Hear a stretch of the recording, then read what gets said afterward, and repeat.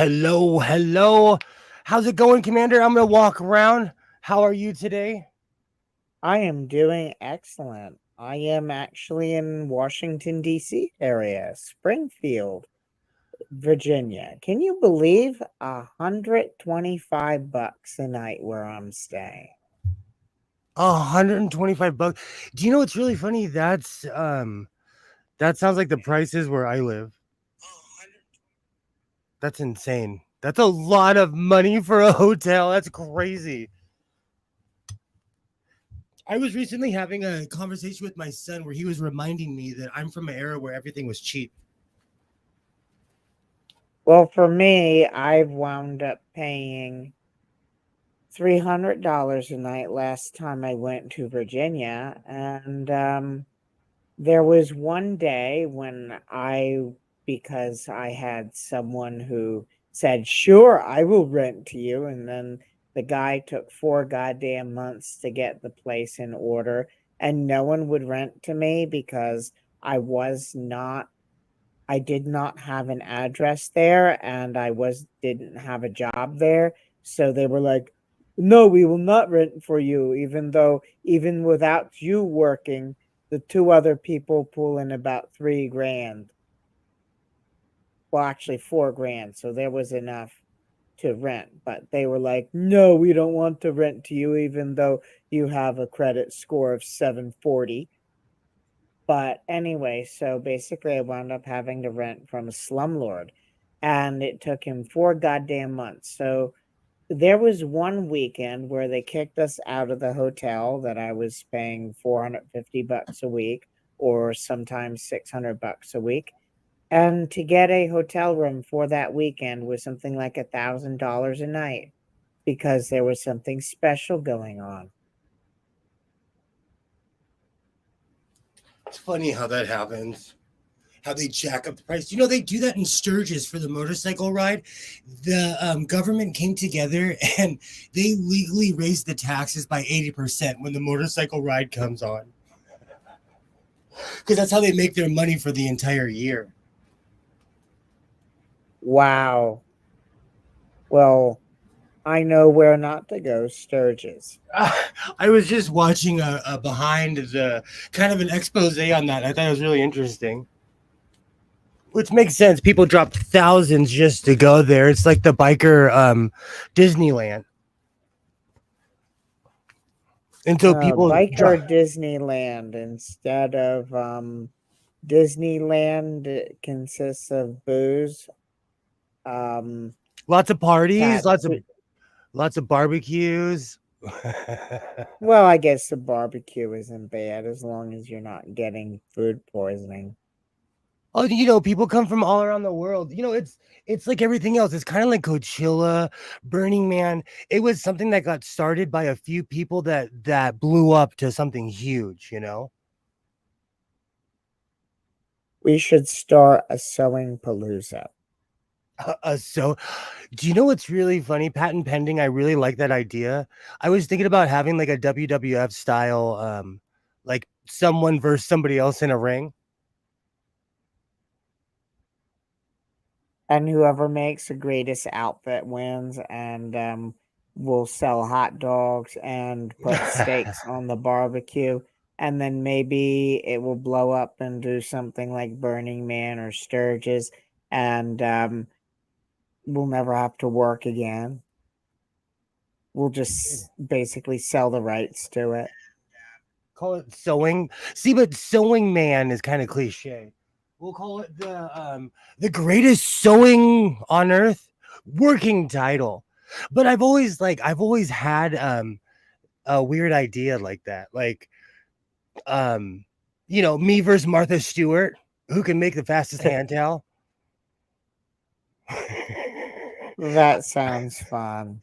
I bet she would smoke me and like she would laugh. She would laugh if I said that to her face. She would be like, "Bring it on, rookie." How's it going? How's everyone doing? I hope if this live stream finds you, I hope you're doing well. For all the people watching this in the future, I'm Godless Sewing and welcome to the Godless Sewing channel. I've gained a few subscribers recently and I welcome everybody. Um, Eventually I'm going to start sewing. Today I'm going to be making spants. They're long spants, but they kind of fit my piratey motif. And here, considering it's Wednesday, I'm going to try not to talk about politics or taxes.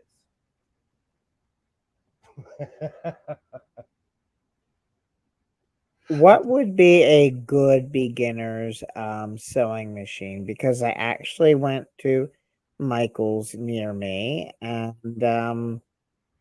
oh, or what was the name of it? But they had sewing machines anywhere from like $150 to $2,500, and I don't think I'm spending um $2,500 on a modern machine that is probably made of plastic and petrified shit.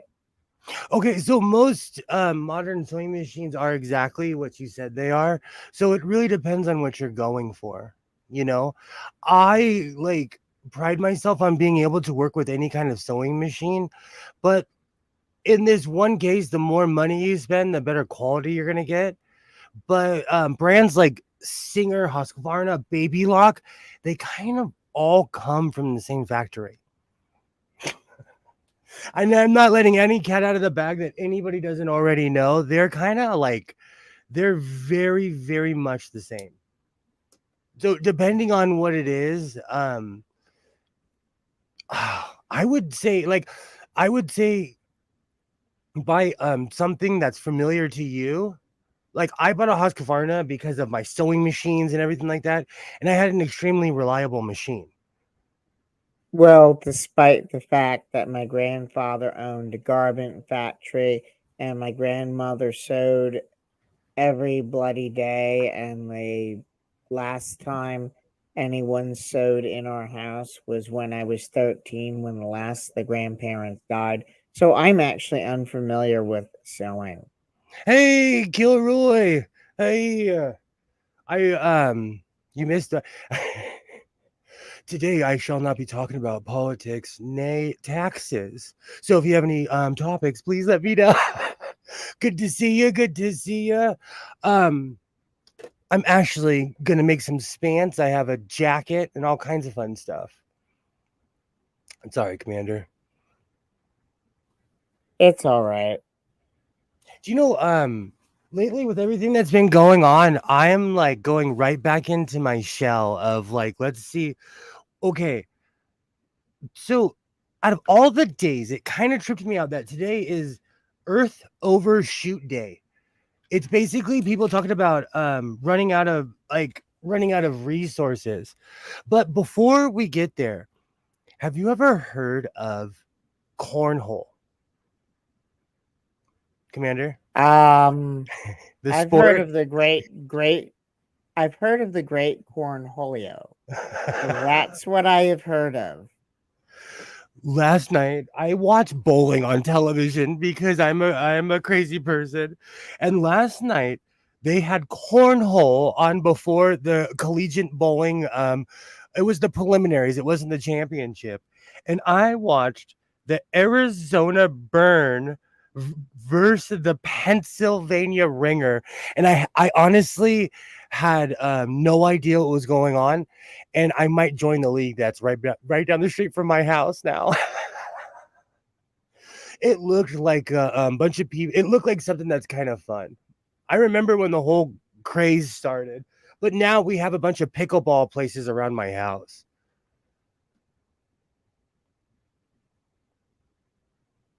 Where is my camera? Oh, totally, Kilroy. It was on I have a CBS. I have a CBS sports channel. Hey, Alibaba, how's it going? How's it going? I'm about to grab my sewing stuff right meow. I have this weird CBS collegiate channel and it shows all the college sports, all of them, from backgammon to like chess to everything. I'm actually kind of addicted to the channel. and it because I watch bowling. Oh, bowling is, I love bowling. I'm shit at it, and I love rolling the ball into the bumper lanes and seeing how many time I can make it bounce. But there's actually some fun things that I do know about bowling, like the way they oil the alley depends upon how the ball behaves. So you probably should find that out. There are YouTube videos about it. I'm such a purist. I'm such a bowling purist. I just go like, I've actually been to the arena. Hey, Waternay, how's it going? How's it going? Is that podiatrists? Podiatrists love pickleball. They make a good amount of money off of it.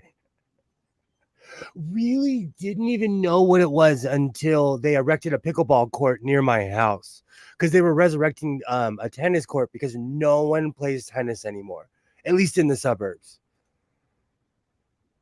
Hey, Waternay. Good evening, Warney. Good evening, Alibaba. If you see me peeking over, it's because I'm waiting. There's a defective van being dropped off at my house, and I have to drive it to the dealer tomorrow. It's all part of my job. We have 24 vehicles at my job now. I used I to be bet real you good. get fleet rates. Mechanics love me, but it's hard. I have to find an honest one because they think I'm joking at first, and then I show up with 20, with literally a giant amount of cars.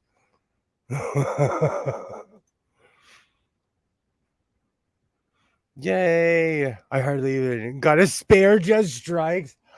Bowling is an absolute love of mine. So I like that's why I kind of fell into that cornhole thing. I was like, what is this just craziness that we are talking about right now? And I sat there for a good 45 minutes watching a cornhole championship.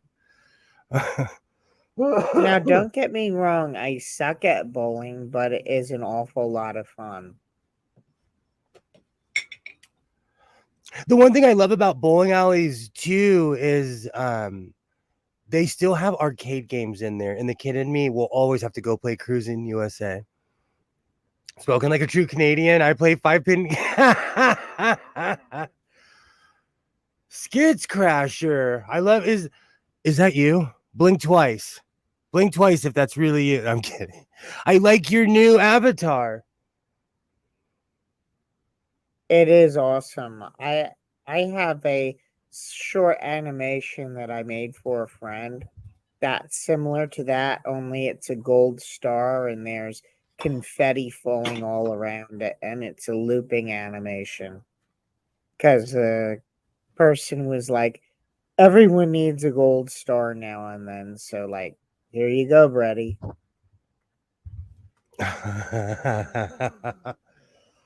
I'm from that era where everybody got a trophy. They literally blame my era for the end of the world. Yay! Hello, hello. So I think I should start sewing my jacket first. Okay, I know that's you, Skits. I know that's you. I don't know about blinking, but I may have some crypto for sale. Okay. And Okay. that is skits because on the Discord, that is his avatar now. No, I know. I know. But the only way I could tell is that Skits, do you know during World War II, um like you had to know American facts when you're behind the lines because the other side looked like like Americans. So you had to know about Betty And they would Grable. try to infiltrate, and Yeah. during the Battle of the Bulge, they were asking people about the World Series and Uh-huh. what team was in what league. Oh man, I would have been dead. The only thing I could possibly do is basically sing songs in Hebrew. I'm That's the obsessed. only thing I could have done rather than learn about sports. I'm obsessed with baseball. I would have survived. I thought you were going to stop wearing coats. Okay, so no, I am, but I've been going through my closet and I have a lot of unfinished projects. And this particular one, I did not line the bottom of the coat. And I'm gonna grab it right now and finish it. Crypto, that's oh yeah. But that's how we know it's skits. If you crack a crypto joke, okay, we know it's you. Who won the absolutely, absolutely. I was really into baseball as a kid. Really into baseball as a kid. And that was like part of baseball history. Love the new Avatar. I'm gonna go grab my coat. It is very, very cheery.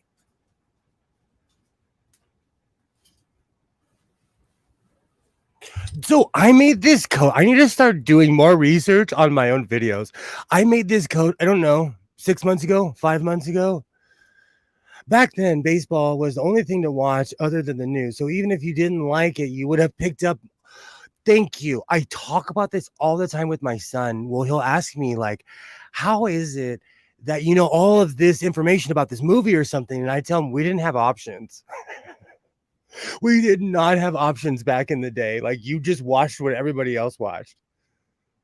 It was so different. The There best were story. 3 channels, and the first TV my mom had, her parents spent like $900 on it. Exactly.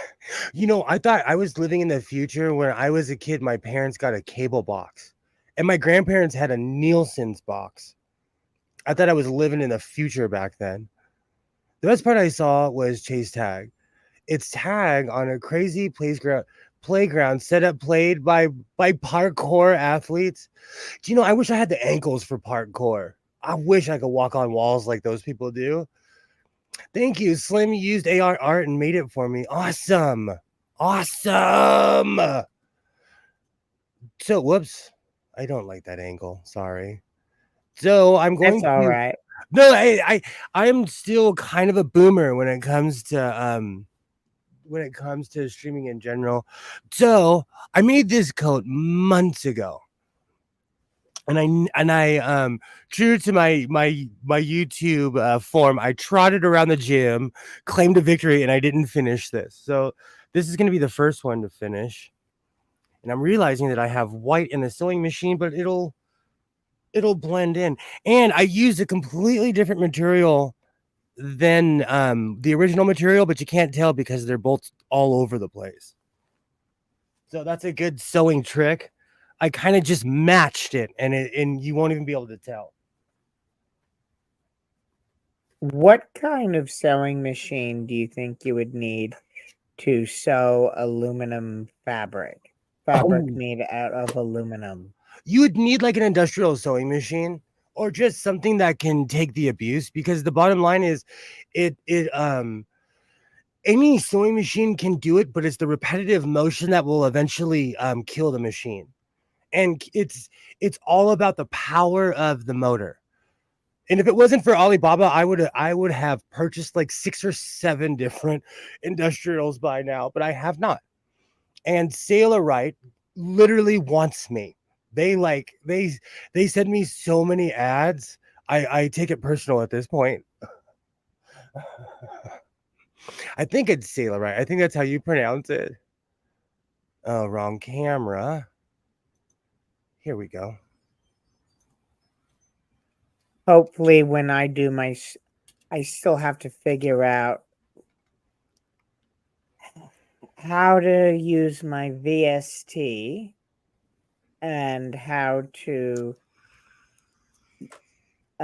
stream audio from my desktop, basically a video from my desktop, and my computer's giving me fit where it shuts my microphone off if I want to have audio, or I can have my microphone work and then it basically fucks my ability to stream the video and audio from my computer. So I'm probably going to have to basically use one computer for the video and another one for my voice and audio, because it's getting It's so complicated. Hey, Mark, how's it going? If I can't even explain how I have this microphone going. Like I ran it through so many things I can't even. I just plugged one device into another, and eventually they started working. Boomer question: Has my TV app downgraded in the upgrade, or do you have to be the one to add the chat stream to the stream window? Are you streaming what are you streaming on, Waternay? Are you streaming on a television? Are you streaming on Hey Mark, good to see you. I wish I could stream on a TV. I have yet to find a television that could hold a signal. I think it's because I have so much stuff going on in this room. That's why, like, even right now, there's like 4 or 5 things that I do not have on right now because I feel like this is a peak hour. And probably tomorrow I'm going to do a test stream, not over YouTube, but I don't know actually how to know whether or not it's working. Just do a quick test stream and you can always ixnay it later. You can always make it private and no one will ever see it again.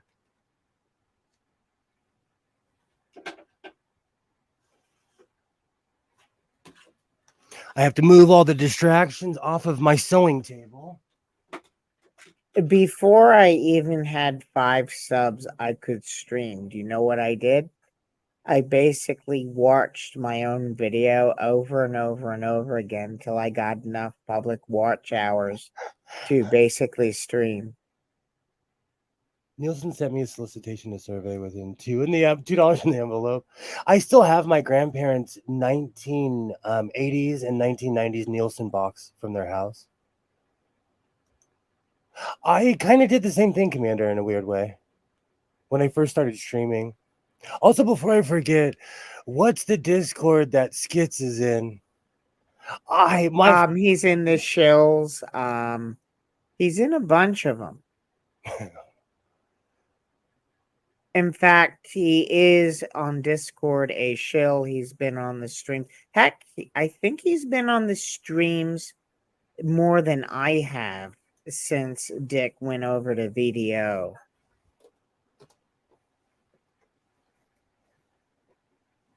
I hope Dick lets me on the streams again. Internet politics are funny that way. Well, I don't know what I did as far as politics goes because I don't think I pissed anyone off. At least not on the show. I've been canceled so many times. I just quit asking why after a while. The internet is weirdly fickle. That's why I kind of do things like this, you know. It's important to get your voice out there.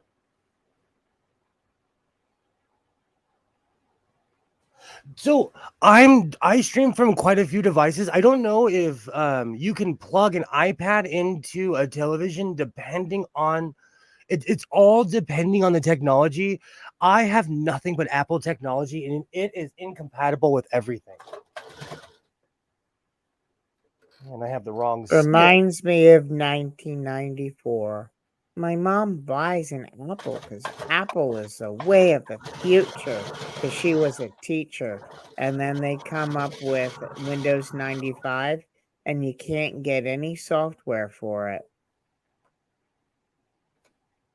I have such obsolete technology in this room. I have like a top of the line Dell from 2014. Every time I plug it in, it tells me like, "What are you doing? Why are you plugging me in? I'm obsolete."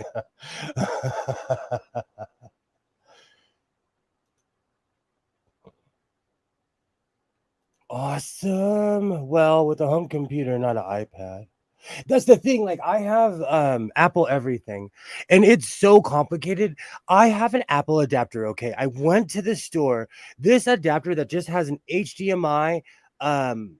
I think it's HDMI. No, an HDMI and whatever the type. I don't even know what I'm talking about. It costs $90 for the adapter, just so I can talk to people online.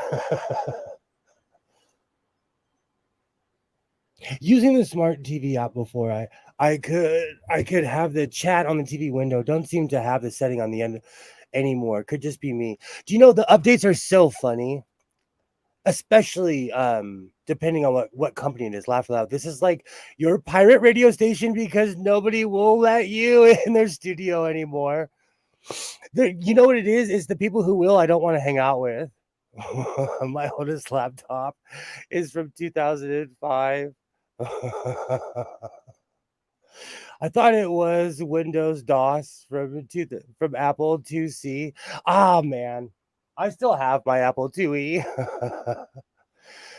Yeah, I'm in a lot of stream discourse. The Shield's probably the most. Where are you buying your adapters, Godless? At the actual at the Apple store. At the actual Apple store. Because Apple, like a lot of Apple, it's incompatible with everything. And I got tired of it. So I just go straight to the source instead of wasting my time.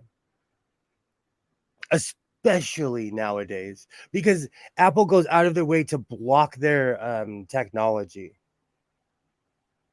It's bad. How are you doing, Commander? Oh, I'm doing all right. You know what? You shouldn't let internet politics get you down. Quite honestly, like you're better off without most of that crowd. And I'm not even trying to be mean, but it's like high school for adults. My laptop from 2014, I haven't turned it on in so long. I'd probably need a day to update everything. That's what happens every single time, Mark. Every single time. It's been Oh, the computers from like the 1990s are actually starting to physically deteriorate to the point where they're not useful anymore.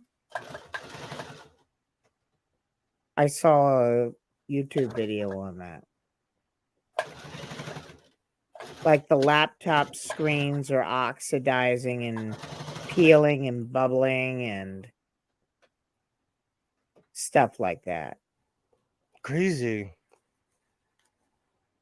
Let me catch up with the chat.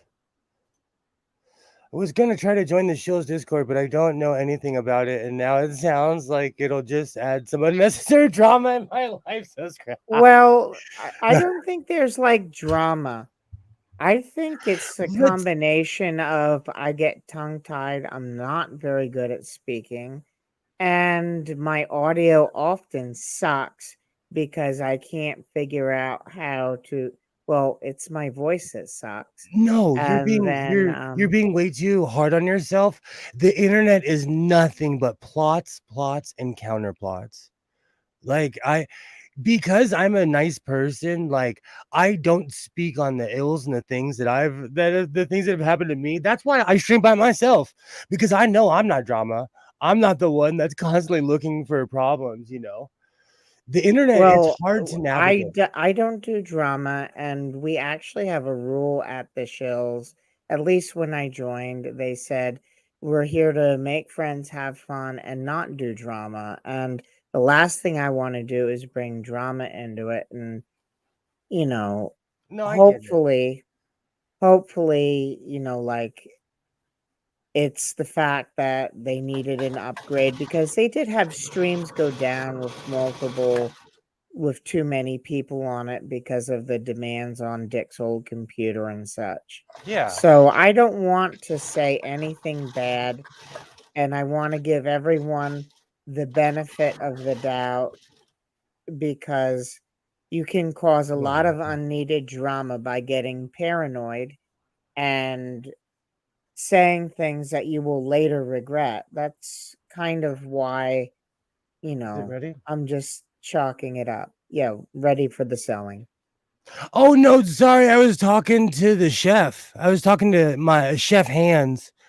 He cooks better than I do, so he got voted best cook of the year.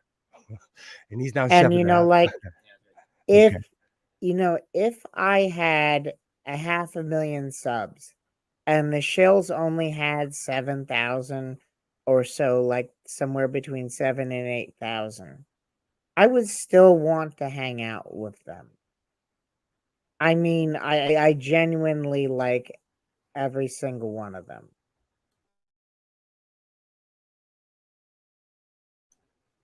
No, I get it. You know what though? Like if you were to start your like I used to stream with people and all the people who liked me just kind of followed me over here. And I slowly, th- ah, I don't want to get too deep into it, but it's like we no longer have adults, so we have to explain everything to adults. Chef, he definitely is Chef Hands, and the funny thing is, he's a better cook than I am because he's really good at reading instructions, and I'm like, I need a dash of this, I need a pot of this, like so. He's honestly a better cook than I am, and he likes to explore. Oh no, he made tempura vegetables the other day. They were so good. Yeah. Game people had a sketch about the misunderstanding text. I think I know exactly which one you're talking about. I'm currently making a pot of coffee 3 times the amount of coffee I'll usually use. Guess we'll see how this experiment. Kilroy, that is my life. That is me every day where I'm like, all right, well, I got as long as this coffee pot's going. Chef Hands is above Jazz Hands. That guy isn't that the guy? Are we talking about the guy, the Chef Jazz Hands, the guy who was on the field during the World Cup, even though he shouldn't have been? Do you make Chef Hands an apron with his? I should. I should make him an apron. He's manly though. Like he doesn't want an apron. I'm like, oh, you want me to make you a sweatshirt or something? He's like, I'll make it myself. He's self-sufficient. But but let's be real, like right around the same age as when I started doing all the stuff that he's doing. Sounds like an adaptive espresso. I just mean shaking them all jazzy like. Well, I do have Matt Smith hands. In the Doctor Who 50-year anniversary, I think it was John Hurt looked at Matt Smith and he's like, "Must you always flap your hands about?" Oh, I missed that whole era of Doctor Who.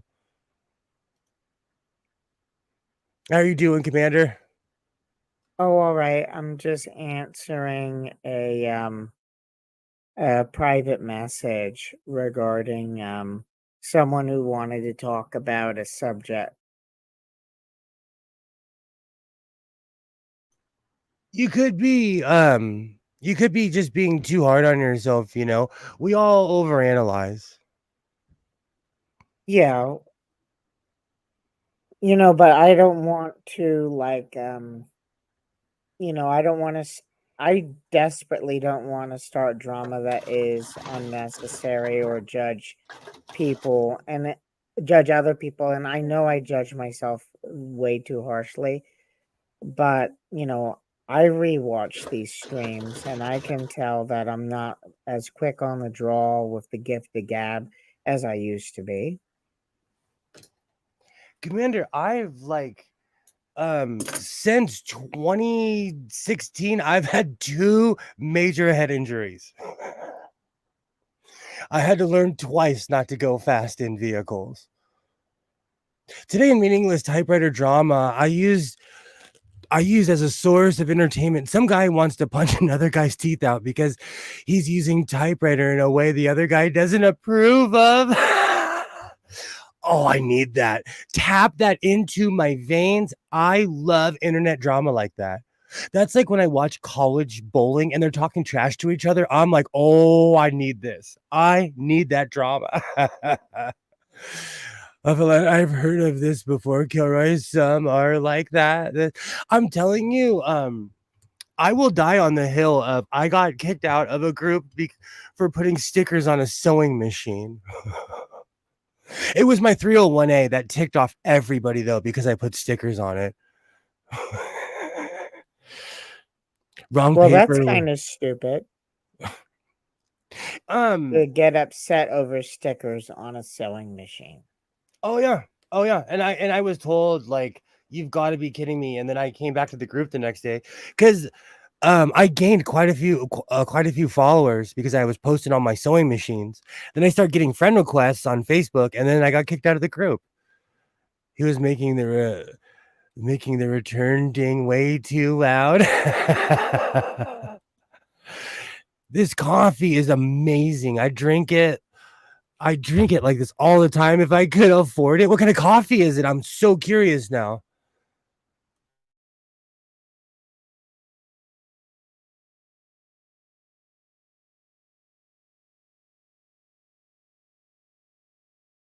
Has anyone ever heard of Death Wish coffee? I used to always see ads for No, it. I've always seen ads for it, and now it's at my local Walmart.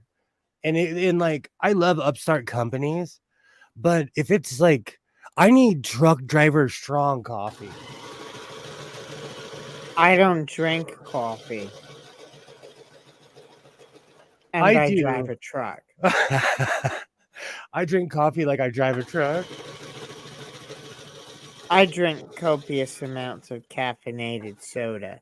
And when I cut out the caffeinated soda, and because it not only has the caffeine, but it has salt. Like, I cut out soda for a week, and my blood pressure went from 160 something over 90 something. And within a week of just cutting out the caffeine and the salt, I got it to like 114 over 60.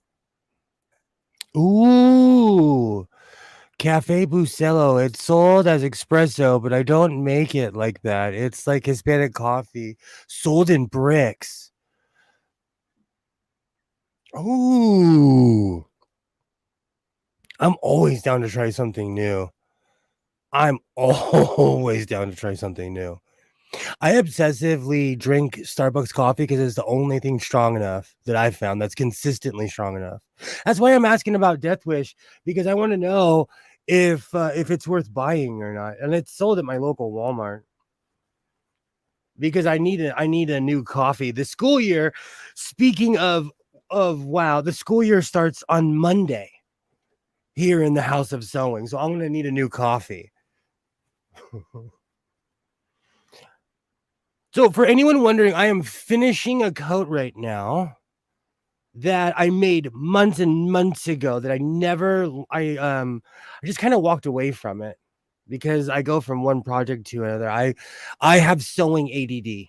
I am man enough to admit that. Do you do that, Commander? Like you start one project and you start another and another? Oh, yeah. And I wind up not being able to finish anything because I split myself in too many different directions all at once. And then it all goes to heck in a handbasket. And I don't get anything done. I get a bunch of little things done. You wouldn't believe how many projects I have at least 90% finished that I don't get around to completing because I go on to the next one. That's like me. I have a welder in a shop and nothing but room to procrastinate. I do the same thing. I do the same thing. Like in the middle bay, that is like the room of like failure. That is where every failed project, I use it as kind of storage. Like I get it. Cafe Bustelo also has large container in yellow size like Folgers. Um when I was a kid, my dad was hooked on U-Ban. So that whole era reminds me of U-Ban coffee. I remember the commercial with the Puma or whatever it was. All right. Did I finish that? All the pins out. Let's get the arms.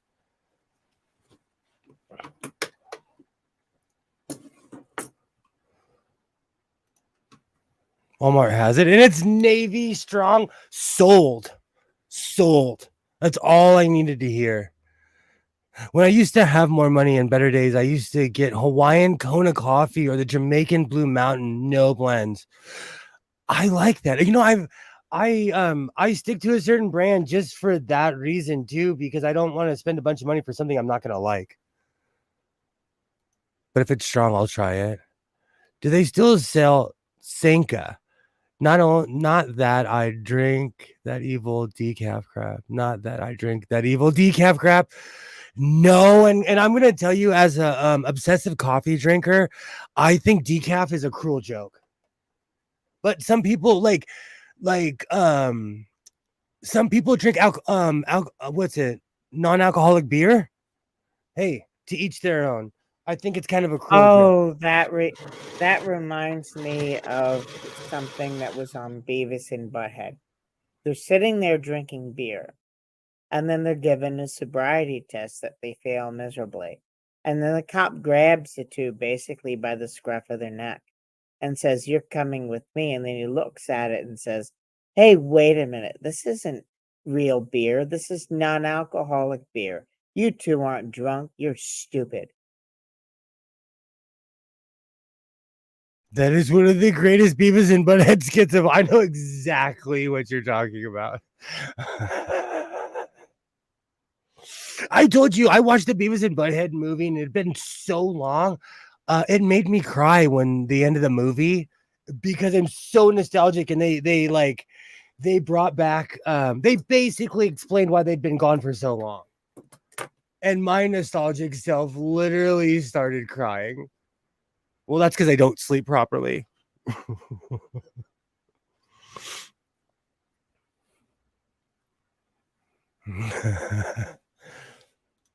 It was sad. It was really sad. It made me the Beavis. I was really nostalgic for the Beavis and Butthead movie.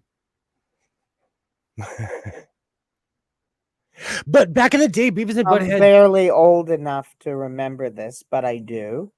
Where my grandfather, all right, the first time I ran into Beavis and Butthead, it was on MTV, and it was just, the kids are like flipping through the channel, and there's something that looks like a cartoon. So Beavis and Butthead are digging in their pants while rock and roll comes along. And then my grandfather, while they're playing some music, and my grandfather comes into the room and throws a 10-pound piece of lead crystal right through the television set and starts screaming about how the president should be notified, how this is smut, how the world is coming to an end. But Beavis and Butthead cost us a TV. That's like when my pops, my father hated gangster rap. It drove him mentally insane, and he'd always tell me that Snoop Dogg guy isn't gonna last. Watch, watch, watch. Snoop Dogg's still around to this very day. But imagine, like, his generation was like Marvin Gaye and Wilson Pickett. It was a whole different generation. Um, like 1940s, where you got the saxophone, you got Well, trumpets, you he was got like, pianos, and it's and then, oh god, there's so many old things that he had, and I was exposed to let's like Bach and Vivaldi, and I knew more about, oh god, I have not listened to that stuff in a really long time. But they tried to get us to listen to the good stuff, which was old as dirt. the line when Beavis saw the girl in the devil costume and said, "Whoa, Satan's got back." When Snoop and Martha are together, only one of them has been to jail, and it ain't Snoop. Do you know, Martha Stewart actually hangs out with some really hardcore people, and it always makes me laugh because Snoop will have his friends around, and I know who every single one of them are, and Martha Stewart has done more jail time than all of them.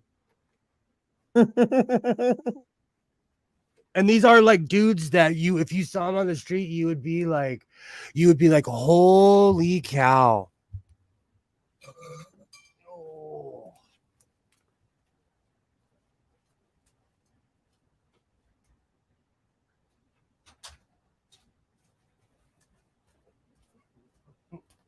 Ooh, dead air time. Dick doesn't like that. I better fill it. No, it's okay. I'm a head of household, so I'm running around like a crazy person, and I'm getting a van delivered to my house right now.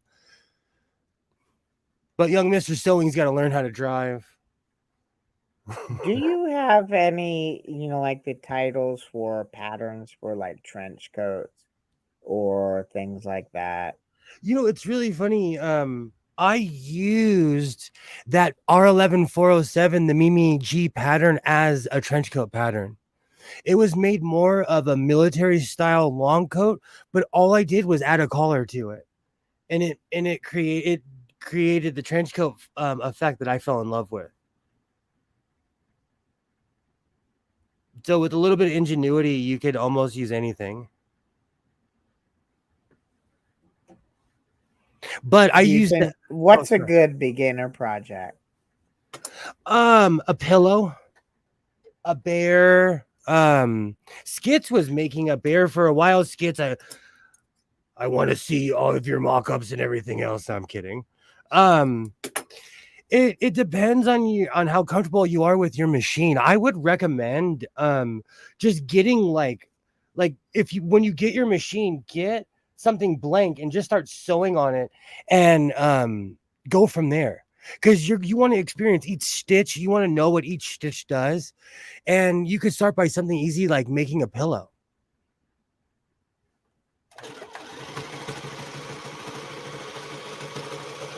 Especially something like a pillow, you'll gain you'll gain confidence from it. All right, this is almost done. This is project number 1. The spans are going to be a little bit more complicated. All right. Where are my notes? There was something else I was going to gripe about. Okay. So where is the line of impersonating a police officer? And I'm hold on, let me read. I grew up with all kinds of music. I was and still am big into raiding thrift shops and buying records, tapes, and CDs. Do you know thrift stores are one of the last places where you get like real Wagner on vinyl, and like real Ozzy, and like real like actual printed stuff, but because the stuff now is way more factory pressed.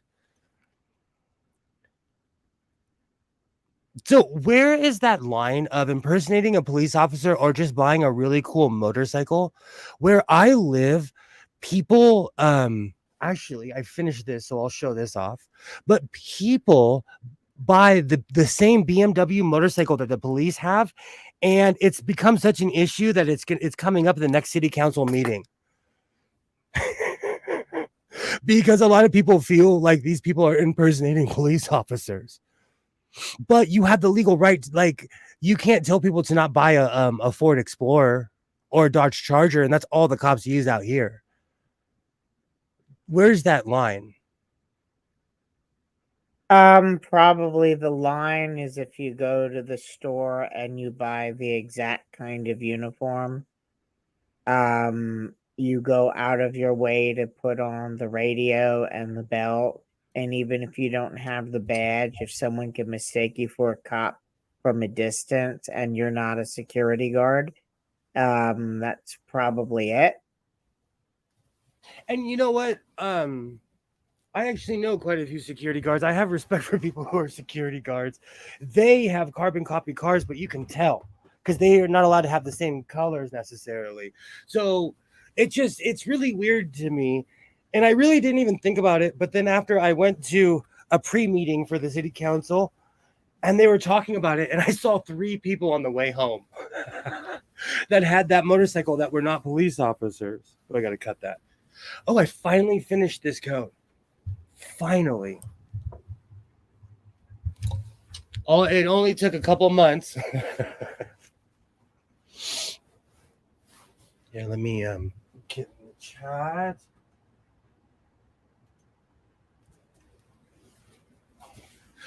That's true. But what if you have the whole garb on and everything?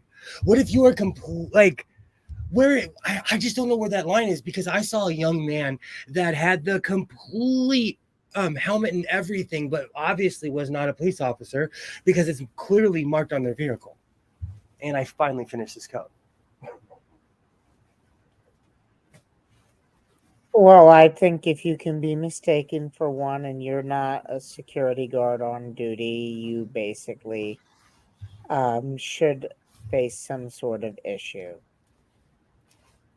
And I think it's less about the car you drive and more about the clothes you wear.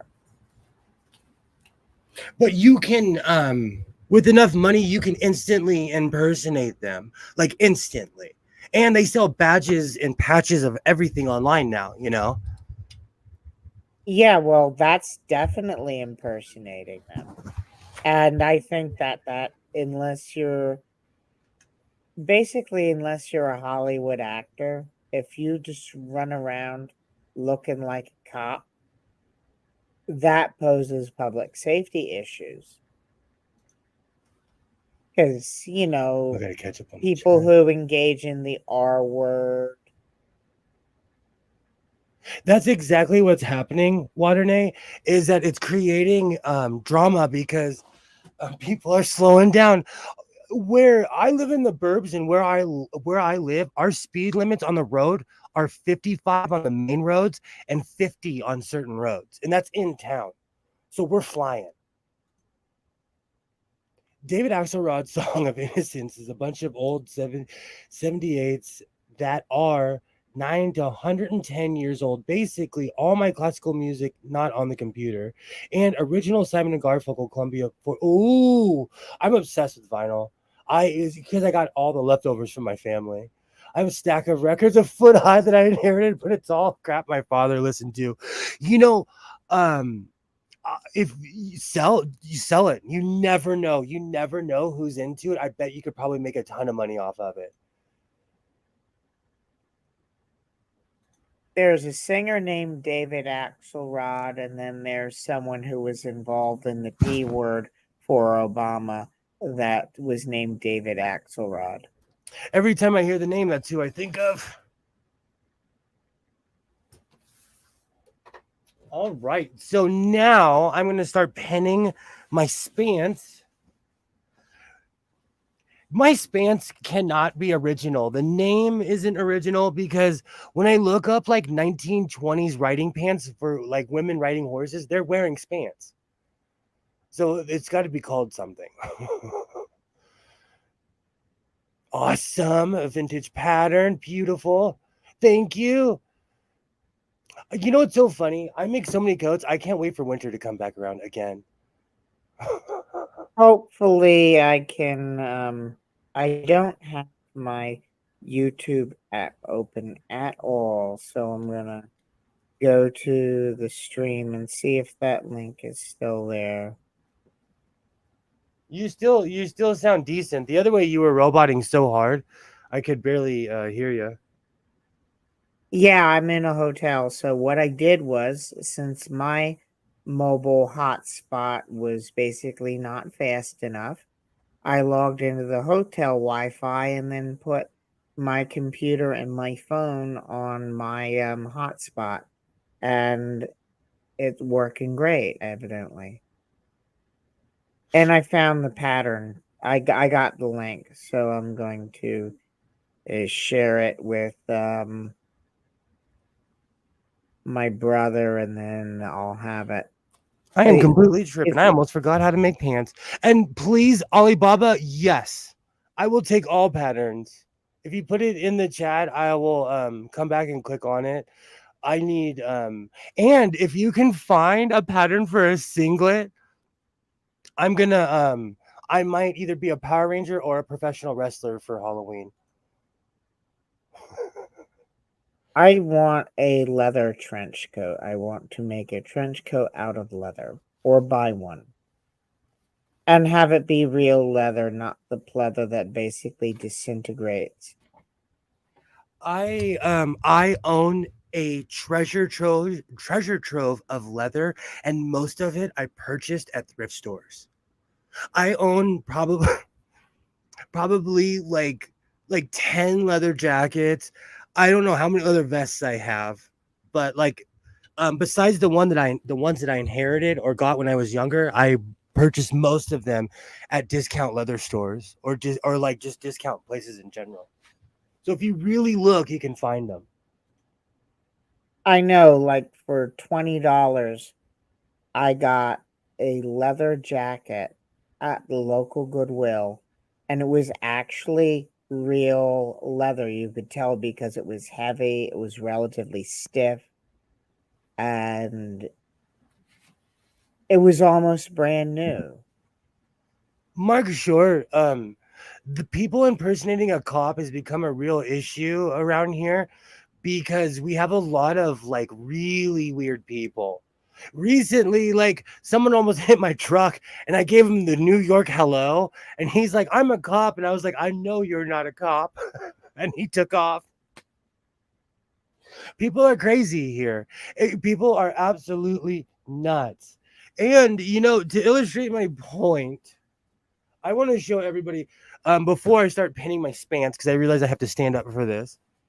Yesterday, young Mr. Sewing and I were cruising around Los Angeles because the air conditioner died in my Flex. So I've been driving my truck. And for 1988, I finally fixed the air conditioning in it. That's, oh dear, how unfortunate.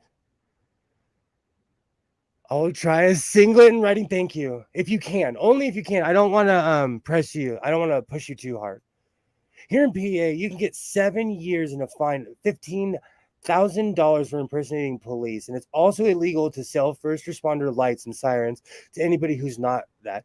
They sell that stuff in stores around here. I always wondered how that was legal for them to sell that stuff. It's legal to sell a LA cop uniform in New York, but you're not allowed to sell police officer, the actual official police officer uniform of the NYPD anywheres in, I think, the state of New York, or at least not have it in your possession in New York City, unless you're a cop. Let me see if I can find And it. Oh, sorry. But really, people impersonating cops, that's how the R word happens. That's how people get shaken down for money, and then the police department gets a worse name than it deserves, even though there are really shitty cops out there. It just is though it's everything that you just said is exactly one of the reasons where I'm like, I am not okay with this. I'm gonna go to the city council meeting and shake my fist at the council members so they do something about it. Let me see if I can find. Okay, so let me see settings. Okay. I just think that people need better hobbies. I knew someone that was a real life ambulance chaser. He was kind of a failed cop. I considered him a wannabe everything.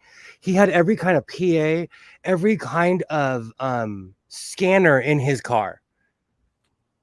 He worked. You mean he would chase people down? Basically, the ambulance would come and he'd be like, "Oh shit, I want to represent you in court," right?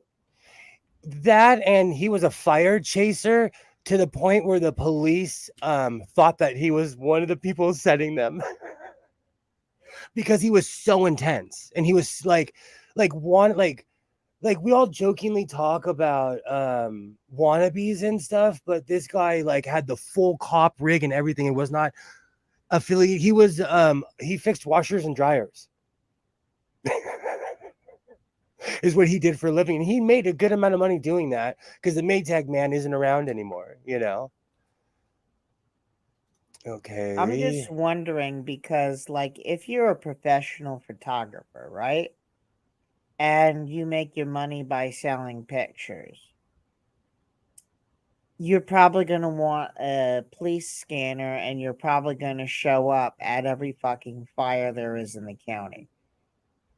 Okay, so let's see. Can I make that big, or am I just sharing my Twitter? How are yeah. you sharing the audio There from we it? I go. want There to we go. know. That's what I have to solve with one computer rather Okay. than two. So when I always say like, "Oh, it's never a boring day here in LA," Isaiah and I were cruising around, and this happened. I wonder what's happening. We were literally just hanging out,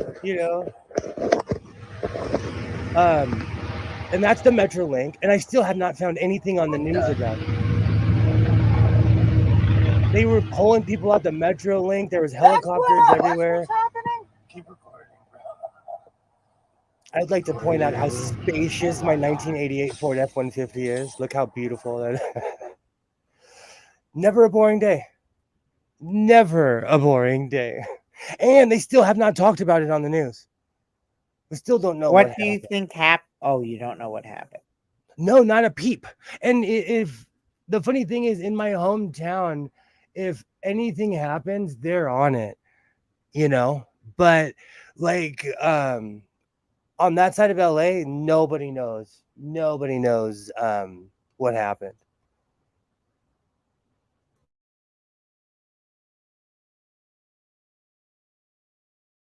Man, your audio is going in and out. Oh, that's because I'm muting myself. And Can you you're hear? roboting. How much are both of us roboting? Can So anyone tell us audience, in the I chat? have to Are we know. Mr. Robotos? I have to know. Am I roboting or is Commander roboting? Not all the volunteer firefighters here have lights, and the ones who do, they usually get a stern talking to by chiefs before they get used. Exactly.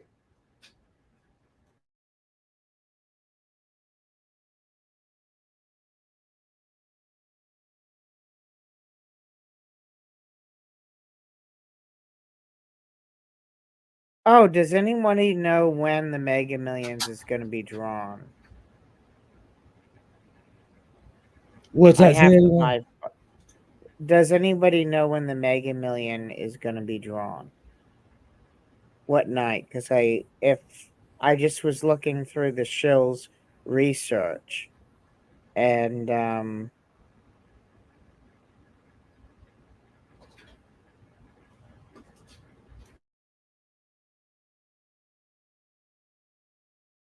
they had a $1.25 billion jackpot. It's really funny. I still don't know if anyone won or not. I need to check on that. No, according to the August 2nd thing Give me one article, quick no second. one won, but there was a chance that you could have gotten a smaller prize.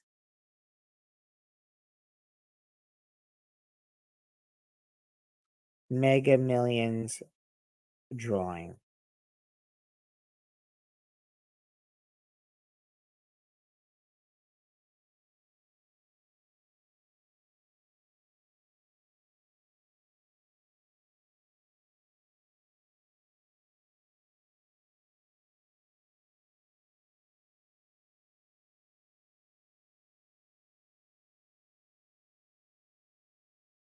Thursday. So Commander's gonna buy some tickets.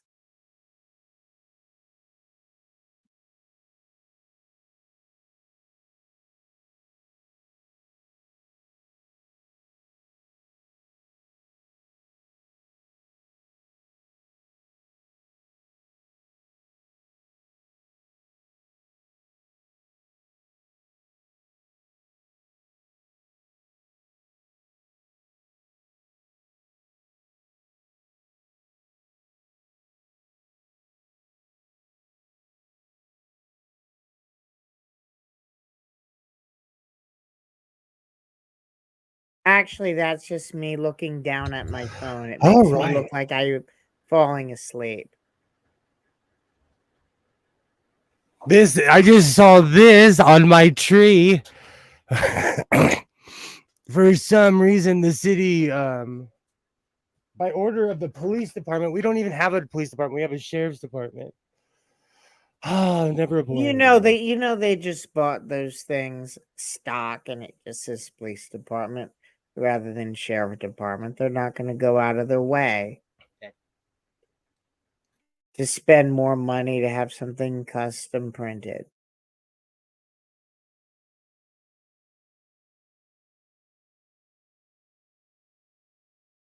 Unless someone's getting a kickback, of course. We do have slave firefighters here, Kilroy. We have an army of prisoners, but it's like it's real life slavery. Man, everything's happening at once around here. Yeah, the prison thing does it. The prison system does have issues. Oh, I'm talking about It's everything that's going on right now. I'm gonna be fighting someone and they touch my tree. I'm gonna be fighting. You're gonna see me on the news tomorrow. You guys are gonna see me on the news if someone touches my tree. Oh, I'm keeping the chat. You are Waternay. Thank you so much. And Waternay, I sent you a link. Please join if you have time. So a piece of string walks into a bar. Prisoners probably do better than the weekend warriors we have here. We have made them look like complete fools.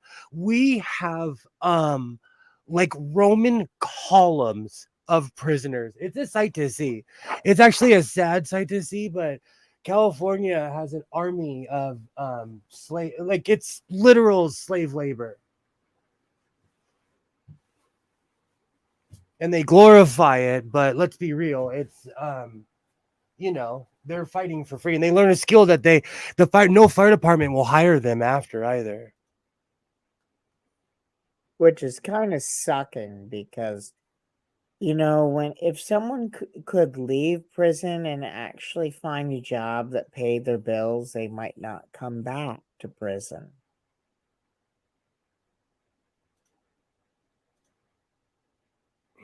What camera am I looking for? There it is. Well, actually, no, I need to get the other one because I have to pin this properly because I'm not paying attention because I'm trying to conduct a chat and sew at the same time. Local man bludgeons neighbor. No, it's not. It's not a neighbor. It's the city. Wrong camera. It's the city. And you know what? They put those up at they had to have put that up. I could check my cameras, but they had to have put that up from like 5 to at least 9:30, 10 o'clock because that's when I was gone. And I didn't notice it.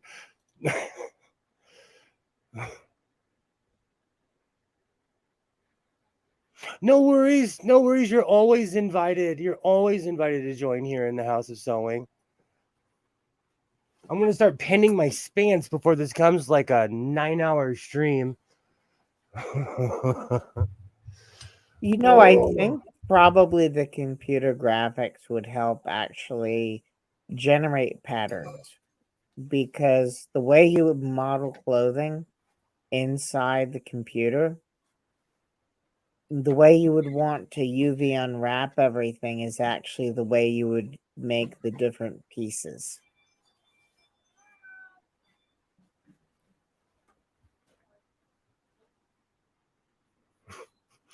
Sorry, my son locked his grandmother out, and it's entertainment to watch her scream at him.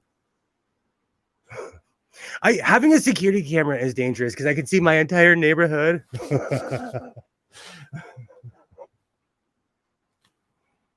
All right, I'm finally gonna pin my Spants after all the drama. The van arrived. I showed my mystery video. I still don't know what happened on the Metro Link.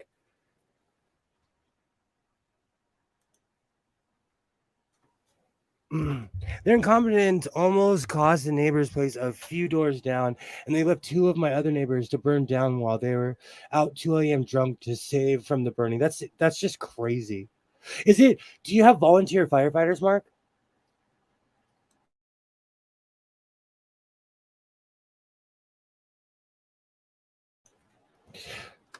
You know what's worse than volunteer firefighters?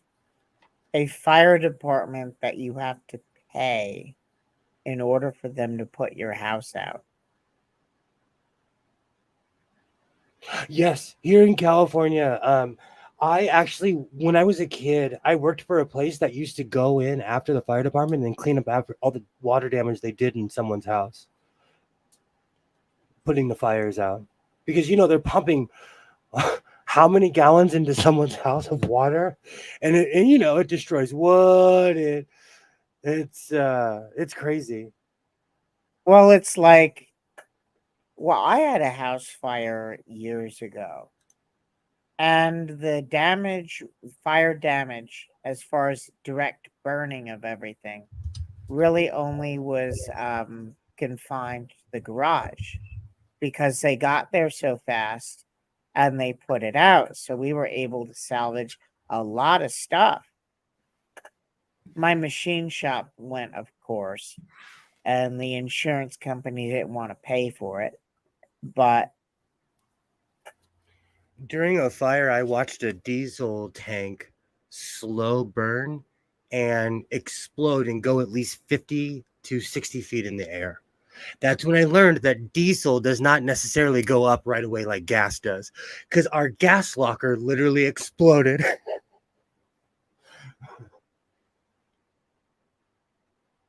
diesel does burn.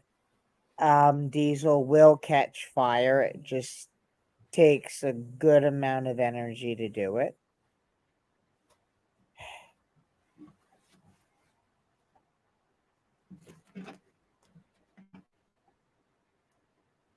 Okay, so I'm pinning this kind of close. I'm not I don't know if you can see from this angle because I have my back turned. I'm putting the shorts together before I sew the bottom pieces of the legs. I'd sew the back. When I make spants, I make them more like 1950s board shorts, where they're strangely conservative, even though I'm not. Did you ever think of doing sewing tutorials? I've had this conversation a ton. Like I do, and I'm trying to get back into it. But when I first started doing tutorials, no one cared. And then when I invented the character that is Godless Sewing and started showing people what kind of music I listen to, I got more viewers. So I have to find that fine line of what I call sewing entertainment. And I totally stole that from wrestling, but I consider it like sewing entertainment because I'm juggling between having the time of my life and also being like, oh yeah, I sew. And a lot of it is because I'm so used to doing it by myself. It's not necessarily easy for me to turn a camera on, um, or even remember sometimes to turn a camera on because I'm just like, all right, I'm gonna make a jacket, I'm gonna make a coat, and it's like it's up instantly. And it takes more time when you're filming yourself because you have to stop, record. I'm not complaining. I get you. Blender tutorial for me would be like running into a problem, spending 20 minutes figuring out a solution, beating my fucking head against the wall, and then editing all that shit out and making it look professional, like I know what I'm doing. And I think that's part of the problem too. You can't beat yourself up too much.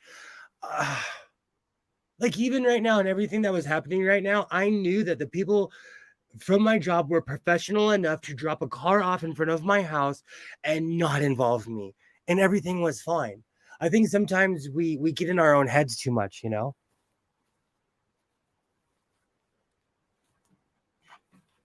Because I was sitting here worrying about like, oh, can they do this or this? And they did their job perfectly. They dropped the van off and I didn't even hear them.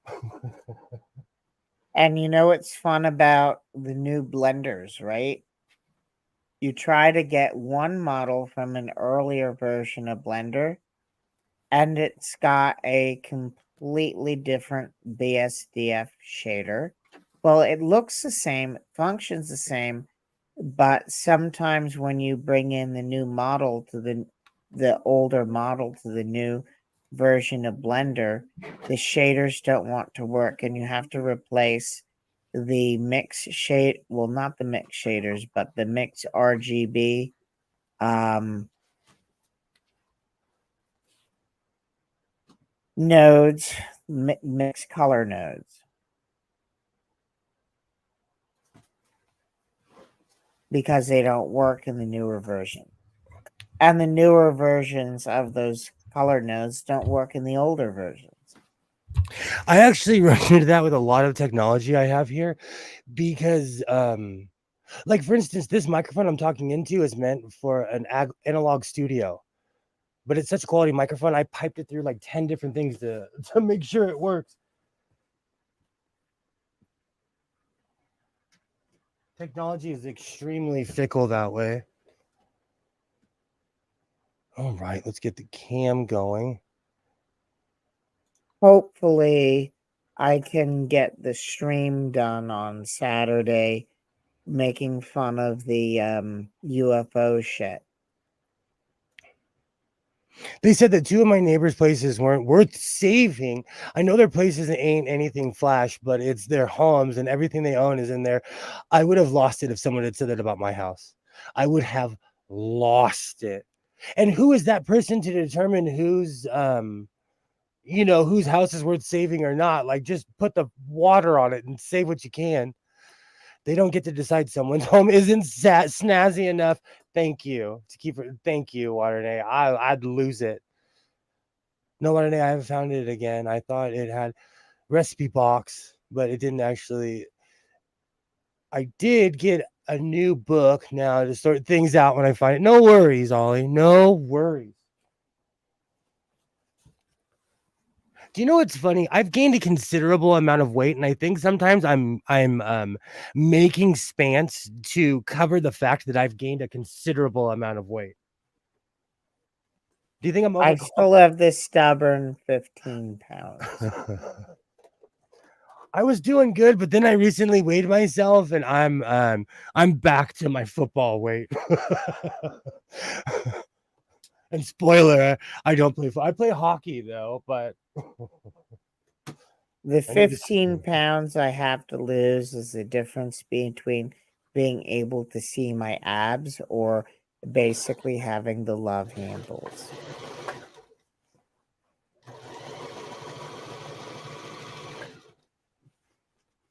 I've worn the same size of jeans for over 25 years, and I think that's what the trauma is.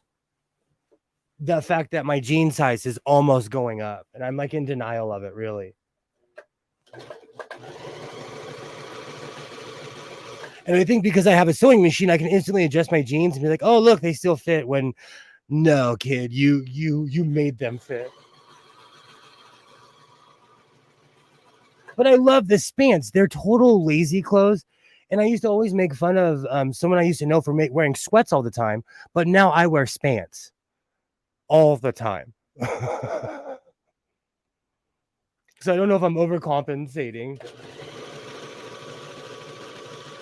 And plus, who doesn't want to dress like Smee the pirate from Hook? Yeah.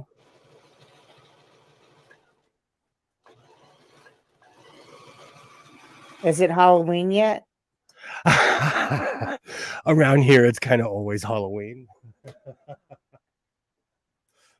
Oh, I recently for Halloween, I want to look into a really snazzy costume, and I haven't figured out what $1,000 costume I am going to buy. $1,000 costume. If you want $1,000 costume, call me. Because if you're getting $1,000 costumes, then someone's making it for you. I recently watched a documentary about Macho Man Randy Savage, and the man who made his clothes made a small mint off of his clothes. He was charging them $1,000 a coat back in the 70s, 2000 in the 80s.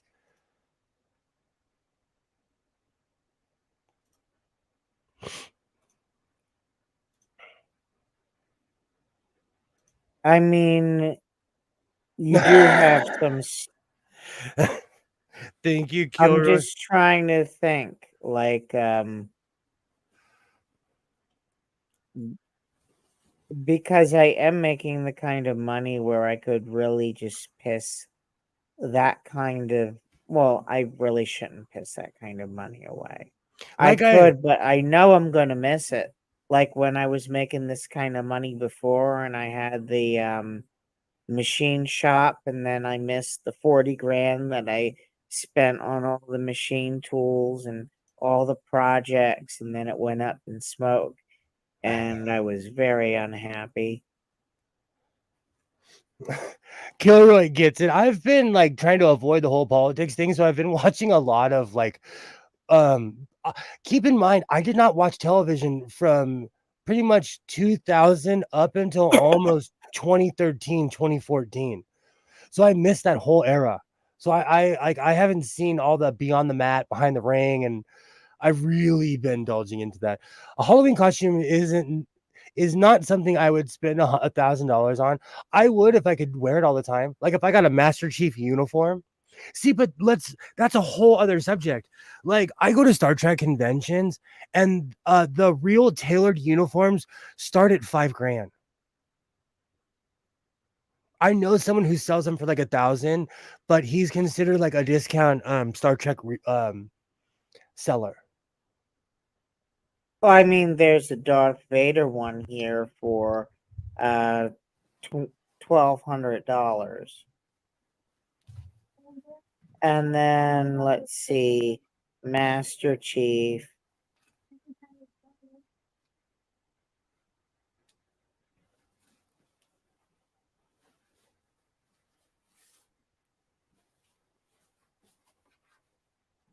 Because I've seen some Comic-Con grade costumes, and those people probably spent $1,000 on a costume. But it depends. I doubt those people even spend $1,000 on their costume because they're making it from like PVC pipe and the wire they found in their garage. There's a Luckily, Master Chief costume here. The most expensive one I see is like $3,000. There's oh, one here that looks really good for basically after shipping $2,000. do you know what's really ironic, Mark? At my job, we have a water truck because we get there before the fire department does. And I have the key to open up any fire hydrant, at least the American size fire hydrant. Your insurance didn't cover the lost machine, Commander? Well, you had I had about $40,000 worth of machine tools, and the insurance company did not want to cover a Bridgeport that was retrofitted for CNC. They didn't want to cover a Boyarschul's Challenger. They didn't want to. They definitely weren't going to cover a custom-made heat treat furnace for gemstones. Luckily, when the fire inspector found out the cause was aluminum wires in the house and not anything I did. They didn't want to cover a good sized Leblon lathe. They didn't want to cover a whole host of smaller, like little cheap China shit machines. Um,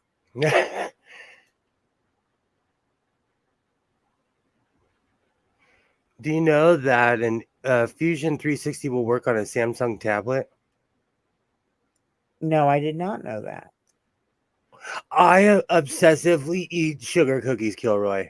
I obsessively eat sugar cookies. It's a bad habit.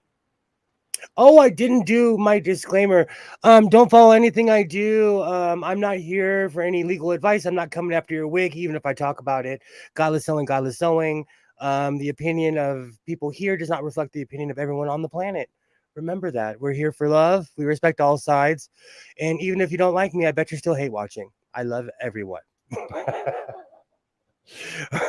And my goodness, we've gone an entire stream without me talking about politics. I'm trying. I'm trying. Consider everything that happened, but no, zip. Where's my notes? And Spants, I really have a question. Do you think I'm in a weird place in my life because I'm wearing Spants? My ex-wife said that I'm wearing a man skirt. But they're good. They're good on the tractor. They're good for riding a horse. Spants are awesome. I mean, they don't want to, but they're still obligated to. Sorry for planting cookies in the. I recently bought red velvet cheesecake cookies because I just love cookies with frosting on top, and we now have no problem with wigs, but absolutely hate toupees. Let's have a talk though. Toupees are so dated, says the man who wears a cowboy hat. I use my fancy KitchenAid, having restored the vintage Hamilton Beach. You know, it's funny. I still have a bunch of my grandma's old Hamilton Beach stuff. Oh, today's National Ice Cream Sandwich Day, Regatta Day for all my really bougie boat people. Oh, today's Take a Penny, Leave a Penny Day. And today is actually the Virgin de Los Angeles, La Negrita. For anyone who knows, in Spanish, that means it's the day of Los Angeles where they praise Black women. And today's the day. If you go to Alvaro Street, they're actually having a dance and all kinds of fun stuff for it.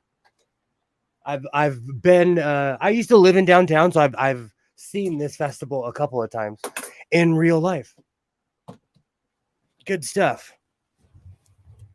Do you have any like crazy cultural centers where you live where people dance and come together, Commander? Not that I know of. Oh, I just looked like I was sleeping because I was looking at my phone. Yeah. Well, I don't think that we do. The closest thing that I know of would be Simchat Torah at Chabad, or the synagogue where basically people come and dance. That's cool. That's cool. We need. I bet we have a bunch of those here too.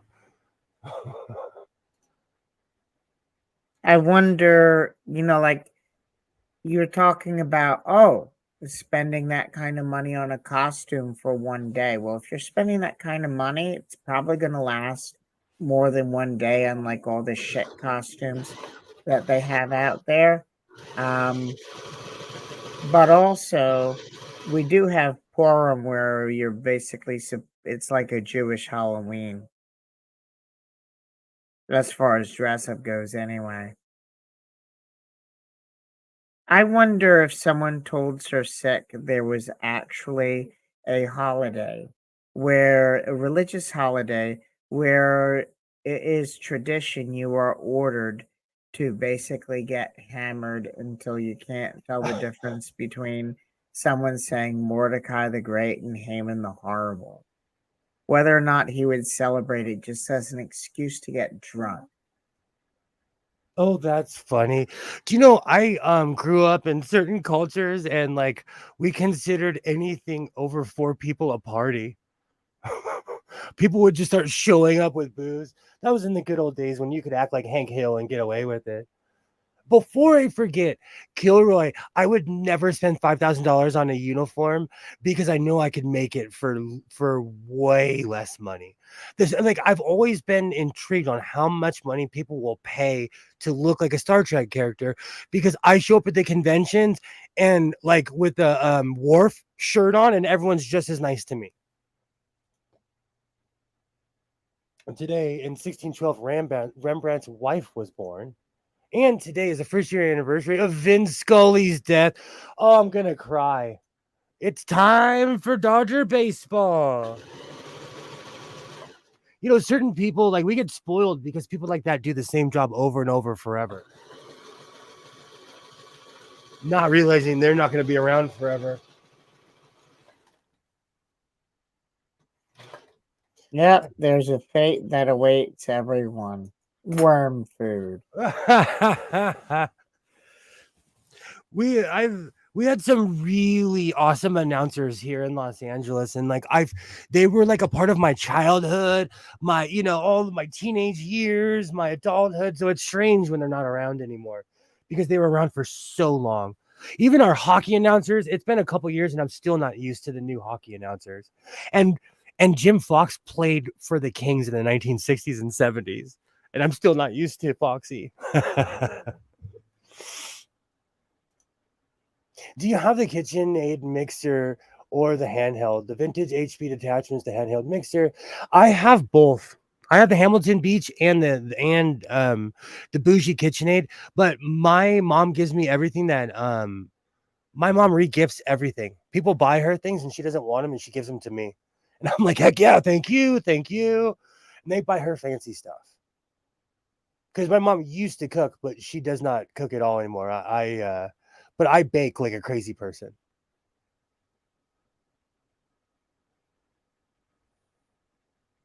When you see all those jerky motions, that's because my phone has started to overheat because of course Apple has thermal issues. And then I have to restart my iPhone so that my avatar can actually move. Apple does have hardcore issues. Um, And I with hate that. I hate watching YouTube on the iPhone. It's just so disorienting. I obsessively watch YouTube on my iPhone. I watch it obsessively on my Android. Oh, I think this is what number S is this? I know that they didn't have the one that I wanted that basically had the screen on the back and opened up and had the really big screen in the middle. And I think it had 3 or 4 screens. That's the one that I wanted, but they didn't have it in stock.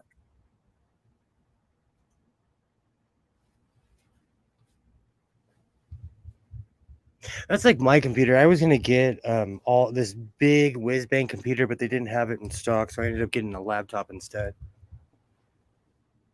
Well, Yeah. I need to get a whiz bang desktop because if my laptops, right, that Oh, cost all the money that they do such a wonderful job, I can imagine how fast I could render with a say a $3,000 desktop.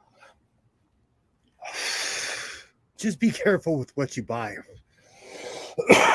Because I spent 2,000 on my laptop, and yes, it's worth it and it's lasted, but I've had massive problems, and I should have. If you're gonna spend that much money, I should have stepped it up a couple more hundred and got the desktop.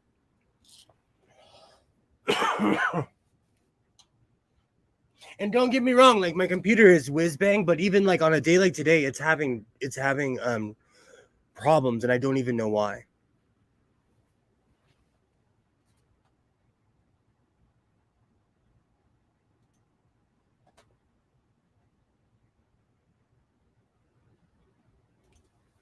I have a Hamilton Beach like that as well, Alibaba. All right, let's get these spants I on the am board. going to have to get going because my mom is getting upset and she wants my attention. I'll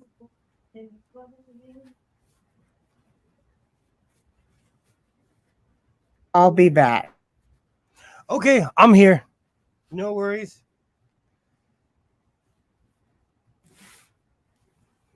All right, so now comes the fun part of pinning the spans. Commander, are you still there? Oh, okay. Awesome, awesome. Okay, so now I'm shaping my spans. These are gonna be extra long. The funny thing is I always make them I always use my last pair of spans as a template, so my spans are growing and growing. Mm.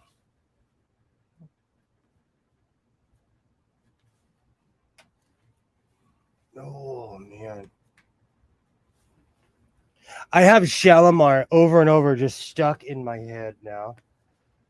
That is literally the song of the week.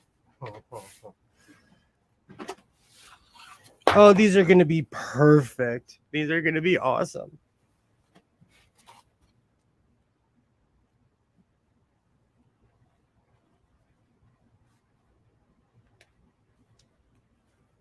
So I know there's always a controversy about pinning, overpinning, underpinning. Depending on what I've done or what I'm doing, I'll either add a bunch of pins or I just hold it because I have extremely long arms. But it really depends on the project. But are you guys overpinners, underpinners?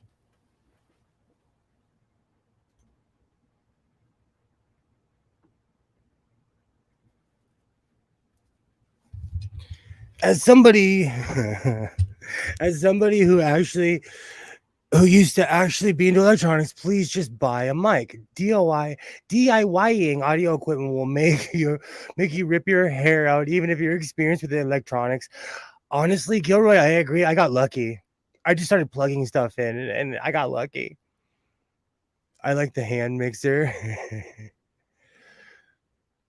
Yeah, there was that Gilroy. I was going to have a knowledgeable friend help me. I was tempted because I really like the look of this mic. You have to be careful though, because I got caught up in the tiny mic world, and I bought something that sounds like a tin can. And it's all because I wanted a tiny microphone.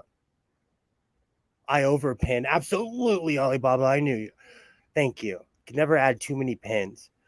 The only problem I had with my old Toshiba was that the battery crapped out after many years of the fan seized, so I injected WD-40 in the bearings and it fixed it.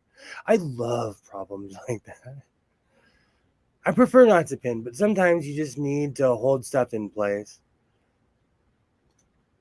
Pinning is for yes, comrade. I love to pin. The state says you must pin. Or pins or blasting stitches. There's certain habits where I'm like, okay, I really don't need to do this. And other times I'm like, yeah, I need to do this. And if anyone's wondering, this is white denim. And it's probably around my age. It's so old. This is actually, no, we're probably around the same age because this is from the early 80s.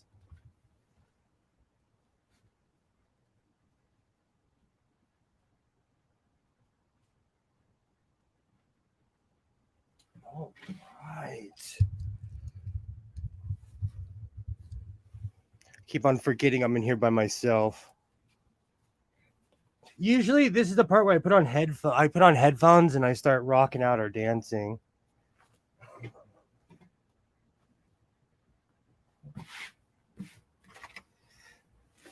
But I've been on this whole mission to preserve the music of the early 80s lately.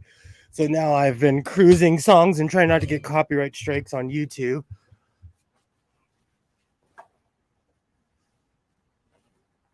All right, let's make these spans. I want everyone to remember that when spans take off, I will be the grandfather of spans. When everybody's wearing spans, I want you to be like, Godless Stone was out there ahead of his time making spans. It still trips me out that it still trips me out that people have brought back the super baggy Tupac look. I'm here for it. I am here for the Tupac look. Oh, pinnings for commies. Basting and tacking. I have no tact. I have no idea what that means. Kidding. You should do a throwback episode and play some old Motown and soul music. It's funny you would say that. The whole thing that inspired that is there's a channel. It's called Real Black. And they show it's real REEL Black. And they show all the old school stuff from the 60s, 70s, and 80s. And a lot of really cool stuff. I actually watched a documentary on Michael Zamora, the Mozambican dictator, all kinds of awesome stuff. I'm down. I need an episode like that. I tried to base 2 layers and snip method and thread making. All the threads ended up falling out. We'll do the base and mark each piece next time. I waffle back and forth with that with my pirate sewing of which way I'm going to go on that. People didn't want Want skinnies after all the loungewear from the plague days. You're right. People don't want. You're right. So true. Please, God, protector of all that is holy, never let the skinny look come back into fashion ever again. I don't have the body for it. Whoever made that skinny jean look popular, you're mean. Because I have hips and definition. Like I don't have the body for that. Oh, I pinned it through the thing. Ah! And there's a lot of people I know that oh, I agree, Kilroy. I agree. May it never come back.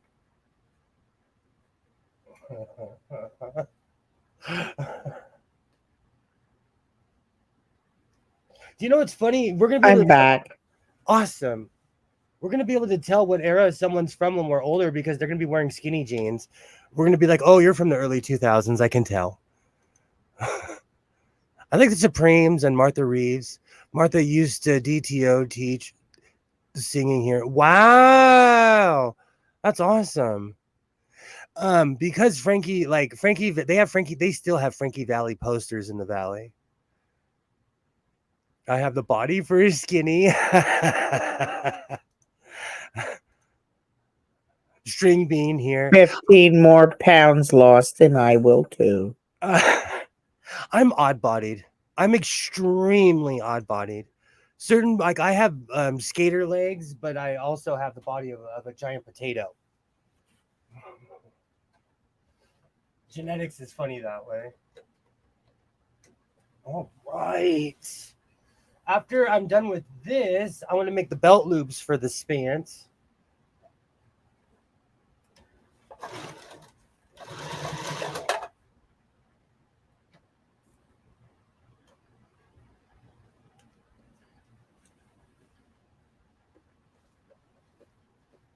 All right. So if you do see me on the news, it's because they caught me before coffee.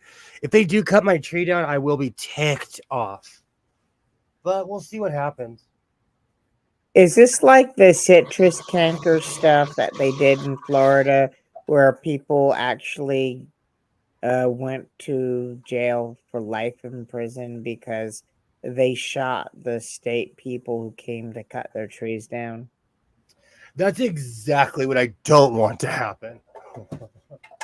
I need to move my chair. Oh. And it's not that serious at all. And I would never get that crazy with somebody. It's just I that know. my city is aggressive. So it's really annoying because they spent millions to have hostile architecture here. And then they passed a law where you're not allowed to have an RV anywhere unless it's on private property. They're anti-homeless in my town. And so it's just annoying. At best, it's bougie where I live, and they want to keep it that way. Oh, they don't like that you have a tree because the tree could be a place for a homeless person to sit under. Oh, heaven forbid you should have a nice tree. And because it goes over the street, they think they have the right to chop it. It's going to be interesting. I honestly, my neighbor and I sued each other, and I won. So I'm not going to say or do anything. I'm just going to see what they do. It's not. And I figured if you made the news, it was just because you were screaming. No, I recently went through litigation with a neighbor. I'm over it. It is not worth it. I could have done so much with all that money I spent, and he lost and had to pay me back. So be Did careful. he? Yeah. Oh yeah, he's paid me back.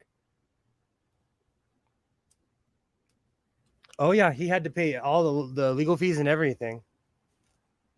Be So careful when you sue someone because if your suit is frivolous, well, number one, it could be kicked out immediately. Number two, if it's not kicked out immediately and it's really, really stupid, you'll wind up paying the other person back plus. As I like to say, coffee is cheaper in jail. Nah, man. The older I get, like my pops was a tough guy, and I would ask him, like, how come you don't fight anymore? He's like, it's because I'm old, bro. He's like, I'm old. I get it now. I get it. Like, especially after my neighbor and I sued each other, I'm over all that drama. It's such baby childish pettiness. Hey, trees, how's it going? How's it going? Probably pruning the electrical lines. Well, there's nothing near my house like that. It's just annoying because I have this beautiful fro. I don't even know what kind of tree it is, but it has these purple and pink flowers on it. So it's this giant pink fro in front of my house. I love it. And they're going to cut my pink fro down. I'm going to be That's horrible. And when it blooms, it is so beautiful. And I have it cut into a perfect ball, so it's a perfect afro. They're trimming everybody's trees here a few years ago. They kept on having thick limbs come down, but mine's like a suburban little stick of a tree. I'm gonna go take a picture of it. Where's my cell phone?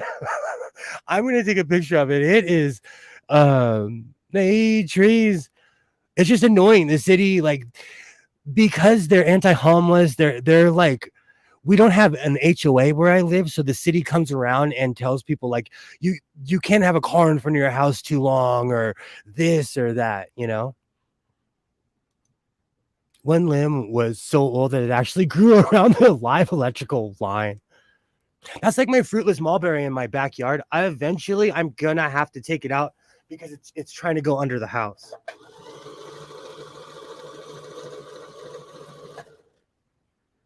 But I just saw that sign, and like, my mom talked to my cop neighbor, and if anything, he'll be the one to do something first because he's crazy.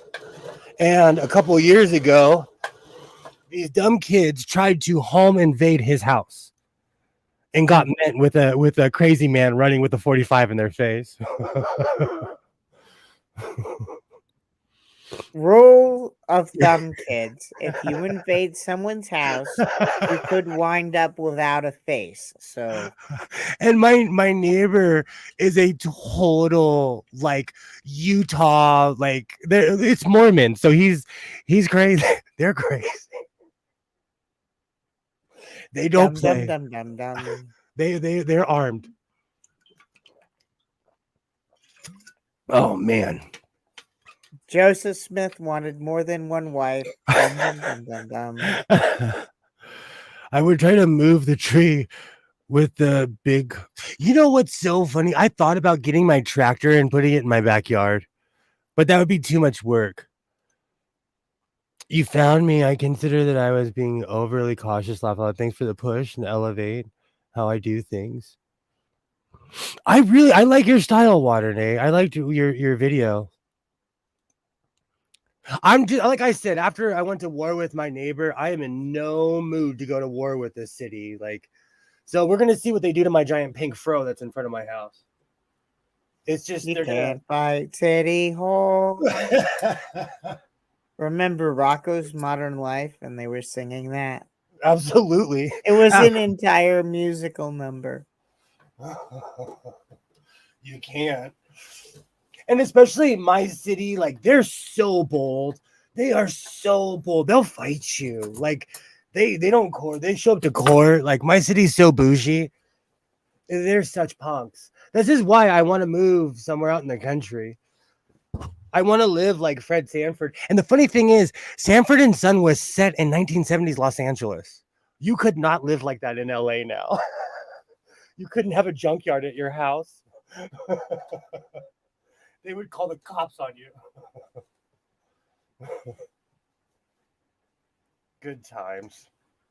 Oh, I remember when Esther was like, and my name is a biblical name. And Fred Sanford's like, you know where else you were in the Bible? Yeah. And she's like, where?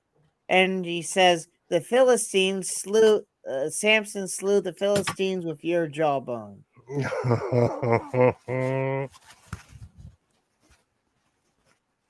Samson slew the Philistines with the jawbone of an ass.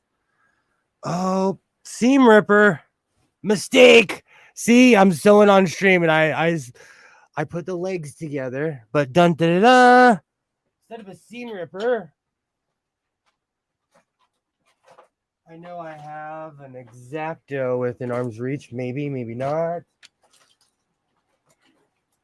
And when you're sewing something, you always have it inside out, and then you turn it right side out when you're done. Yeah, because any mistakes or something like this giant mistake I just made, you don't see it on the inside. You only see it on the outside. Now I have to find my mistake. There it is. All right, I should do this on stream. So most people use seam rippers. I use X-Acto knives. It's not an exact science, but whatever gets the job done. I was shamed a long time ago for using an X-Acto knife, but like sewing, it's you know, it's whatever you have around. Well, I would have done that. I don't know what a seam ripper is, so I would have gone with an X-Acto knife. I a long time ago, my predecessor bought a locker and it had an entire Harbor Freight in it. I have cases of X-Acto knives, like cases of them. So I use them for everything. All right. I got that piece. Let's see if that was sewn together. So I won't be showing my nalgas. Perfect. All right, let's sew the legs. Then I have to cut the waist piece to fit my waist. And I will mute it when I say what my waist size is. All right, gotta make sure, cut all the strings. Sorry, Chad, I'm catching up. Oh, whoops, where am I?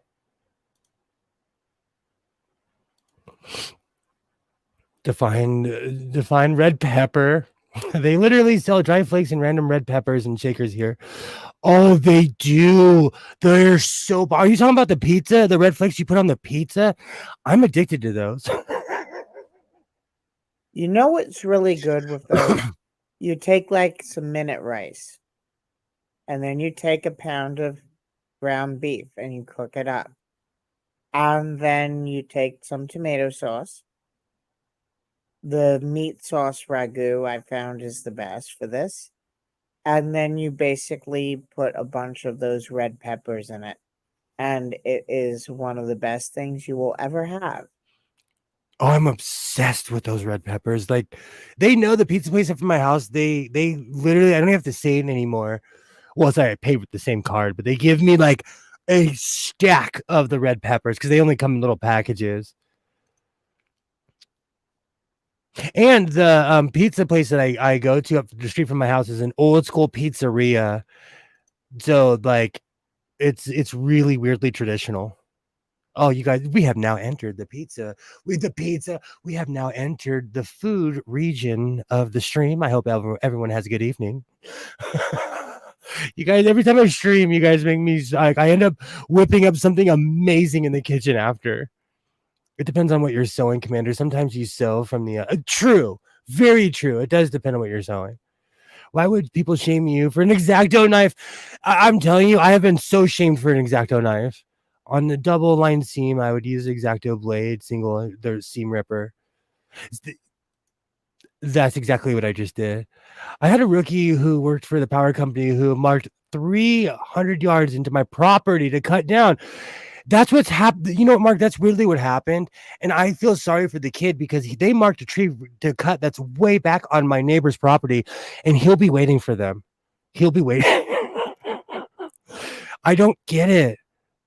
They sent a supervisor to remove 90% of the tape of the trees.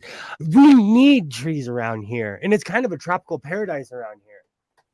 When I take walks with my son every day, I'm like, wow, it's so beautiful here, and they're chopping our trees down. I like to make my own pizza topping similar to oh, I'm the same way. What the heck, Mark? I'm glad you were there to catch that. Hey, Butterfly! The pizza place I started in the 60s, and they're built into an old car dealership. They have massive shaker. Yes. Yes. I don't consider it a pizzeria unless you sit down and they have those red shakers. Hey, how's it going? Back to Hi, God's country. Butterfly. Hey, back to God's country. You going back to Texas tomorrow? Awesome. Awesome. I'm slowly finishing up my Spants. I'm trying not to make Yep. too many mistakes. If I ever drove through Texas and I had someone with me, I'd be like, Junior, we are pilgrims in an unholy land. I'll tell you, I had fun in Texas. They party in San Antonio. And the one thing they never talk about Texas, people in Texas love to eat food. I don't care what you're into, they have it in Texas. They are foodies in Texas. Yeah, I've had barbecue at a gas station one time. Somewhere, was that Western, Eastern Texas? Whatever's on the New Mexico side. Oh, and I need to this weekend edit. I have everything I need for that video, basically making fun of the fact that all orcs all Russian trolls are basically incels. And I need to finish that. I keep forgetting and putting it off. I stopped here in the DC area and visited a family member and played the audio for that family member, and they were laughing their ass off.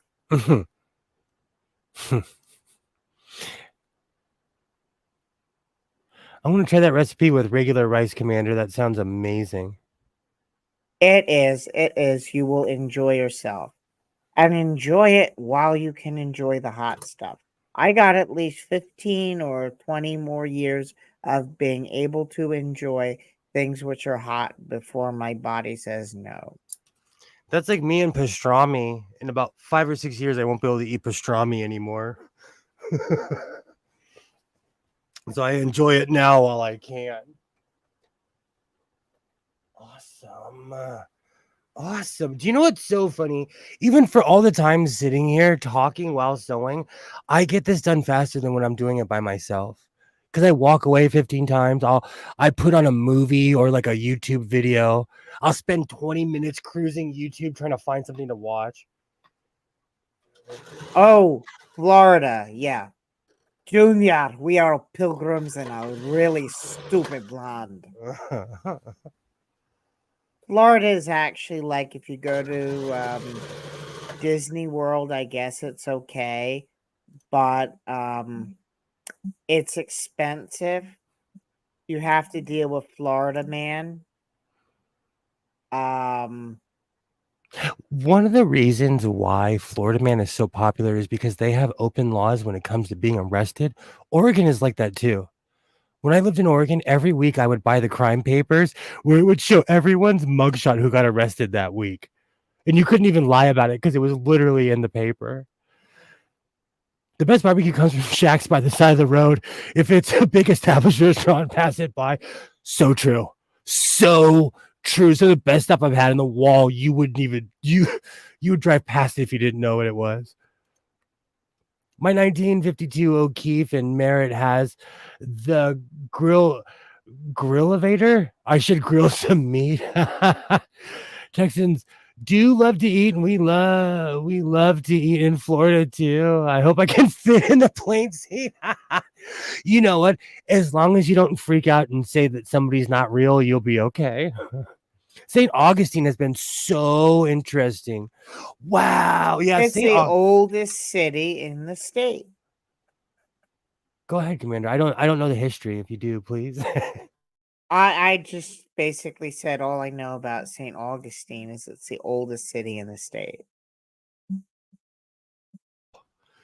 Originally, obviously founded by the Spanish, and then basically taken over by Old Hickory back in the day, and when he basically took Florida from Spain. But Butterfly probably knows more about it than I do, and I lived in Florida, and I really didn't care to know about that stuff in depth.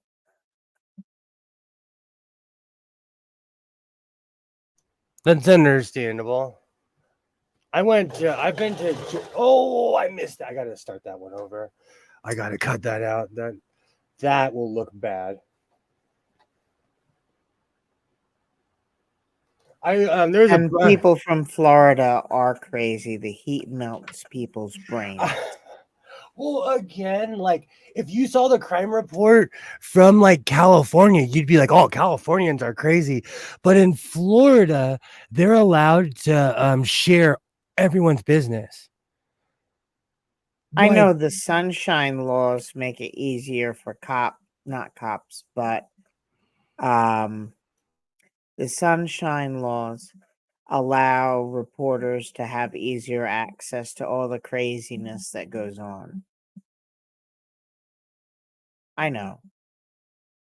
But we have alligators, extreme amount of alcohol, and tourists, and oftentimes someone will carry an alligator that they caught into a liquor store and it will make the news. Georgia was like that too. I have family that lives in Savannah, and I was not ready for the culture shock. It was like being from a different planet when I went there. When I grew up in South Florida, at least from the people I hung out with, it was like the old Northeast. And whenever I watch the Golden Girls, that reminds me of all the little old biddies running around. And when I was a teenager, I shared my grandfather's old friends, and you'd have like people who worked for him, people who he met. You'd have retired nuclear physicists sitting around a pool in a trailer park talking about how weirdly radioactive the entire world is and how if people knew how radioactive it was, it would freak them out, but most of it's harmless. I'm trying to think. We still have quite a few old buildings here in California that the Spanish put up, Alibaba. You'd love the Mission area. Like the San Fernando Mission is still there. That whole area is still thriving. It's a good place to go picnic and stuff. Oh, these are so pirate pants.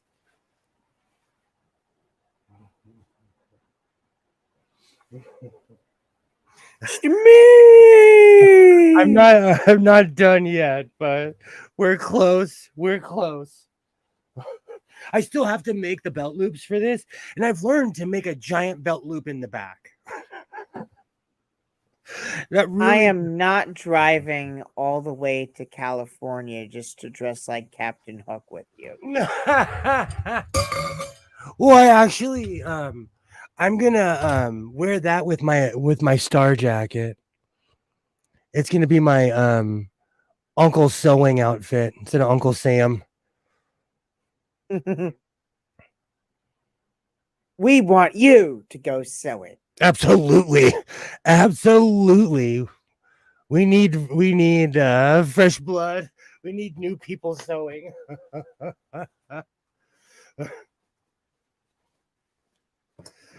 And since propaganda works, I'm gonna make a whole Uncle Sewing suit. Make the whole outfit, yeah.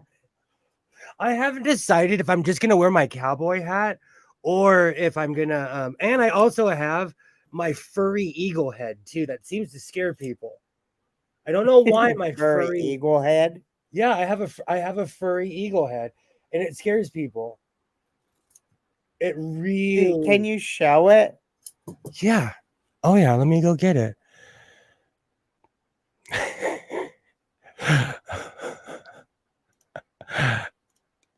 The store that I went to, they had all sorts of fabric, including the kind of fabric that you would use to make a furry suit.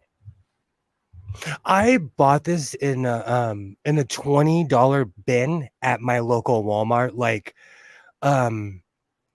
I don't know how many years ago, but my predecessor and I, we took pictures at the Walmart with it on, not realizing that furries were real. See, I hung out with old people. I didn't know about furries or any of that stuff. Let me get the furry head. I've been talking about it. The boldest building I've worked on from 1552 in Germany as a kid. Wow. Okay. I need to get these seniors all getting totally out of hand. I love rowdy grandma. I hang out with some rowdy grandmas. It's now preserving buildings in an open air museum in the Black Forest. Wow. Join the sewing army. Sew all that you can sew. Patent pending, patent pending. I like that. I like that. Oh. And for anyone who's known me for the past 4 years, I've had this the entire time. You can judge me all you want. Oh, man, what you will do for views. Let me see if I can read through this. Oh, well, I would love to hear about those buildings. Well, yeah, I've had this forever. That is cute. And I wanted to get a black cat, but when I came back, all the black cats were gone. So I ended up just getting the eagle head. And we took a million pictures and I put it on Facebook and people were like, bro, are you trying to tell me something? I'm like, what are you talking about? What are you talking about? Whoa, that thing is so hot. That's a 3D model from Hell of a Boss. Whoa, I almost blew my light out with the furry head. Anyone, like I said, for anyone who's known me, I've had that the entire time. Oh, that's awesome. Oh, let's do That's this. a 3D model from Hell of a Boss. That's loony. I didn't make that. I bought it. I bought it because we were doing something with DKG used it was either Dolly or Midjourney to make a cross between Elon Musk and a cat. So I basically bought the model and made the render real quick so that we could make the joke that Elon Musk is such a miserable putz because he is a repressed furry. Oh. But if I just Google the Gootach Open Air Museum, I think they have an English tab for explanations. The Granny House is the one I worked on. Awesome.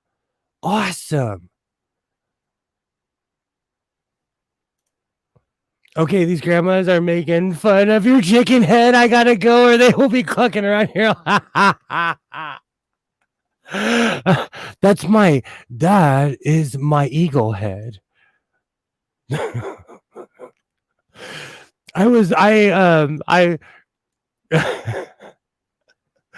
Oh man, when I bought that thing, I had no idea of the implications that it ensued. I had no idea. And I used to wear it all the time, but I started getting strange offers from people on the internet. That is funny. So now I stick to sewing, but I love having that thing in this room. The funny thing is, like, most of the people I hang out with are over 40 or 50, so they're like, oh, that's a cool eagle head, thinking nothing nefarious of it.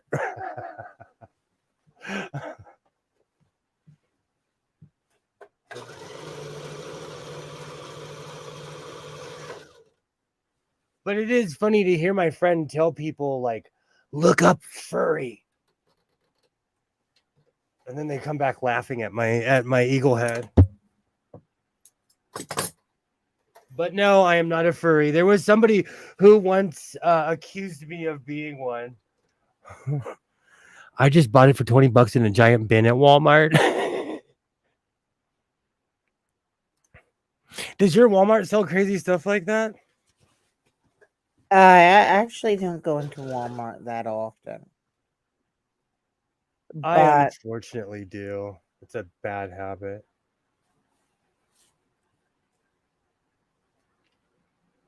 Sorry, go ahead. You still there? yeah, I'm still here. Oh, go ahead. I'm gonna mute myself for a second and finish this stitch. I missed the stitch because I was yakking and not looking. I'm just wondering how idiots would react, right? If they actually did sell furry costumes on Halloween at Walmart.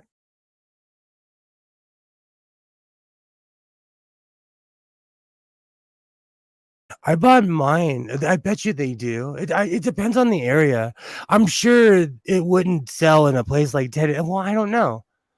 I don't know. I try not to be stereotypical, but I live on the West Coast, so we get all kinds of fun stuff.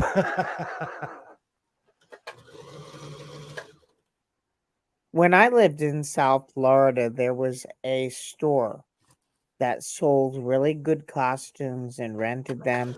And it was basically a magic and a Halloween store, but it was all year round. And I'm trying to remember where it was. And it was in Plantation. I remember where it was, but I don't remember what it was called. It was in Plantation, Florida. It was somewhere between State Road 84 and the Broward Mall. And it was a really fun store to go into. You could Oh. buy flash paper, you could buy just tons of really cool stuff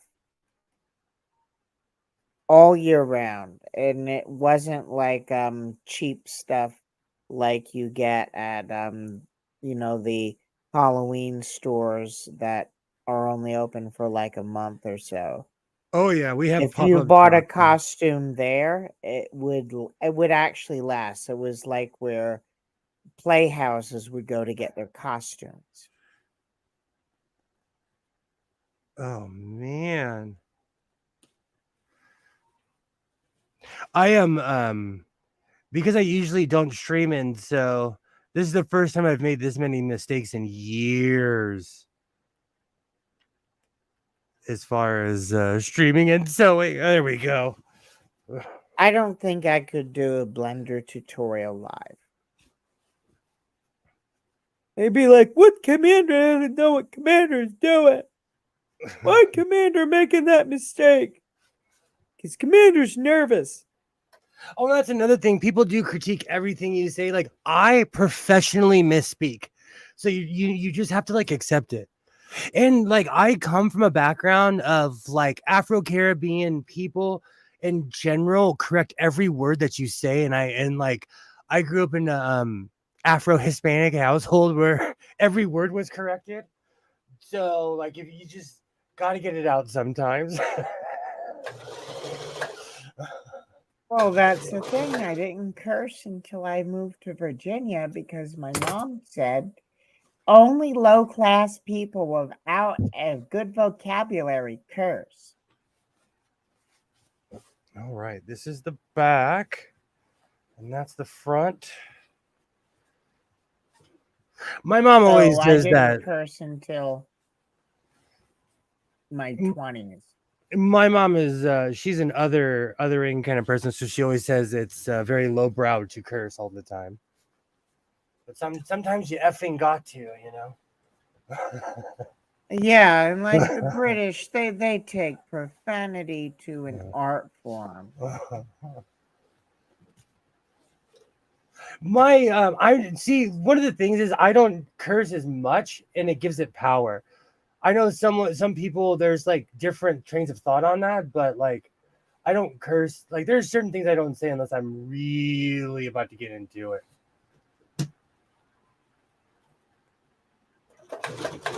Well, yeah. Did you watch Puss in Boots, right? Where the little puppy dog basically is captured by Goldilocks and the three bears.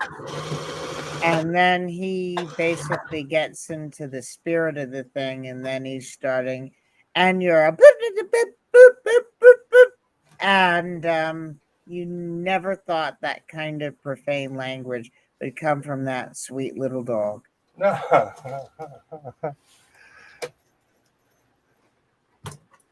love that. That actually makes me laugh. Let's see that. Today was James Baldwin's birthday. There was something. And I love the shaders that they used for that Puss in Boots movie. I want to learn how to do that with shaders, where it's almost photoreal and it's almost like an illustrated storybook. Oh, trees. I think we should set up a right-wing talking point, store furry costumes, human-sized litter boxes. And that's, you know, it's so funny you would say that. That's one of the reasons I don't wear my furry head, is because I'm scared of people trashing me.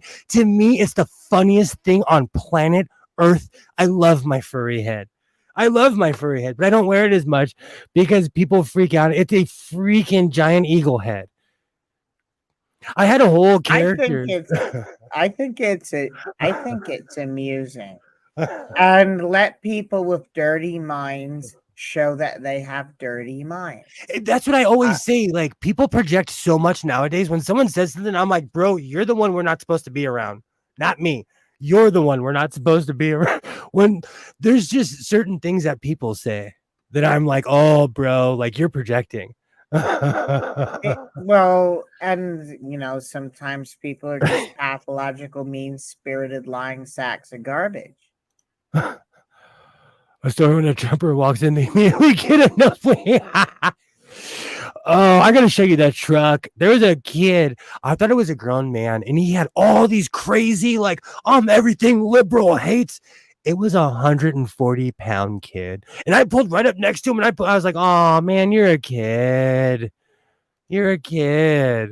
But like I said, like, people have, like, we all have the right to push our annoying political ways.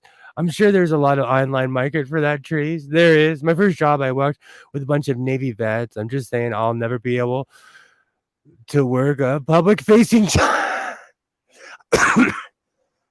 My problem is I was raised by one.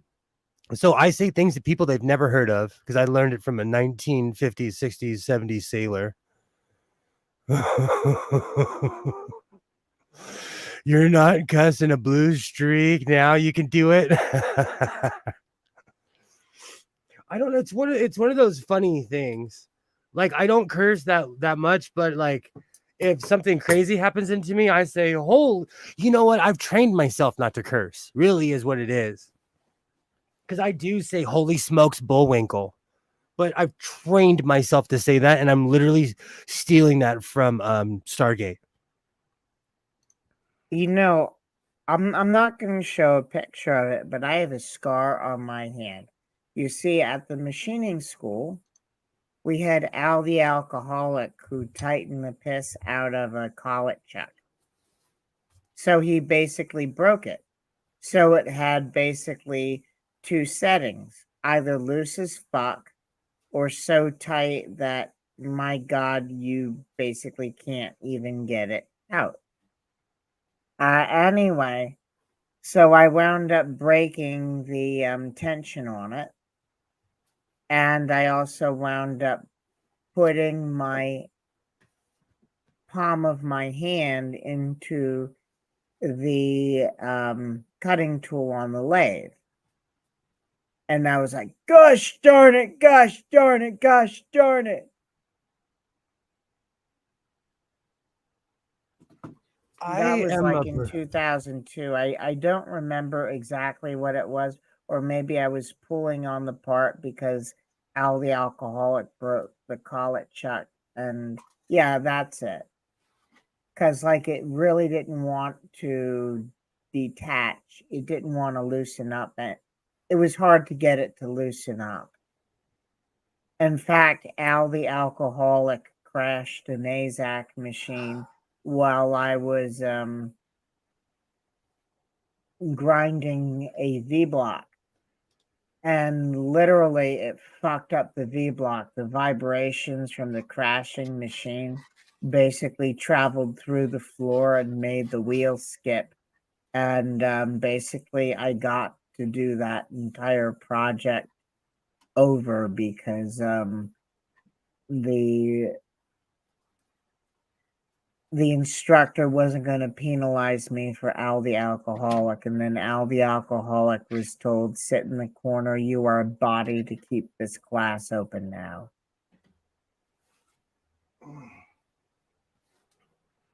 I have to keep cutting these and hope that they fit me. But they're coming along well. I'm almost to the point of lining the top and adding the belt loops and lining the bottom. Almost. And they look like old-timey swim trunks too. That's kind of what I'm going for. I'm like, because I was going for the traditional look, and I'm like, why? I literally wear Spants. So I've never worked with this type of stripes. I knew it would instantly turn into a pirate look. All right. Got to kick over my shag carpet, my beautiful shag carpet. Now, should I line it with the star top, or maybe? Let's see what scraps I have. I could either. You have to look at a picture of that stupid golden Trump statue and make sure that you do not replicate the shorts. That's the only political thing I'm going to say. You're doing so good, Commander. No, I'm not kidding you. You and I are political. We have opinions. You're doing so well. I use fucking place of and instead of I say fucking nerd out. You could nerd out and use some Farscape swears. I'm all about the Farscape swears. All about. And I used to say frack all the time until my kids started saying it, because I obsessively used to watch Battlestar Galactica. That's one of the reasons I call my sewing machines the fleet. When I say that, I'm literally thinking of Battlestar Galactica, the reboot. That plus the star code, and you have an Uncle Sam outfit. That's what I'm going for. It's the Uncle Sewing, the alternative Sam. Thank you, Arne. I'd hook some suspenders on. Do you know it's really funny, Trees? I have red suspenders, my grandfather's old red suspenders, but magically when I wear them, they start fights. I don't know why. My red suspenders tick people off so much. I have to find them. They're somewhere in this room. And they're not even that old. They're like 1990s Walmart. So they're like Ozark Trail or something, but they're giant red suspenders.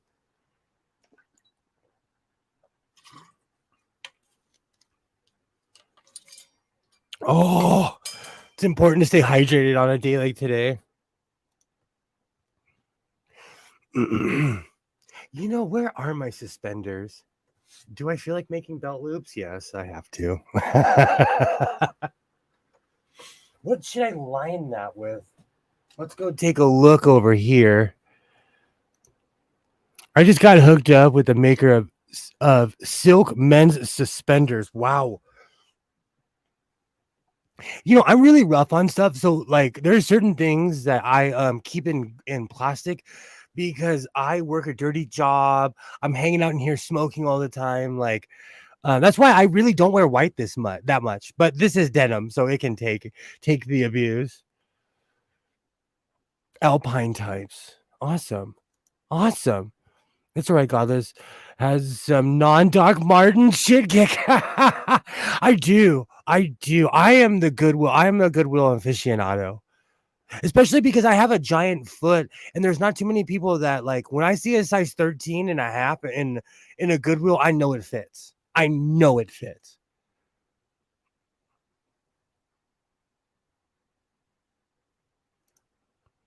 still here. Okay, just making sure. Do you dress vintage, Alibaba?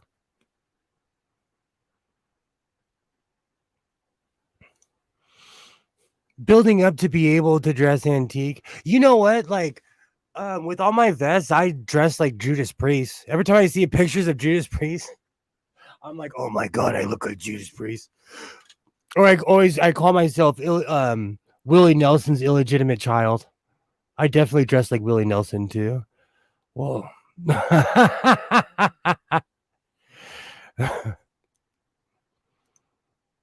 Heck yeah, nice. That is nice.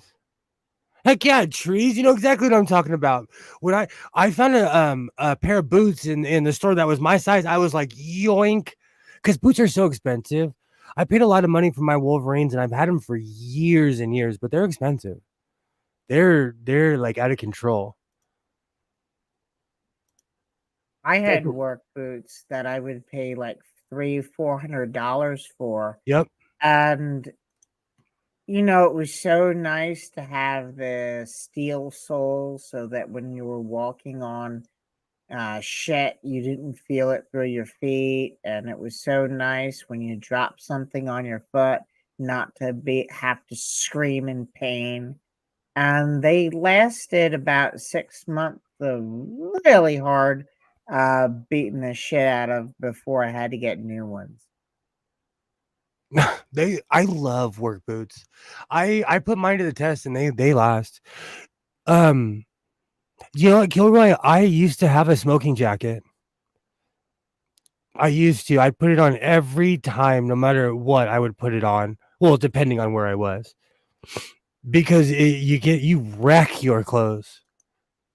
Oh yeah, Whites and Nick's boots are super. Oh my gosh, they last forever though. They last forever, but mine cost a pretty penny. Dominic Casey in England makes Wellingtons, like the Duke of Wellington types, $20,000 cost. I might make some.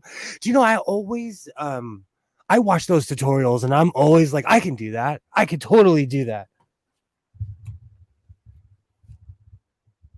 But then there's certain things I try, and I'm like, okay, I can't do that. Should I line it with the blue? No, I'm gonna line it with the white and the red. We'll keep the color coordination going. All right. You still there, Commander? Yeah. I literally have 1980s love songs blasting in my head right now. Because quite honestly, like, regardless of political side or not, it's just all the same old dribble to me. And so I've really been tuned out lately. Because we live in a world of little consequence, so I've learned just to mind my own business, you know? People must have really chewed you out for the last stream we had. You know what? I go by trends and by I'm a statistic freak. I go by the math. And everyone drops off when we start talking about politics. I love vintage CC Filson wool and canvas tin cloth clothing. I have a welding jacket. I need to find that thing. I have a welding jacket. It literally has a wool blanket inside. That thing has got holes in it. It's beat up, but it's old reliable. I wear it whenever I'm welding. And vintage Woolrich. I'm trying to think if I have any Woolrich around here. I think I have a Woolrich shirt laying around somewhere. I have a bunch of Pendleton stuff from my grandfather, and I have a Pendleton robe. If you see my my Fight Club thing where I walk up to myself and I say no, like in Fight Club with my coffee, every time I'm wearing a robe, it's my grandfather's Pendleton robe, and that thing is older than me. Pendleton is another brand that's underrated. I think we've all heard enough of it. Exactly. That's why I leave it alone. That's great. Pendleton is awesome. And you know what? Like, if you really think about it, that just like regardless of his old shirts or anything, which gosh, I can't believe they lasted so long. But just the robe that I have, it's older than me. That thing has got to be 50 something years old and it still looks brand new. because it was made with quality material. Tough getting in shape of the horsehair backing. Pendleton is what yuppies buy, but Pendleton, it lasts. Do you know why I'm biased to Pendleton? And I'll tell you the truth. It's because I went to the Pendleton Roundup in Oregon. If you go to a rodeo, like I get hyped up at rodeos. I watch them on TV. So the Pendleton Roundup was awesome. So I will always be biased to that area because like that was the first rodeo that I went to that wasn't in California or Las Vegas, Nevada, and they were so good to me. They were so good to me. So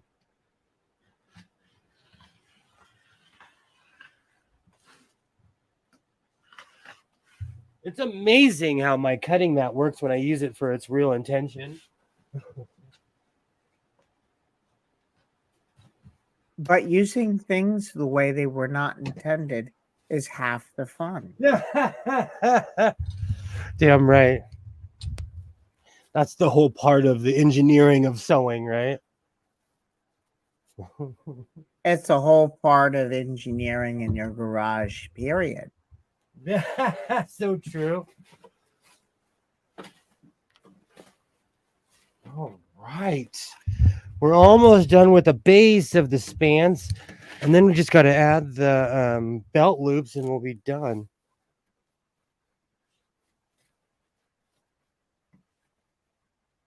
Do you know what's so funny? This white denim shirt is so less hot than my vests and all the other stuff I wear. There is something really to be said about because all I wear is black. Like I wear black like I'm going to like I'm in a funeral procession. Well, most of what I wear is black, and I'm a ray of sunshine. All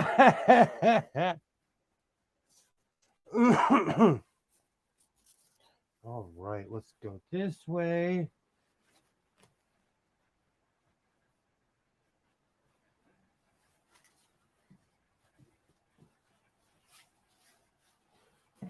I mean, in real life, most of what I wear is black. Oh, me too. And long sleeve, and that's partially because I like to keep the truck absolutely cold so that I have the cold air on my face to keep myself awake, but then I wind up getting cold in ways that I don't want. So I always wear long sleeves. And I know what you mean. When I was machining, I would try to wear long sleeves all the time because the hot metal chips get on your arms and it hurts. And you do outdoor stuff, and everyone, I don't know exactly what you do, but everyone says, look at them stupid farmers out there wearing the long sleeves. And then you realize that if they weren't wearing the long sleeves, their arms would get cut up by all the hay and whatnot. Where at my job, because of what I do, I'm a overpaid gardener. I'm a director of operations on 65 acres. I drive a tractor.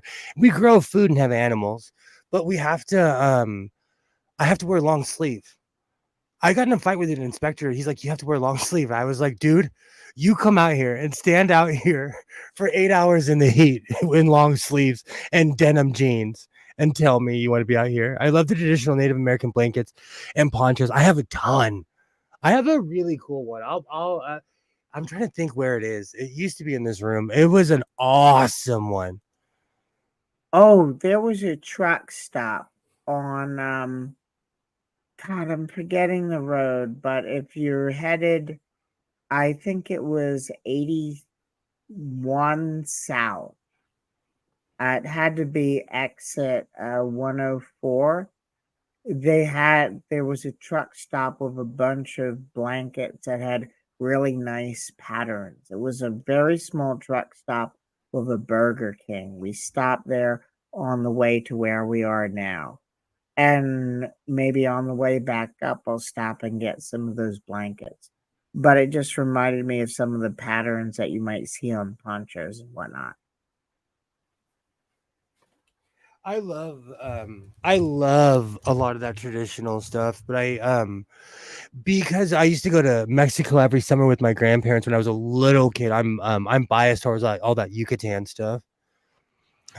I have a lot of help making women's clothes that I would never ever wear. Men's clothes sometimes are quite different and still have hard times finding people to learn from. Do you know what's really funny? I started off making women's clothes too, and it was hard making my own clothes because of the difference, you know. And pants are so much more intricate than people think they are. I'm an arc of piss and black sky like a rainbow. Ollie, do you take classes in person or do you watch YouTube tutorials? I'm this close into taking a sewing class because I want to know how to make Victorian clothes. I'm like a hop and a skip away from taking a class because I watch a lot of stuff, but I think I physically need a teacher. And what Godless Sewing is talking about, the difference between men's and women's clothes, as someone who does 3D modeling, there is like mathematical formulas for what looks more feminine and what looks more masculine as far as proportions of different sizes of the body. Obviously big chest, but definitely, there are other things like length of arms with relationship to the torso and length of arms in relationship to the legs, and there's actually a science to it. Yeah, because you have to take certain body parts into consideration as well. Because men are like more broad chest, you know? And it honestly depends on body shapes are funny. It's a funny conversation because every person's body type is different. And the funny thing is like And you have mixings of different features in a lot of people. I make really conservative dresses for this person who is Mormon and she's my height. So when I make them, I could use myself as a model because we are quite literally almost the exact same size. And I know she doesn't watch my channel, so I can say that out loud. And you have men who have broad chests and skinny waists, and you have women who have more masculine features, and you you just look, and they're not everyone follows that typical pattern of, oh, they have mostly masculine or feminine features. Most people are have a combination of a lot of different. I just, when I was reading about how to model and how to make a model look like some, you know, what makes a model look male, what makes it look female outside of the boobs and the little snake. Um, and then you know, just you just look at people and you say, okay, well, that's typically a feminine feature, but that's a dude. Well, that woman has some masculine features, but obviously you can still tell, for the most part, woman. All right. So I'm gonna sew the waistband on here. I'm not gonna use elastic this time. Last time I used elastic, it was a lot of drama, and it made me.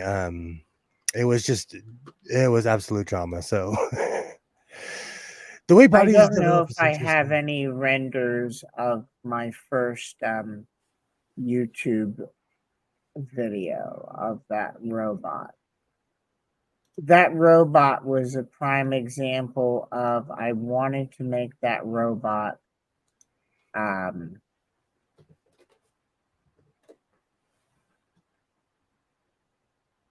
where you couldn't, you know, you couldn't really tell what gender it was. And that robot's a mix of a lot of different proportions. This is the model. Are you Pull it. all right, so I'm finally gonna add the waist on this thing. Let's see if I can get that in there. Move this. Let's see what the chat has to say. Well, that sounded creepy. Not at all. Well, right away, I'm getting through the foundations. I'm going through foundations revealed.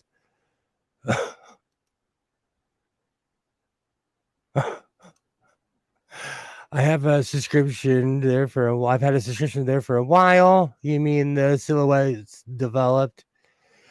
Did you learn anything at Foundations Revealed?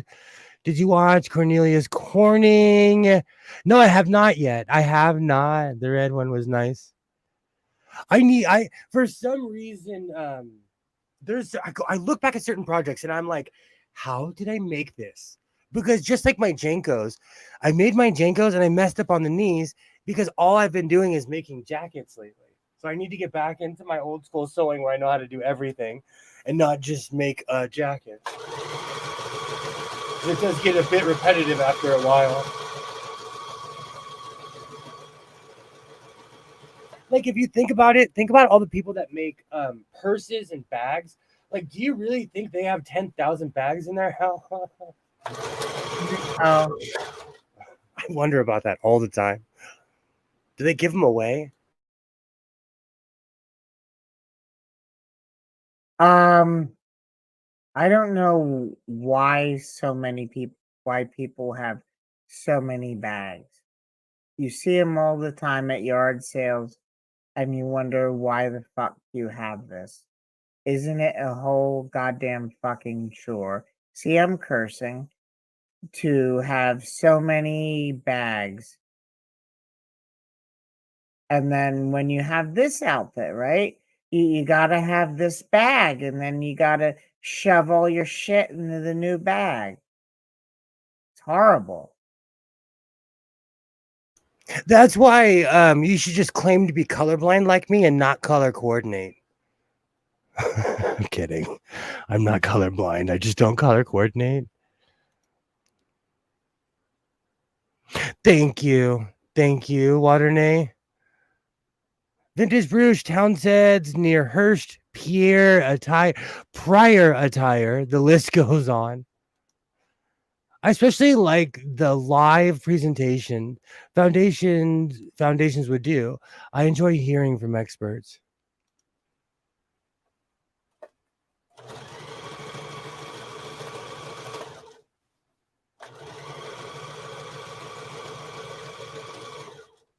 All right.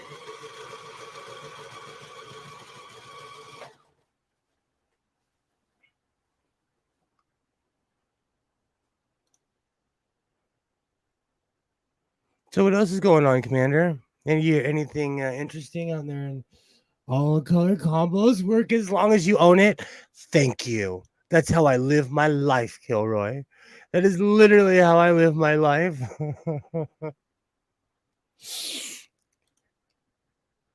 it's also depends. It's a cultural thing too. It really depends on where you're from. Like where I'm from, people overdress. You'll go to the grocery store and see people in 3-piece suits. So I'm anti that, and I dress like a pirate.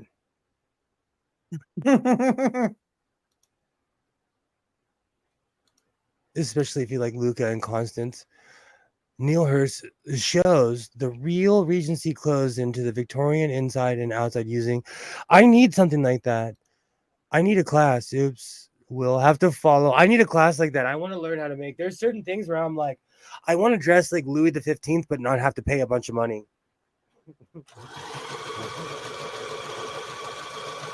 Or Godless the 15th.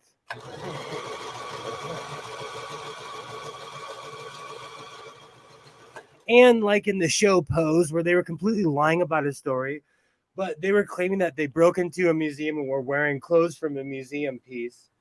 It did happen and didn't happen. It was one jacket, not an entire wardrobe.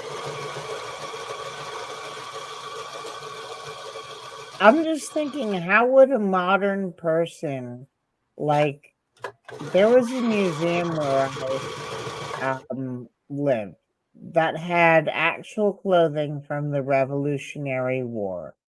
And men were so fucking small back then because everyone was malnourished and everyone was short. And your modern American male really couldn't fit into a museum piece unless they were like maybe 12 years old. Oh wow.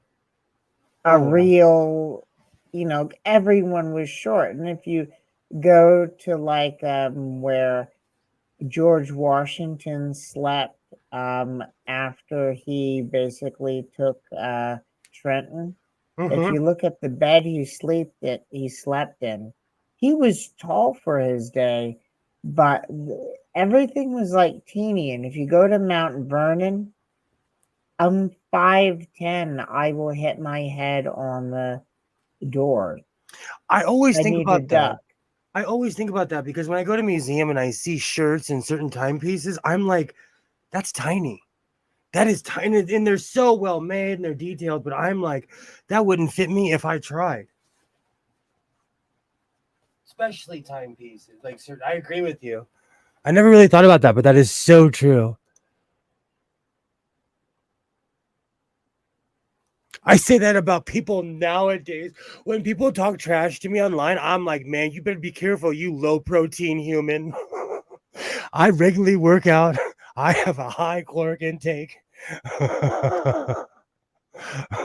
would have would have to do survivors if the garments people were not that small or that short. Wasn't why? Yeah, I was about to. Alexa, He was tall for his day. how tall was George Washington? George Washington was 6 feet 2 inches tall. He was the fifth tallest president in U.S. history. If you'd like, I can tell you Alexa, interesting history facts every Alexa, morning. thank you. My pleasure. Just doing the job.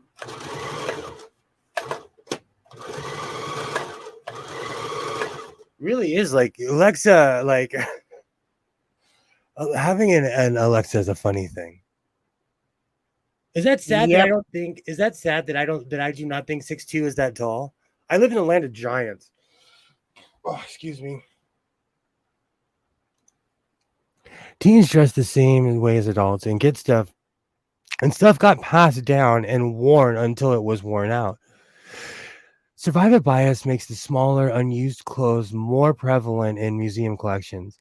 I've had this discussion with Canadian and US conservatory societies. I've always wondered about that because every time I go to the Getty, the coat is this big.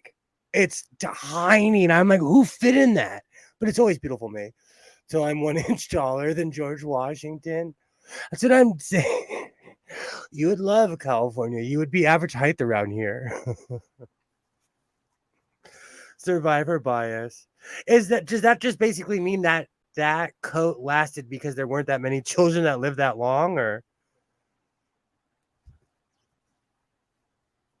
that's strange. Oh, right. I would have thought the short, dinkly little weaklings would have died first. Put the midgets up front. That's not nice, I know, but you'd think that being not nice would be the way armies work. Will you hold down the fort for a second? It's halftime. I'm gonna go to the can real quick and then grab some oranges like I'm playing soccer. Go ahead and dunk that football into the hoop. So we're holding down the fort. Who's trying to breach the battlements? Let me go look at my phone. Oh, my phone's on the other side of the room because, again, I'm using it as a source of internet. Let me pull up the YouTube page and see what people are typing in the chat.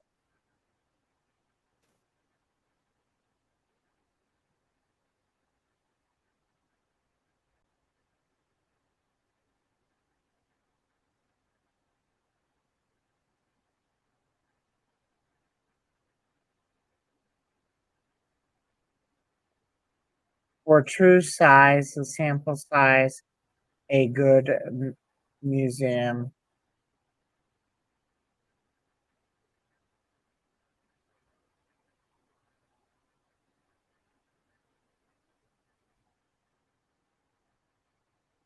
Boy, do I actually need glasses.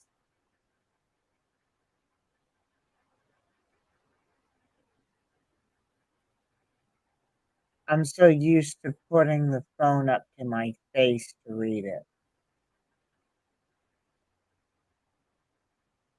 I mean, that means the tiny clothes weren't the things that most people would fit into, so it didn't get passed on and worn down. Well, that kind of makes sense.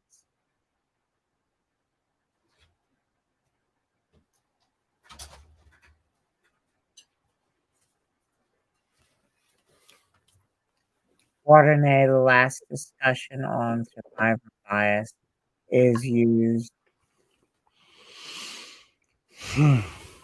Oh, Knowing my luck, I'll probably live in dude, California. I need glasses. I can't actually That's focus okay. my eyes right now. I'm so used to sticking the phone square in my face. Do you know what's funny, Gilroy? Is that like for as much as I really don't like this place, this is one of the last states in the union that has common sense. And for as much as I gripe, you have protection as a citizen here. I can tell a cop to shove it to his or her face.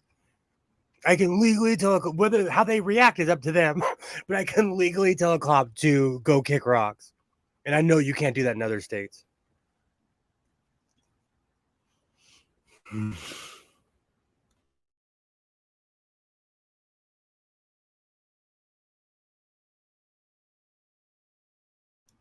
Christian Dior goes all the way back to the 1850s. That's awesome. Alibaba, you are such a well of knowledge. It means that the tiny clothes weren't things that most people would fit into, so they didn't get passed and worn out. Okay. Hoop, everyone knows that football. That last discussion on Yeah, survivor bias is the chain stitch. Sample size of somewhat aspirational. I'm getting down to Tree's comment because like I watch videos where he lives. I wouldn't go there. We're crazy with cops here. Like we tell the cops like get out of here. I have a neighbor who's a cop. He was asking too many questions. I recently told him to mind his own business.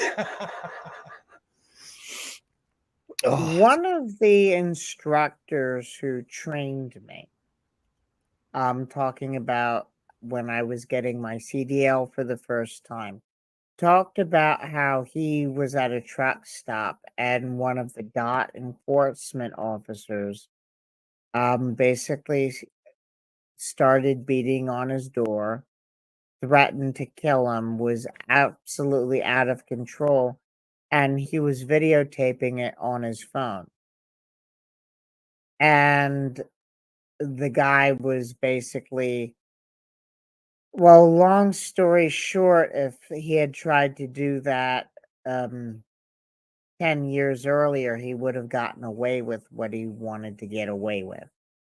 Basically, the dot enforcement officer went and bye-bye. that's what happens here because the cops are crazy, but they're held accountable. Like I had a problem and went off, and that cop was held accountable. And so I was actually kind of shocked. And then I'm not saying that I have faith in the system at all, but I've seen it work here. Slightly misread what you said, Alibaba. Yeah, they do have records of their clients. They'll sick the dogs on you. It depends on like it's crazy here too, but we have like rights, and the cops. Do you know who has taught me this? Are those weird cop auditors that are all over Facebook and YouTube? They Oh, they most of those guys are horrible. they are bad people. They are. I'm not saying they're good people, but they they prove the law. They basically skirt on that weird thing of the law. I think it should be illegal to weirdly tape people, but you can. If you're in a public space, you can videotape people anywhere. So what they do is they set people up and they get them angry and they call the cops. But I know not a lot of California state laws because of those guys. I still wouldn't do that, not even if I was promised a 500,000 subs and a revenue stream that I could live off of. Because going in and out of prison just for being a douchebag doesn't seem worth it.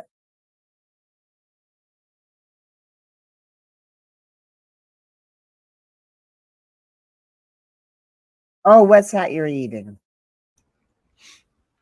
Oh, It young looks Mr. like So- some kind of chicken. it's chicken. Young Mr. Sewing is so good to me. Like he makes his food how he wants to. But he knows I put barbecue sauce on everything, so he made me barbecue chicken because he loves his father. Barbecue sauce goes on anything. Unlike ketchup, which goes on a lot of things, but not everything.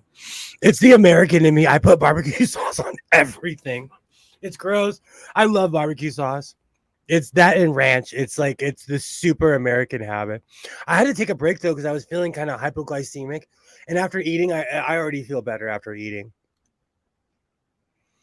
Cop auditors are annoying sovereign citizens. I agree with you. Okay, I agree with you, but we need those psychos to test the law every once in a while because the cops have to know they can't be dictators. And I'm not going to do it. I'm not saying I would ever dictate, like volunteer for that. But where I live, if you don't check the cops, they think they lord over everyone. It's bad. Well, then, maybe that percentage of the population that just wants to be douchebags does have its purpose now and then. They just keep the cops honest. Like, and I don't like them. Like every time I see an interview with those guys, I'm like, oh my gosh, I would not hang out with you. Yeah. In fact, there was this asshole, right? I'm trying to remember his name. Ah, yes, Nathan Thompson, a flat earther. And then Chili from Delete, his channel is Delete Laws. Chili's basically says, "Hey, Nathan Thompson, I want to hang out with you. You're an insanely anti Semitic flat earther who's handing out weed to try to spread the good news of flat earth. There's really no good news. And the Nazi flat earther who ran around the neighborhood that I used to live in, screaming at NASA employees and riding that stupid motorized skateboard through the park said, oh, so I wanted to trip him. I wanted to set a tripwire. But anyway, I actually, really quickly, I watched that video. Nathan Thompson sorry, go told ahead. the least laws to basically take a hike. Finish what you're gonna say. I've seen that video that Trees is talking about. I can't watch that stuff. It gets me so angry. Like I'm literally in my garage at 3:30 in the morning, like hulking up, like stuff like that is why I hide in the house. Like watching those videos because there's so much tension here. It keeps the peace in a weird way because nobody wants to get fired from their job. No one wants to go to jail. So there's like people minding their own business where I live, you know? So when I see things like that, What videos were you talking about, there Trees? was Maybe I'll recently check it out. an Ohio officer that released a dog on on somebody that had their hands up. Where I live, you'd go to jail for the cop would be arrested for that. Yeah, he should. I think Tree says the cop got fired. I think. He But, totally like- should get fired, and then the person who he released the dogs on should be able to sue the police department as well as the cop personally. Because if you're surrendering, you don't need a fucking dog mauling you. Well, where I live, they have a fund set aside, but the cops don't pay out the money. So even if you sue the cops, it's 50-50. if you're gonna get money from them, at least the sheriffs. The LAPD, you know what's so funny? I feel like I praise the LAPD. They just have different procedures. The LA County sheriffs work in prisons for 5 years, oh no, 4 years before they're on the street. So they hate everyone. So When they deal with the psychos, and Yeah. everyone's a psycho. The LAPD, not everyone's a psycho. They wind up driving through a neighborhood, and grandma basically needs her cat taken care of, or what? I'm trying to think, but it would be like something where the people that they serve are human. Exactly. Oh man, I'm gonna have to. I got orange all over this shirt. It's that good. I'm making love to this thing. The problem is the optics. Like, I don't know. We need to get rid of all the old school archaic ways of dealing with each other. All of the old archaic ways. What is the point of walking up to someone with a firearm when you don't need a firearm in certain situations? No, I'm getting political. Sorry. I'll go back to my orange. I guess I'm still kind of hypoglycemic. I had orange chicken today at the mall. Oh, I love that stuff. Do you know what's really Now funny? I need to make sure that I don't have huge amounts of calories tomorrow to stay on my diet. I'll never forget. My brother used to take my sister out, and my other brother used to take us out all the time to really cool places. And I'll never forget, like, he had been around the world, and he was a Marine, and I'll never forget. I love dogs, and I don't think the cops should be allowed to use them for anything exactly. But I remember we told my brother, like, we want orange chicken. I'm sniffing. True. But he took us to this Chinese restaurant, and they made us orange chicken, but it was literally chicken in orange peels. That's no fun. I'll never forget looking at my brother and being like, "What's this?" And he's like, "This is real food, what you eat." And I traveled, but I prefer the Americanized version sometimes. And I had the Beijing beef and the lo mein, and it was good.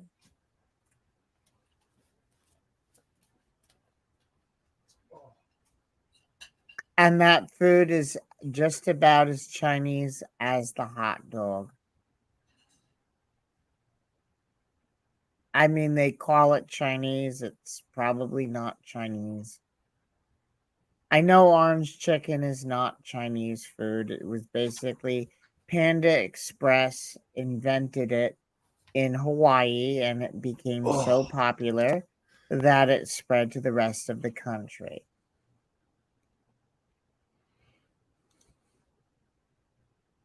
The fortune cookie was invented, I believe it was in California.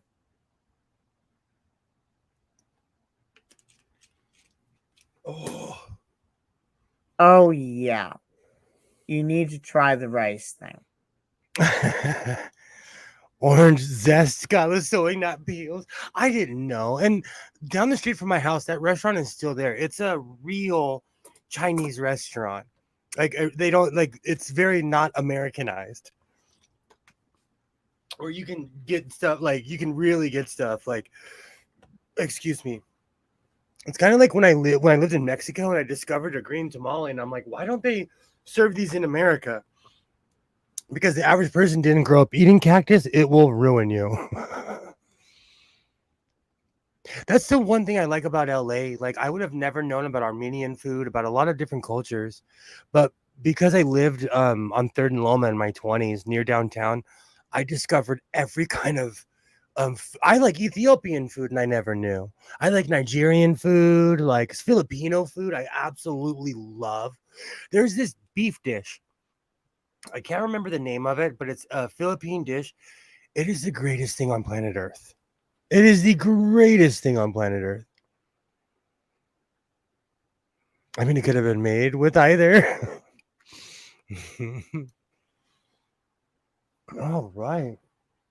So we got the waistband. Let's make the other. That was a good break. I should smoke on my break. I don't know what I did with my pipe. This is what takes the most while sewing is all the stuff I do BSing in between. They call it Americanized Chinese, their own food adapted for different ingredients and the taste of people literally on a different continent for their home. Very much so. I would like in Mexico, there's a lot of stuff that you order here that you would never get in Mexico. Like, good luck trying to order a burrito that's not in a tourist area. Everything's a taco.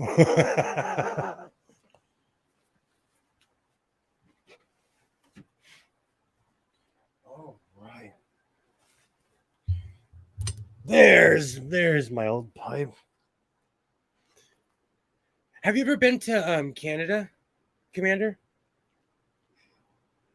No, I probably should. Maybe if I make it back to New York by Friday, I can take a drive up to Buffalo, albeit by myself because I'm the only one in my family who has the enhanced ID, which will allow me to actually go into Canada without a passport. Is that the excuse me, is that the real ID? No, it's basically the real ID plus. You see, the state of New York before 9/11, it was basically an open border. You didn't need a US passport to get into Canada. And then George Bush was like, we got to keep the Canadians out for some goddamn reason.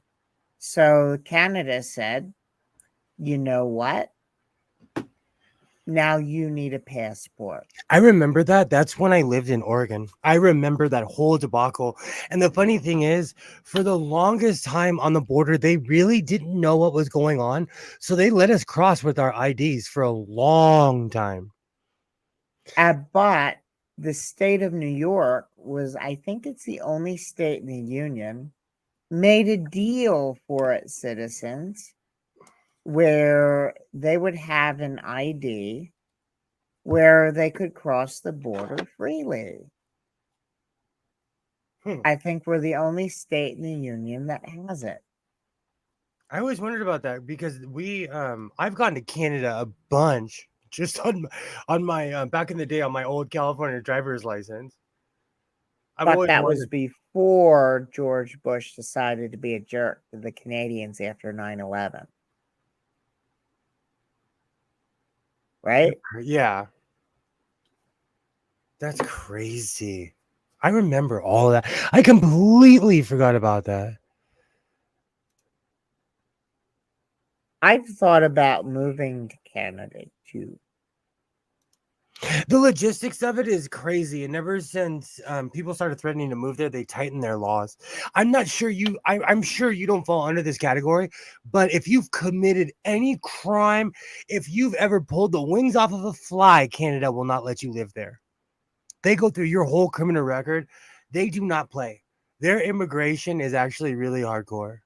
They're better than Australia. I don't think that I think if you've committed a felony or a high grade misdemeanor, I think the only thing that you could get in there with is some sort of minor traffic violation.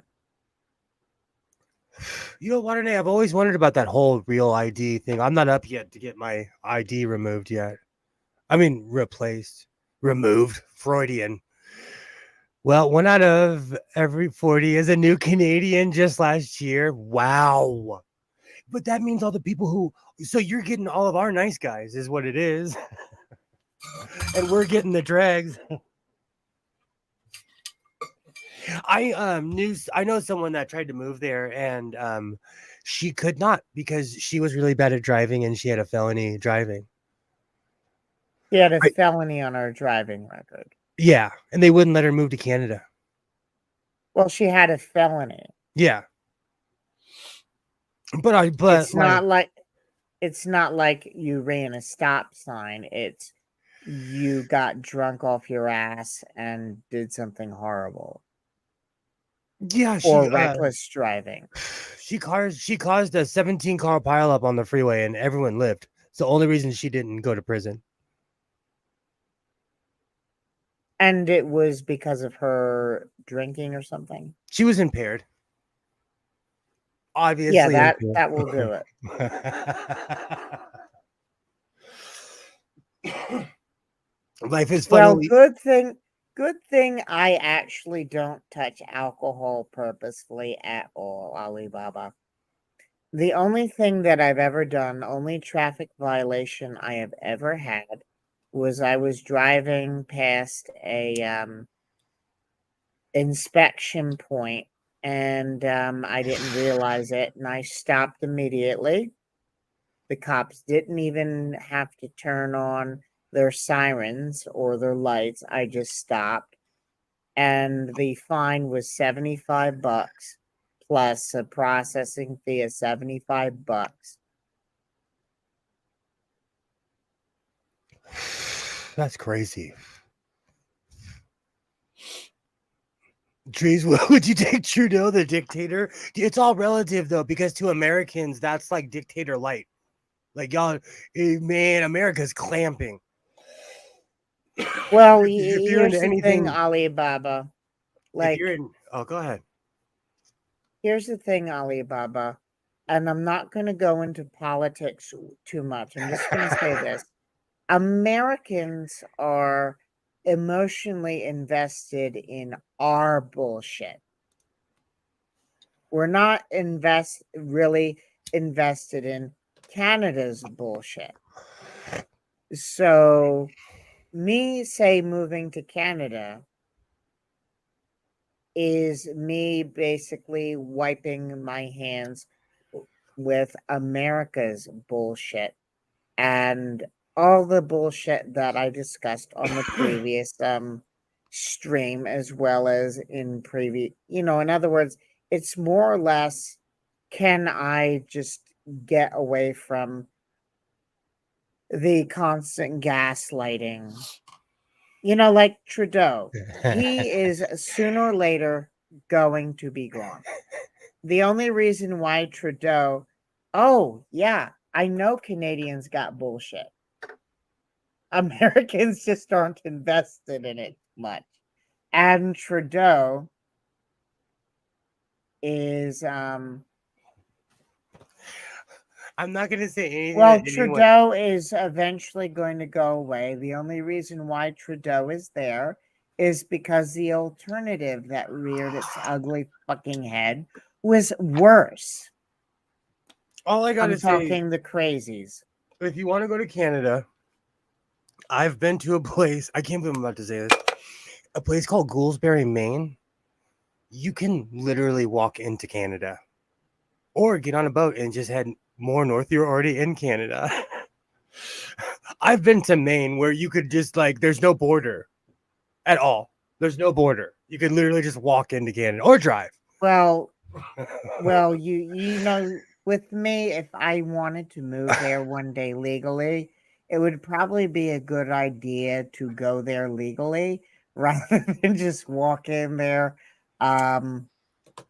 without showing any kind of ID that would let you in there that I have. And I walked into yeah, and Mexico. Alibaba, I do know that every country has its bullshit. Every country has its shitheads. It's the America's just farther down the swirler of but I know basically all the Western democracies are getting there, and I'm trying to stay away from politics. But my feelings about the people swirling into the toilet. The people who are facing, if convicted, almost 1,000 years in prison, that kind of thing. But if you think And the about fact, it, we're the country that people run to. Where do we go when we want to run somewhere? I think about that all the time. There's nowhere basically a place that has almost parody, but without our bullshit. a long time ago. They still have bullshit. Well, It's just not our bullshit. I applied to live in Australia a while ago. Okay, they still are begging me to live there, and I learned a secret: if you have a certain amount of money in your bank account and you don't have any felonies, they'll take you. In any Western country, England too, because they have a requirement you have to speak English, and there's certain things, but like, Australia, it's all about money. It's all about money as far as being American and immigrating somewhere else. Because Australia is still like, hey, bro, you still interested in living here, which I'm not. I'll Well, visit. here's what I've done. I was a machinist for 15 years. I have 54 credits towards a mechanical engineering degree. I have jewelers who will vouch for me that they know that I know how to facet gemstones. I drive a commercial vehicle. Outside of accidentally passing a dot inspection and then stopping immediately and the cops not even having to turn on their sirens and me just waiting for them, I don't have any record whatsoever. Now all I need is a magic ingredient of probably 10 grand in the bank. It's really messed up. Hold on, it's the Canadian poop hole loophole. That was fun. If I move to another country, I'm going to an English speaking country in the Caribbean. I had a friend who was from the Virgin Islands, the US Virgin Islands. He was the chillest human being I've ever met in my life. His name was Moses. He was old when I was in my 20s. Like, I hope he had a good life. He was a good man. And he was one of the most chill humans I ever met. I'll dress in my finest Woolrich flannel with a flat full of maple syrup and all blended. I'm telling you, Trees, I have been to Maine, and I was with a bunch of people, and they're like, have you ever been to Canada? I was like, yeah, I've been there a couple of times. They're like, well, you've been there again. We literally just like walked, and we were in Canada. I have to see on a map where that town is. I had so much fun. It's an idea, Kilroy, but but are you concerned about raising seas? Do you know what place Americans are taking over right now is Puerto Rico. Puerto Rico has been completely gentrified to the point where the Puerto Ricans can't even afford to live there because so many Americans are moving there. Well, Puerto Ricans are American citizens, but they're also citizens of Puerto Rico. Oh yeah, because it's a territory. But it's a good place to go, like because their property value is so different than ours. Like you can move there and live high on the hog, you know. Yeah, but living in South Florida and living in a predominantly tourist economy for probably the first 20 something years of my life basically makes me look at anything in the Caribbean or anything like that where it's entirely dependent upon tourism. It's a hell for anybody but the tourists. My grandparents had a house in Mazatlán, Mexico when I was a child, and that was my first real exposure to poverty. Because they had a house, we'd go there every summer, and me and my brothers, we would just go wander around the town, and the town was one of the most impoverished places, you know. Even back then, it was impoverished, but it was like by a total place where people where rich people bought houses on the ocean, so it was surrounded by a resort town. Well, I mean, that's the thing. All the touristy places, it's always the haves and the have-nots, and there's not much middle. And to give you an idea, when I was living in South Florida, there was so many rich people who didn't give a shit about anything that you could actually get a used Jaguar, maybe about 5 years old, for $1,200 Whoa. because they just beat those cars into the dirt. You basically, if your Jaguar broke down, you would buy another Jaguar and take the parts off of it to fix it. That's crazy. Maybe you should give us some Canadian training. I can give you some Canadian training, eh? I watch a lot of hockey. Just talk about being on the front line and call everybody a hoser. And I will go to my grave saying that Strange Brew is still one of the greatest movies of all time. I love Rick Moranis. I will say that for the permanent record. I honestly would not care. I'd roll with it. I've spent enough of my life about worrying about stuff far, far in the future. Honestly, when it comes to like island life and stuff like that, it's just slower.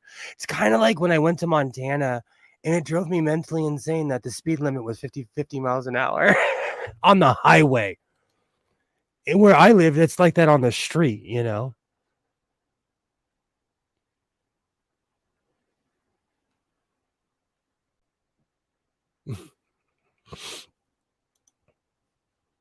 Is Well, it most of the places where I drive in New York, when you get into the towns, the little small towns where they have the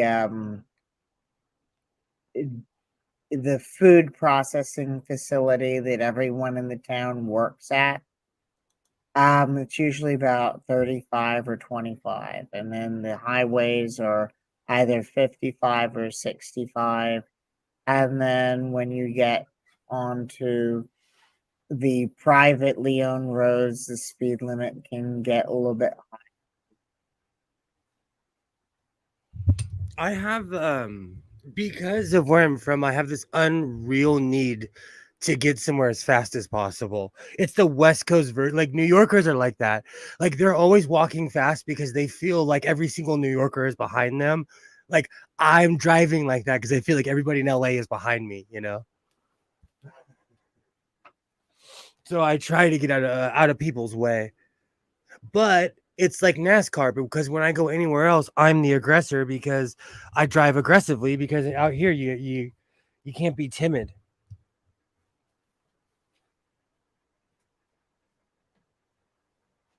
It's why Europeans are known for being crazy drivers, because you have all those little teeny tiny little streets and they weren't designed for it. And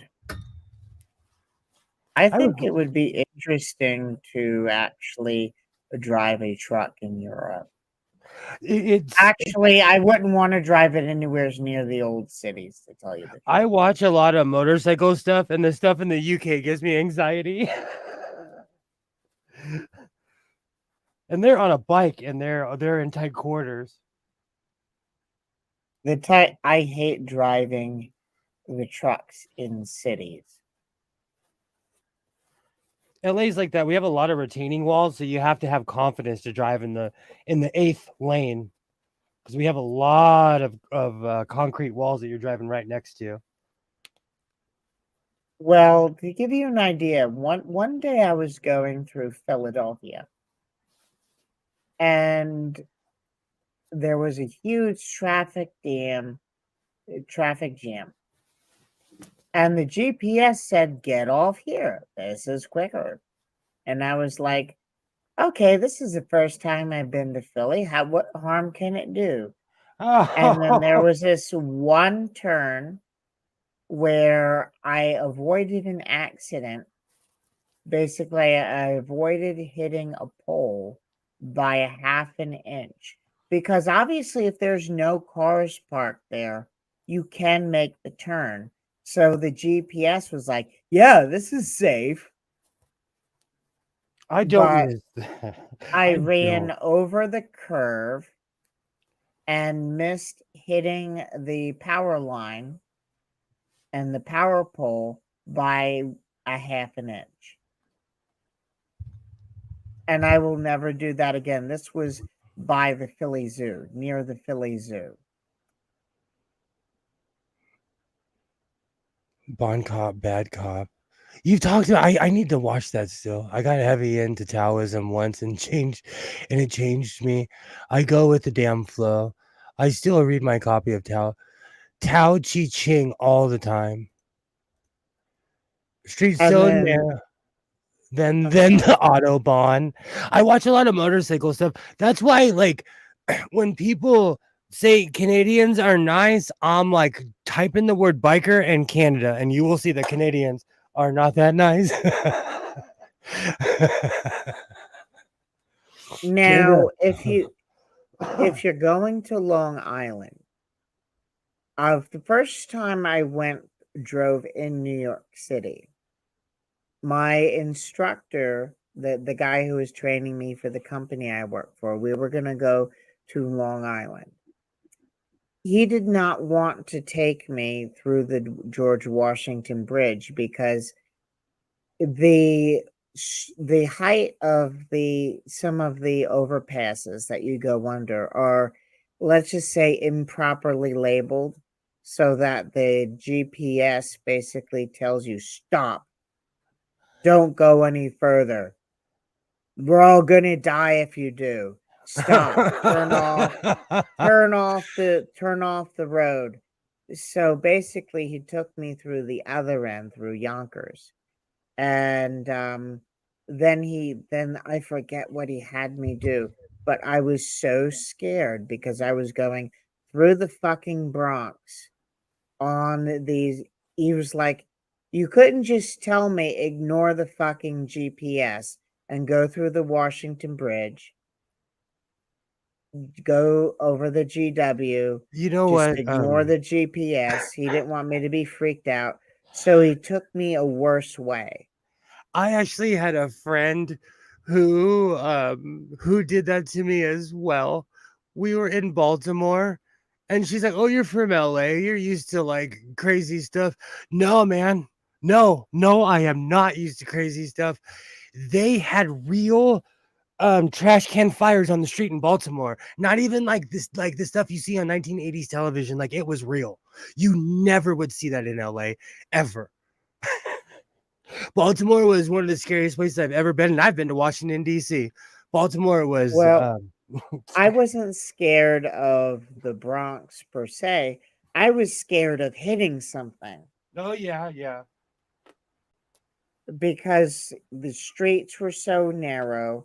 And if then I wound up going there like 4 months later on my own, and I said, you know what? There's pictures of trucks traveling the Washington Bridge, so it should be safe. I go there. I see all these trucks headed the direction that I need to go. The GPS is saying, get the fuck off this road right now. And I'm like, well, me and all these other dozens of trucks are evidently going to be clogging an overpass pretty soon if you're right. And it was so much easier than barely hitting stuff, running over curves because the streets were laid out before trucks this big were invented.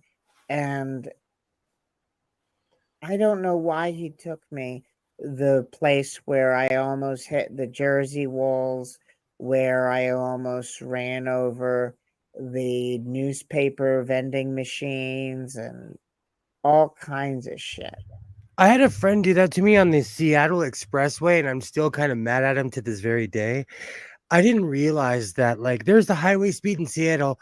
In the expressway, people were like, "Get out of my way, California!" I was in a 1983 Ford Ranger that could only go like I think 70 miles an hour or something.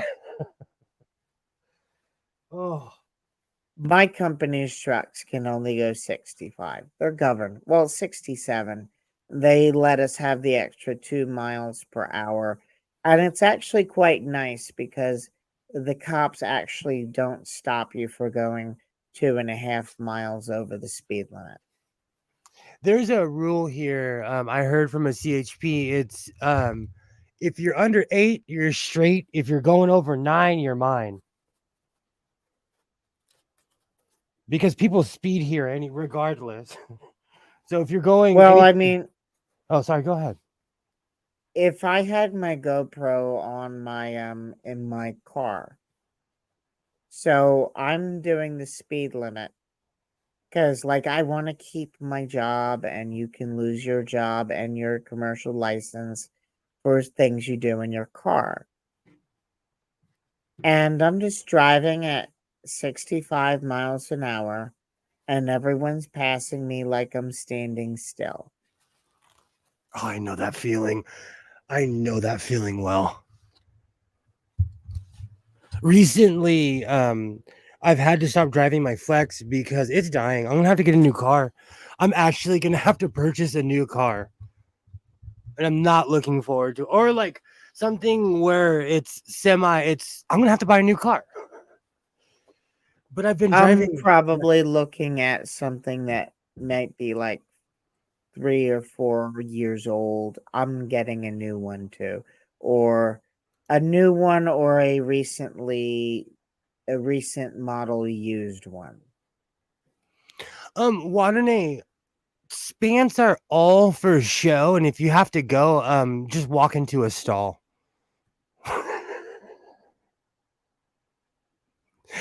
Uh, these particular pair, I haven't put a fly on them. I haven't decided if I like the fly look or not, but I like the 1950s board shorts, and they didn't have flies on them because they just figured you were going to go in the ocean anyways. Great Boot Rally is also some crazy driving. I wish they'd bring it back. I I've seen some crazy desert races. I weirdly had this fear and loathing weekend one time where I had a bunch of edibles. I was on the Nevada California border, and they were having a dirt bike competition. And I was gambling and stuff, and I could hear the rah rah rah. And I literally wandered out there on edibles, and they were so nice. They were such good people.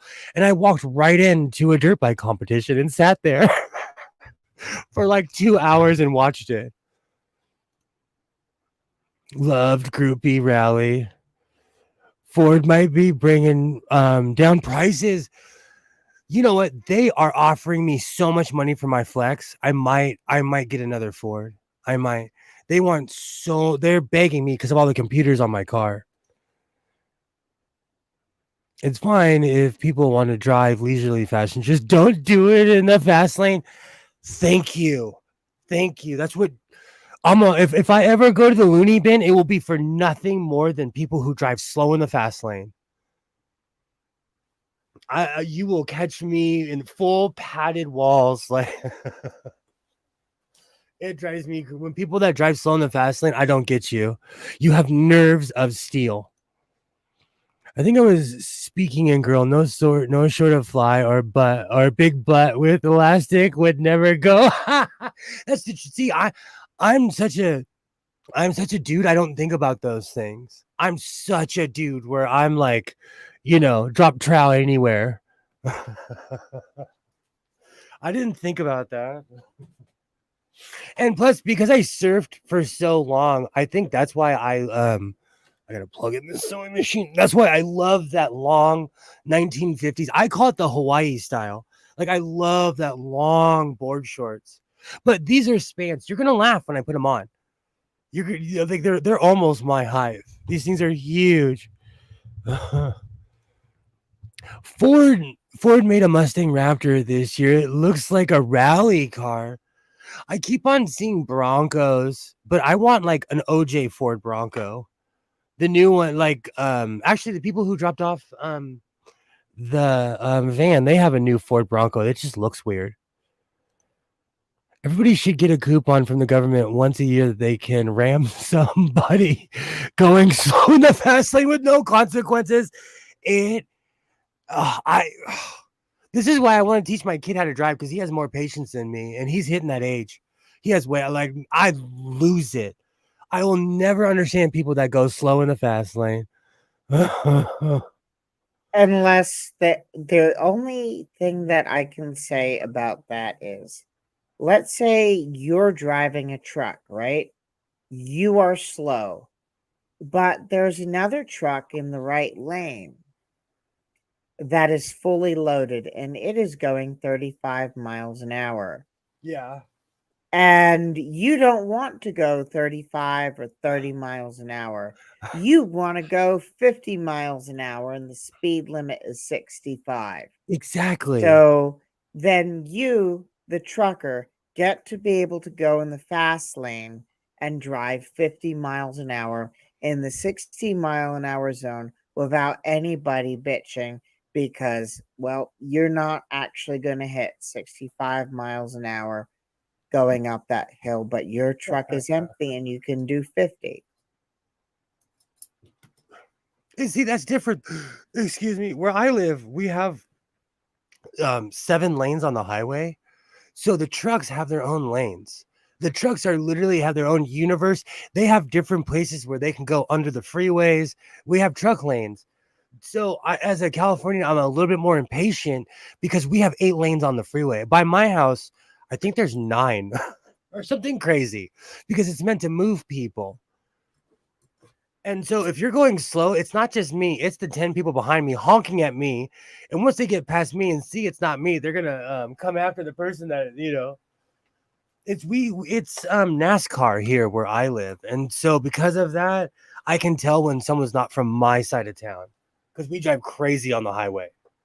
Oh, New Jersey has something similar. You get on I-95, right? And I was freaking out because this was near Keysby, New Jersey, and I was getting on the highway to drive down to Philly. And basically the truck lane was blocked. So I had to go I had no choice but to drive in the area where it said no trucks. And the GPS was yelling at me. The boss was ringing, "Why the hell are you here?" And then I have to press the one touch thing and then say, "Well, the entrance to the truck thing was closed, god damn it."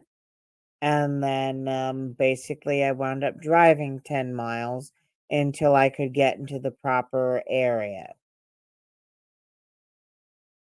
But on I-95, they have an area that's for cars and trucks and an area that's just for cars. So you do have truck lanes where you live. Well, no, places where I've driven. I live in New York. I am talking about some place in New Jersey. Oh, okay. Oh, really quickly, Alibaba, you literally talked me out of that car. I cannot buy another unreliable car. It's sad that my reliable car right now is a 1988 Ford F-150. I need like my soccer mom car went out, and I was like, oh crud, I might actually have to buy a new car. So I thank you for that because I don't. I'm of that age where I have one child, so I can afford to buy something flashy, but I don't want like what are those cars that everyone buys? What are those things? They're Camaros, not Camaros. Oh The God, Dodge. the Camaro is well, some of the newer Camaros are nice, but the Camaros when I was coming of age were basically known as the discount Corvette. It was for someone who wanted a Corvette but couldn't afford it and wanted something that would break down and and the insurance would be just as much.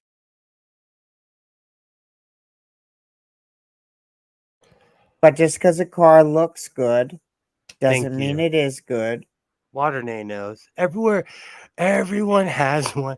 Like everyone has one. Like every other car, it's either a Tesla or one of those with a stupid engine that makes it go faster, where it's now stock.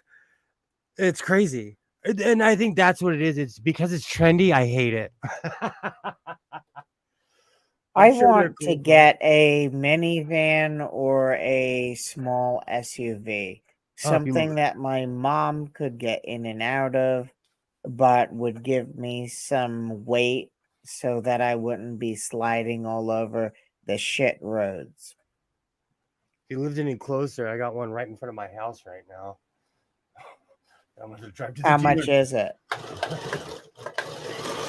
Oh, I just play the piano. I don't know what goes on upstairs.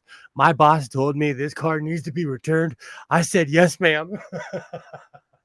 Oh, okay, so it's not for sale. No. But at my job, we have quite a few. Those are the ones I have the power to sell. But like my boss told me, we're doing this, and I said yes, ma'am, we are. It's funny how it works that way in work. But I have to make sure that my mom can get in and out of it. But I want something heavier so that when I'm on the icy roads, to give you an idea, I worked at 2 shipyards. One was good and one was so freaking evil that the guy who ran the building when I was there, well, years later, ran into someone who was a former coworker, and the douchebag wound up just disappearing one day. Oh wow. And it was supposedly espionage. See, you have all these whistleblowers, right? Who claim to, I have all this classified information, and all these conspiracy theorists who have all this classified information, and I'm going to get killed or get but they're blabbing it. You know The guy what? who Like ran the building he basically was hauled out in cuffs one day. that's what I'm saying. You have to really be careful. And at least in America, I don't know about any other country. Like people think I'm joking when I say that someone went to my Home Depot and bought like 30 cases of peroxide and got arrested because they were gonna make something crazy. Like if you do something insane or you say something loud enough, they'll come find out. Like America does not play. Well, this particular douchebag was mentioning Putin and the Orange One back in 2011. And in 2017, I learned that about 3 months before I met up with a former coworker, the douchebag was hauled out in cuffs. I wonder what that could have possibly been. Probably espionage, right? Sedition isn't looked upon good in any direction in this country. Do you know what's really funny, Kilroy? You read my brain when I was thinking of Subaru is actually a really reliable car. I know someone that owns 2 of them, and they have that weird one where it's like semi-raised. It's an awesome car, and that you could take it anywhere. You can take that thing anywhere. Dick Dawson suggested getting a used I have to ask him the model, but a used Lexus SUV. It's like the top range that I'm looking at is like 35,000. You can get something beautiful for that much. Even here, you can get something accessible. If you have that much money to spend on a car, well, I was about to say I bought a car cash that much, but that was like how many years ago? How many years ago? I'm Like 10 gonna or have to do it on credit. well, I say I did. My father picked me up one day and was like, drive me over here. And so I did. They didn't talk to us because we looked like black hillbillies. And so he's like, and this was in my hometown. He's like, you know what? They're ignoring us. Let's go in the valley. We go to the valley, we get out of the car. They're like, hey, sir, how can we help you? This man pulled out $30,000 cash and bought a car. And I told him, like, next time you ever carry that much money, you better tell me. Because if we got pulled over and we didn't have the same story, that would have been trouble. Oh yeah. Because we looked out of place too, because we both look like hillbillies. No, good times. I had good times with my pops. He was my buddy. We'd go around and have adventures.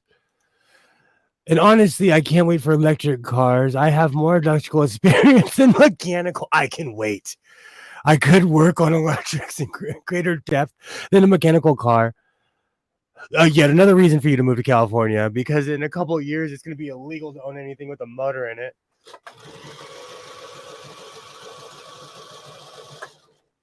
They've pushed that back 10 years, but it's still kind of impractical. And they're gonna push it back again and again because the electrical grid is not built for it, and it's stupid right now. It really is. The thing I've always wondered though is that we have active oil fields in my town. Like when that law goes, like where are they going to send that oil? Are we just going to stop pumping oil? Are we going to like? I don't get it. I have no problem. Someone will buy it. I have no problems directing my national security issues. Neither do I. That's one thing when people talk trash about me, I'm like, I clear Interpol. I wonder how many people could clear Interpol and be able to go anywhere or wherever it's called. What is it called? That police force that's around the world. Is it Interpol? That's Interpol. Yeah.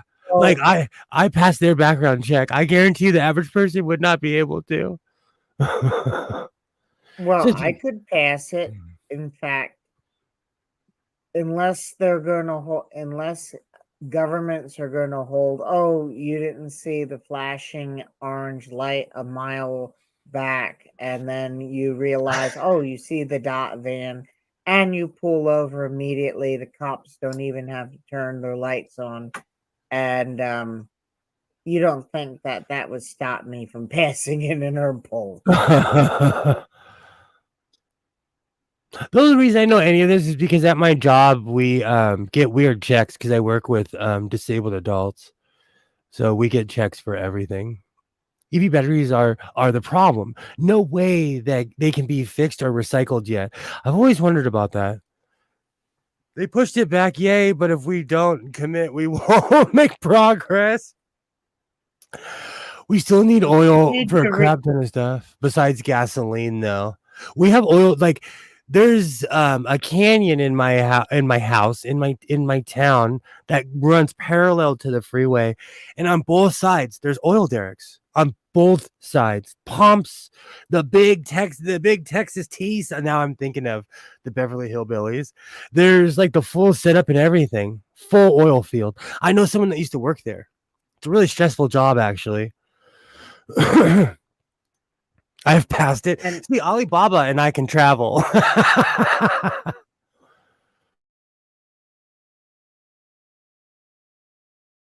Go ahead, Commander. I've never been in trouble for they're always going to need oil, and they can't really do the electric vehicle thing until they really beef up the electrical grid. And I'm talking not just the transmission ability, but the actual ability to supply electricity. And doing that and just saying, oh, no EV, no gas, that's stupid for now. It really is stupid. And I'm someone who would actually like to see electric vehicles.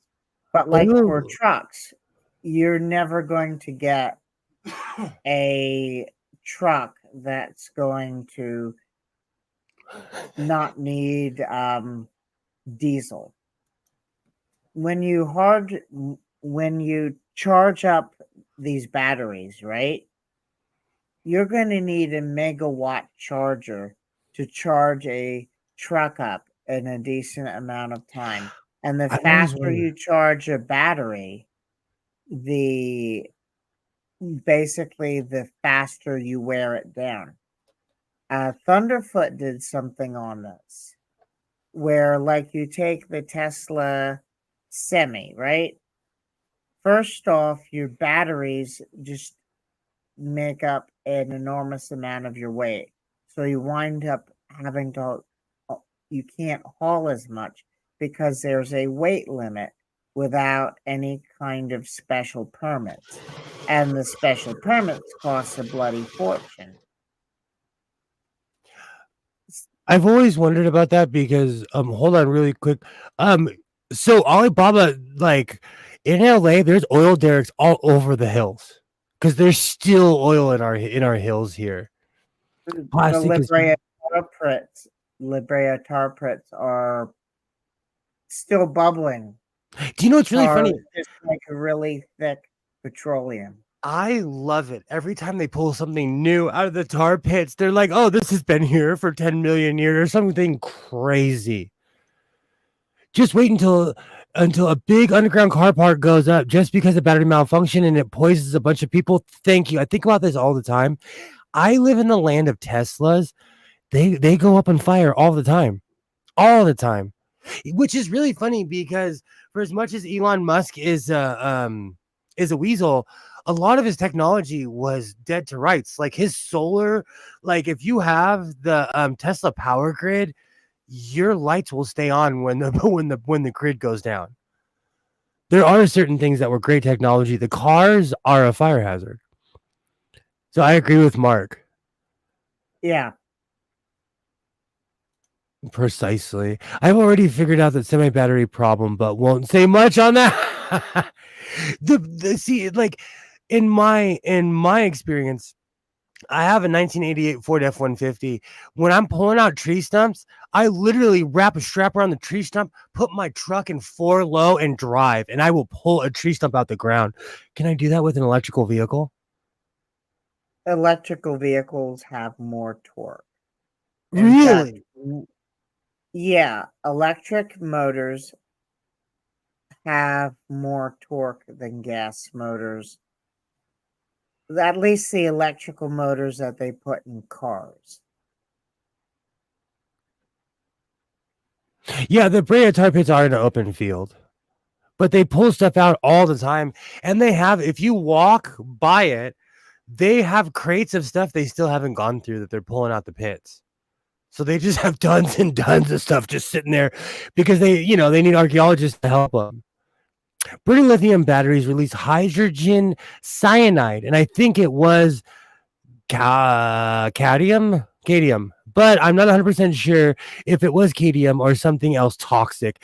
If you can't pronounce it, it'll probably kill you. That's my rule. Well, cadmium. And cadmium, to give you an idea how fun that is, it's a guaranteed cancer causer.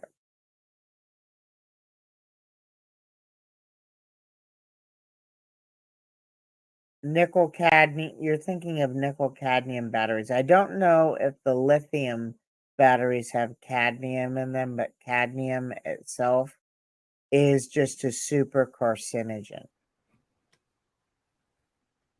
Locomotives are electrical, the engine and are huge electric generators. That's true. That is true. Well, locomotives that are electrical are powered by a third rail or overhead from a central generating source. They don't, you're not, and that kind of system does work. But that generating source, if it's most likely fossil fuels, even though like wind, solar, and nuclear are, a thing. Almost. I'm gonna keep going. I know we're at almost at 4 hours. See, this is what happens when I start sewing. I lose track of time. And I would say that probably going nuclear, as in nuclear power, would actually be a good thing. You think so? Yeah. As far as amount of energy generated per number of people dying, it's actually the safest source of power. It's because, well, the consequences of shit happening are so grave, they spent a lot more time trying to keep the shit the danger contained. they do better engineering around nuclear safety than safety at gas-fired plants, coal-fired plants. Nuclear even has killed less people per wattage hour than solar or wind. I have officially made some Navy Spants circa 1700s. Oh, and Canada needs to realize something. If it shuts down its heavy water reactors, the CANDU generators, then fusion research might actually not pan out because those reactors are pretty damn good at making tritium, and tritium is a fusion fuel. And That's real. that's Everything you just said, I always thought it was sci-fi talk. In Stargate, they obsess over trinium in the first couple seasons because I'm a Stargate geek. In I believe it's the second season, they have a really deep episode about mining in Native tritium American is land. tritium is an isotope of hydrogen with 3 neutrons. Oh, okay. They talked about it like it was a metal. Do you know what Mark's comment? That's the one thing about. Lithium is a real metal. But like that's the difference between his solar and mine. Like my grid will stay on, but it will, if I keep it on too long, it's excuse me, it's toxic. Is what I'm trying to porky pig out. I also saw an article where they figured out how to make batteries out of concrete. It uses very cheap, ubiquitous additive carbon black. Interesting, Kilroy. I Waternay and I literally jinx.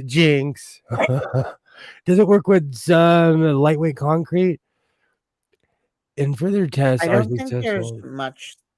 I'm sorry. Oh no, go ahead. No, finish reading it. And if further tests are successful, they could make a house foundation into one big battery.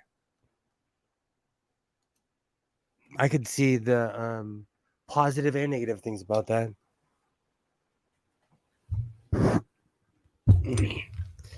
Now, were you talking about tritium, or there's a metal called lithium, which sounds similar and actually could be used in. Well, the problem with fusion is twofold: maintaining the reaction and then having enough tritium on hand to continue the reaction, because tritium, all the tritium that we have basically comes from nuclear reactors. Now, it was Ivy Mike where they used I'm forgetting the isotope of lithium, but the isotope of lithium, when bombarded with neutrons, turns into tritium, which basically fed the reaction. Now, there was another isotope of lithium that they did not think would transform into tritium, but it did. Now, when they're thinking of designing fusion reactors, Togamax, there's an experiment. I think it's being done in France. There's just like a small part of this fusion reactor that they have, that is intended to basically manufacture tritium from the neutron flux from the fusion. But if Canada shuts down its CANDU reactors, there's going to be a hell of a lot less tritium to go around, and tritium has a half-life of 12.3 years or 12.5 years. I forget which one of those it is, which basically means once you shut them down, we've got a limited amount of tritium to do all the tests. because you're using heavy water in those reactors. They're actually taking and removing, they're separating out the heavy water so they can produce a lot more tritium because of the neutron flux in the reactors, just adding another neutron to the deuterium. Fusion is a pipe dream. They can't sustain a reaction, and the massive amount of radiation is a massive problem. I've wondered about that. And you know what's funny? Anyone who like Scientific American said that, and they're like, we're not trying to pee in anyone's Cheerios, but hey, until we cannot kill people, let's be real. You mean the massive neutron flux? Because the neutron flux, if you use the wrong materials in the reactor design, over time it will weaken the reactor and everything will have to be replaced. Only thing is, now you've transmuted a lot of atoms into highly radioactive isotopes. So handling them is handling what you need to replace is a problem. And the only kind of reactor that could possibly maintain a reaction would be a tokamak, because it's the only one where it's physically possible to keep feeding hydrogen and helium into the system. It might be a pipe dream. It might not be a pipe dream, but they're actually getting closer and closer and closer to a 1-to-1. It's taken like 60 years to even come as far as they had, but they're actually like the reactor in France. In theory, when they fire it up, it could sustain, it could produce a 1-to-1, but we'll have to wait and see. It's, in my opinion, it's certainly worth, lithium-7. It's certainly worth trying. You know, that's another thing. I just read Treese's comment at the bottom, like Fukushima is still melting. And San Onofre, California, they had a crack in the nuclear reactor that's on the ocean, and they didn't tell us until like years later. And people live in that area. And they didn't think one of those isotopes would actually transmute into tritium, but it did, and that's why Ivy Mike was 3 times as powerful as they initially planned. And Canada shuts them down. Very few will be able to go to an MRI or CT. Good to know. Fukushima is still melting down. Watch Thunderfoot. He works with reactors, and he done a video on fusion reactors. I haven't watched Thunderfoot. Oh yeah, well, Thunderfoot is talking about that LICO. Not LICO. That's actually LICO is actually a successful thing detecting gravity waves. There's this place in New York, the National Ignition Facility, that, in theory it could, but there's no way to like feed the pellets in fast enough to do it. I actually saw that. I'm talking about Togamax. You might be able to, but the LICO facility, it's a pipe dream. Not LICO facility, the National Ignition Facility. That's a pile of poop. I'm talking about there's a giant Togamac being built in France. Completely different design.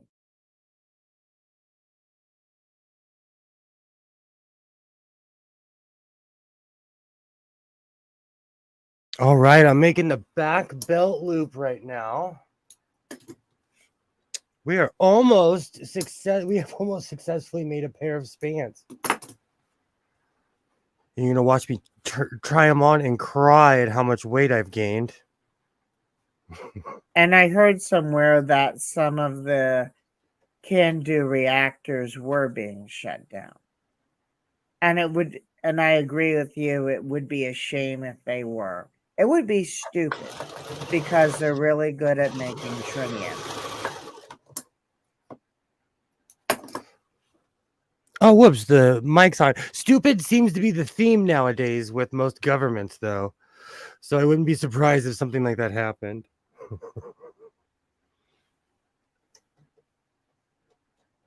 And we're running out of helium because helium is a product of the decay of uranium and also plutonium, but plutonium is not really naturally occurring in any large quantities. In fact, it's not really in any measurable quantities naturally occurring at all.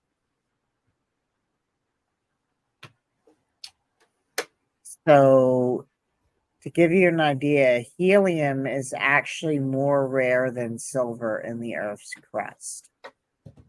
It's just easily accessible because it's accumulated in natural gas wells and easily separated.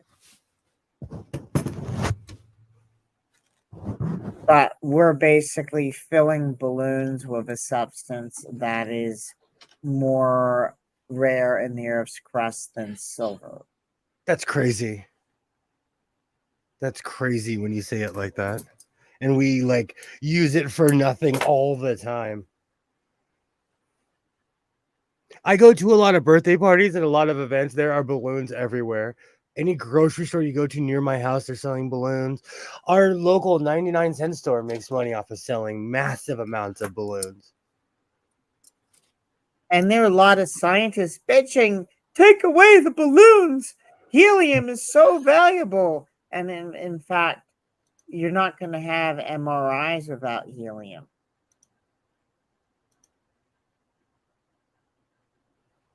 I've only had one cup of coffee today. This will not do. I'm juiced, Waternay.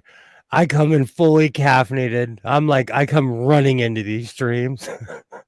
I'm about to make another cup. I'm like the ultimate warrior of sewing. They can't shut them down. It would impact lives of too many. I wonder about that too. Worldwide. I wonder about that all the time. They are Canada's all over the world. India has 17 Canadu derivatives and 5 more under construction. Canada isn't It's this a really interesting design. That's It's a really neat design. It was basically Canada said, we don't have the kind of money or industry to basically produce the giant pressure vessels. So they basically said, well, let's have the high pressure inside smaller pipes and it's a very interesting design. Yes, I use a completely different machine for its bobbin winder, and because I'm online, because I'm doing this live, it didn't go as Well, quickly as Canada, I know Canada can't like tell India or wherever they're built, no, you have to shut them down. molten salt reactors can make a lot more tritium if lithium-7 is used in the salt mix. Mark knows exactly what he's talking about. All right, let's try this again. There we go. Thorium reactors, and they wind up creating, I think, U-234, which, again, if you have responsible actors, is not a problem. U-234 is quite fissionable. It's weapons grade uranium on steroids.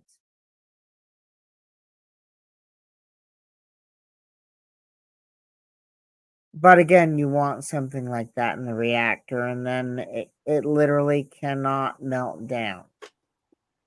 Well, it can't destroy itself because you remove a neutron. I forget exactly what you remove, but if something is removed from it, it literally shuts down. The molten salt just sits there. It's a really good design. In fact, they were going to move forward with that after World War II, the thorium reactors. And then they found out that uranium was a lot more prevalent in the Earth's crust than they thought. And the uranium technology was already mature by the end of the Manhattan Project, by the end of World War II, so they went with that. But there's a hell of a lot more thorium in the world than uranium. Yeah, and the helium in the balloons is a massive waste. Where I live, it's kind of like cows. If you go to Central California, you'll turn a corner and you'll see a property with 300,000 cows on it, 400,000 cows in a field. We do not play.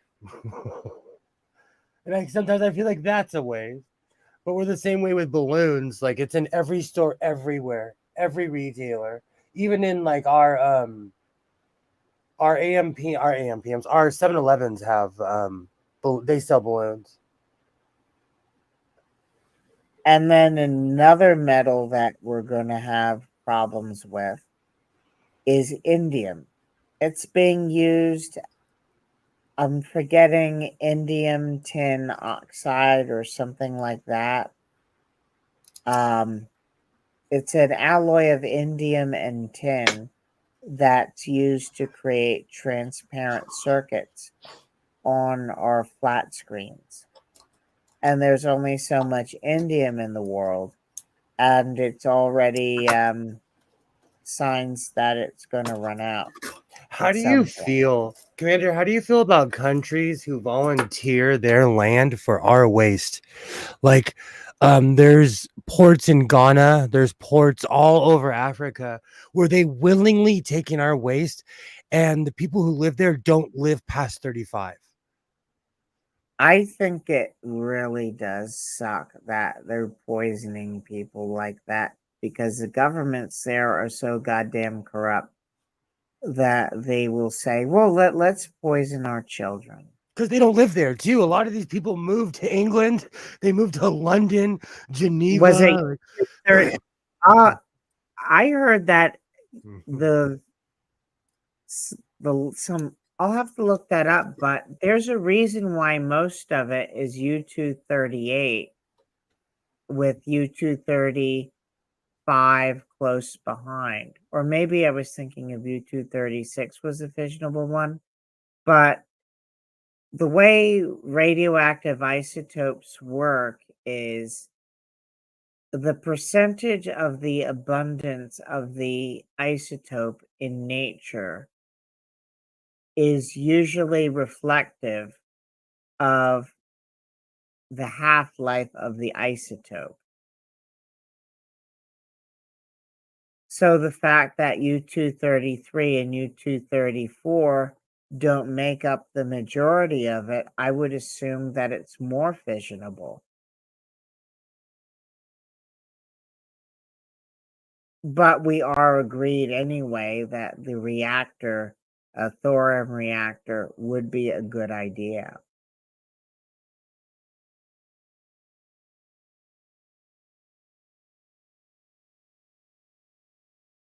I'm setting my pins in place for the last part. I'm going to make a few more belt loops, but we're almost done with the spans.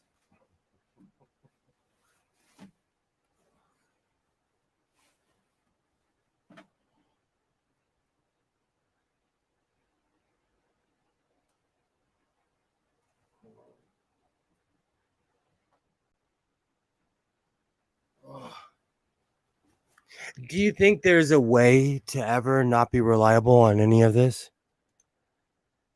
To not rely on any of this? Or are we forever going to be dependent on the resources that are slowly depleting this planet?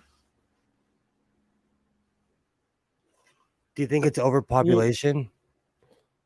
Well, that's that's part of it. U-234 makes up 0.0055% of all raw natural uranium.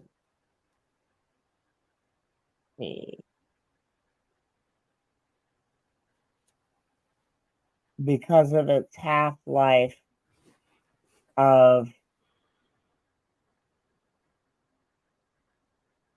245,500 years, it doesn't last nearly as long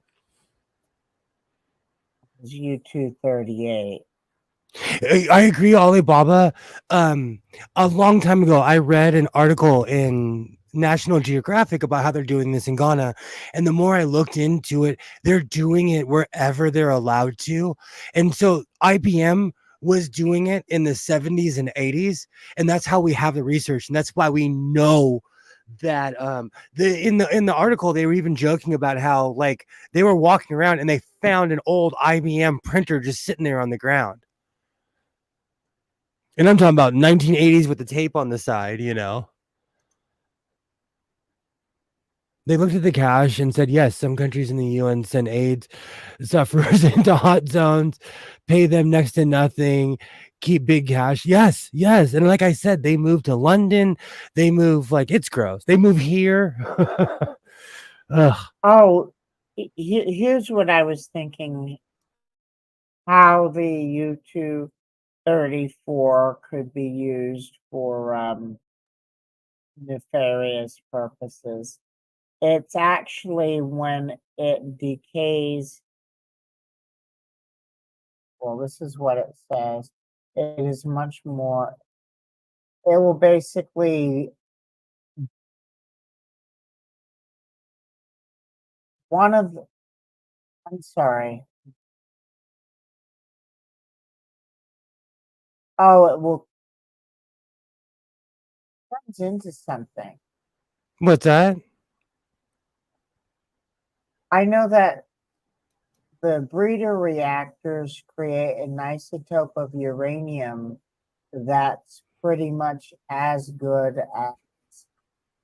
for bombs as plutonium. I'm looking for that.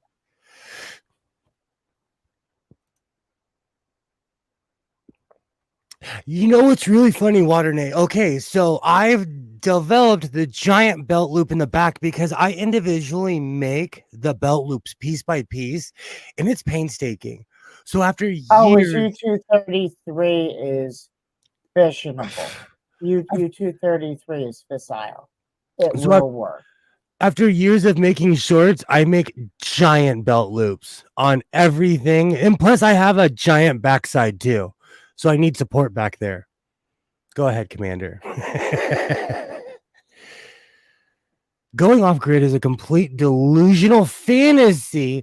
Eventually you'll have to get something from somebody else, and that came from the system you you claim to be independent from.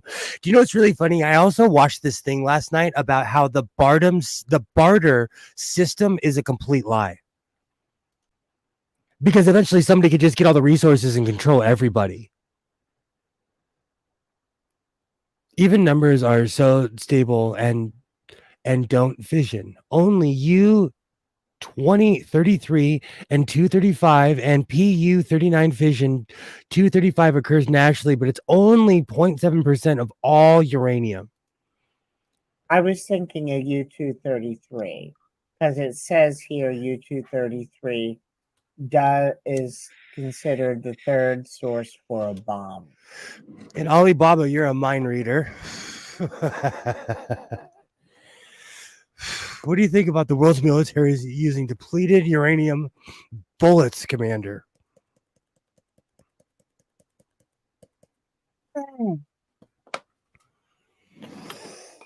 Depleted uranium. Uranium has a toxicity, chemical toxicity, that will kill you before the radiation coming off of it does.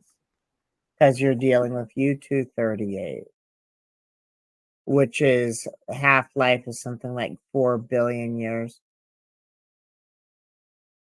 So the chemical toxicity will kill you way before the radiation does. And it's no more toxic chemically than lead. And it's effective at cracking tanks open. And while I wish there was no need for war, you know, We're humans, so that's all we're good at is making trash and fighting each other. I'm not. I'm being cynical, but I'm also like there's some truth behind that cynicism. I always used to get hosts for saying that like we're trash monkeys, but like if you think about it, our species, what do we produce? Like what do we produce? We produce trash, and we're great apes. And so I always jokingly call our species trash monkeys. What do you think about the world's most okay? I think DU is badass for a weapon. 233 is good for bombs, but it's easily tracked because it's a gamma emitter. There's been a 233 bomb tested. Interesting. I knew there was one product of a thorium reactor that could be used for bombs. That's what was going on in my head.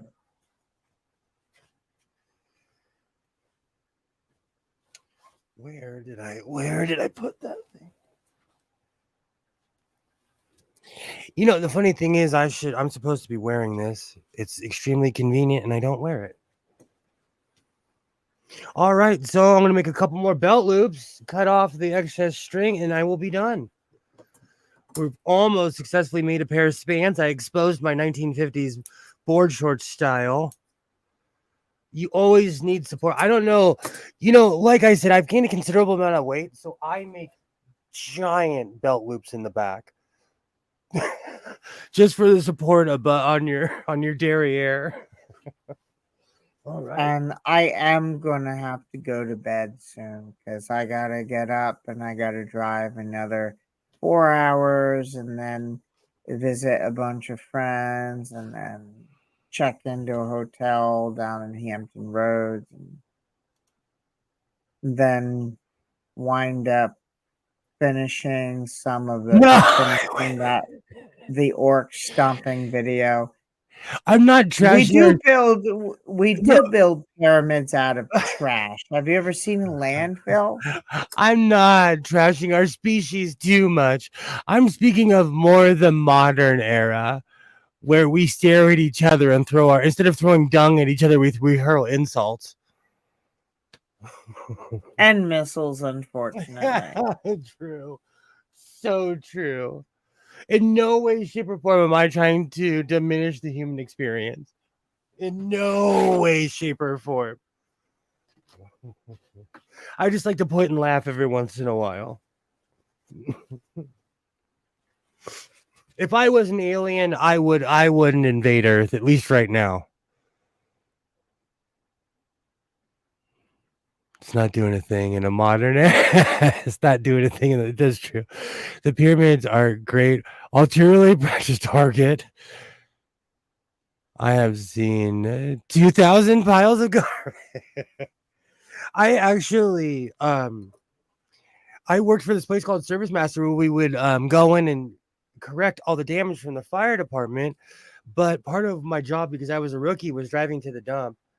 And like it was so interesting to see how seagulls in the middle of the desert because they were circling around the trash. But like trees, if you're asking my opinion in general, I say give the Ukrainians whatever they need to turn the orcs into a fine red mist and get this entire thing over and done with as soon as possible. Do you think we're impatient because we're modern day humans? War takes a long time. Oh, we are impatient. Because if you look at history, like how long did they fight the Revolutionary War? George Washington lost for 8 years. And George Washington lost for 7 of it. At least that's what we tell And ourselves. World War II, I think, took 6 or 8 years. and Exactly. and for some strange reason or another, people seem to be afraid of Russia. They're like, well, if we give the Ukrainians this, then Russia will. And then you realize, what the hell is Russia going to do against all of NATO? They can't even control Ukraine. It's a hollow thing. And remember, I was talking about the tritium having a half-life of 12.3 years. Oh, 12.3 or 12.5. I can't remember which one is accurate offhand, but it's in and around there. It's a little bit more than 12 years. You know, these oligarchs who decided that they were going to skimp on the tires they put on the vehicles, they were going to skimp on all the upgrades to the Russian tanks and the optical sights and equipping the troops so that they could pocket the money. The United States spends about $10 billion every year on warhead maintenance alone, right? So, how many mega yachts is that? And if they ever need to use the nuclear weapons, everyone's good as dead anyway. Well, there's an eventuality where you can survive for a little bit and scrounge around, play But your I mean, video. who's going to punish the oligarchs for basically making it so the Russian nuclear stockpile, for the most part, doesn't work because they pocketed the money if we ever wind up in a nuclear war? Who's going to punish them for buying the mega yachts rather than maintaining the missiles? There'll be no one left. Exactly. So what do you think their weapons are? They're probably mostly useless. I think about that all the time. Like, if there's certain things that happen, there'll be no one around left to care. Like, so none of it will matter. But that goes back to So my they nihilism. That goes probably back. did. That They goes back. probably did skip on it. Don't be a nihilist like sewing though. I believe in something. I'm a nihilist.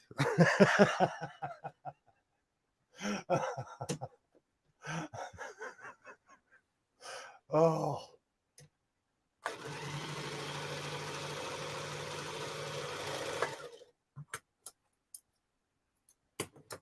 Let's see. I think it's because nobody wants to push it in becoming a world war. Definitely. A mega yacht is Do you know, I think about this all the time.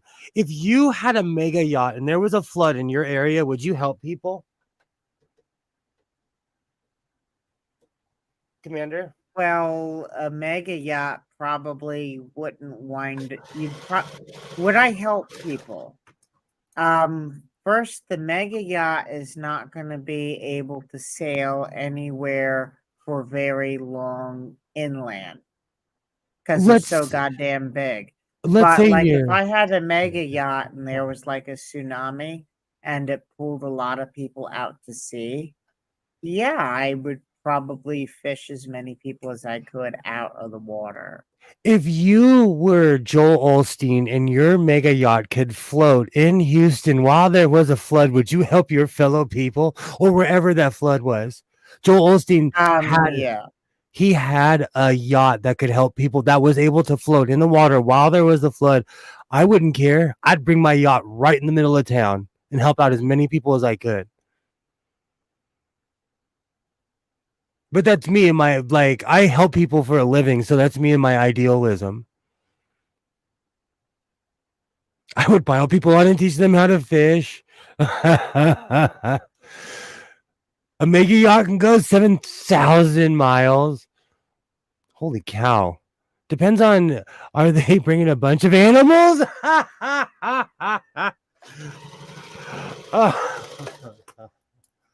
I'd rather go with Gilligan than go with Noah. I'll tell you that much. I don't think I could get a mega yacht up the Ohio and the Alleghenies, so I couldn't help it. You guys, you'd be surprised, especially the Allegheny. I've seen it with my own two eyes. You could probably get a mega yacht. They're not as deep as you think they are. They're not as big. Well, they're huge. Like ocean boats are huge because they're deeper in the bottom than you think, because you only see half of it floating. That's the whole point I'm trying to get at, Trees. I'm still mad at him for not helping people, because everybody with a flat boat within 300 miles came to help people. There's a famous picture of just nothing but people with flat water boats helping people, and that's what it's about. It's not about thinking you're better. Like, and there were people, they all had different views, but they were helping people because they were all flood victims. That darn draft. And I am going to have to go because it's getting late, but this has been nice. I'd like to come again if you'll have me. Thank you so much for showing up, Commander. I always need adult supervision. So I thank you for Have a good hanging as night. long as you can. And we didn't talk about politics. It's a record for you and me. Have a good night. You too. The Cajun Navy was awesome. I'm sorry that brought me that brought my faith back in humanity when I saw the Cajun Navy. I was like, all right, like we can still help each other when there's drama afoot, you know? That's my whole thing. Like, I don't care what someone believes. Like, can you help someone at their moment without being all weird about it? All right, so I'm almost done with this, so we'll get the da-na-na-na-na-na-na-na moment in a minute. My America coat. Commander and I both should get an award for going a whole evening, though, without getting too political, because we do get political.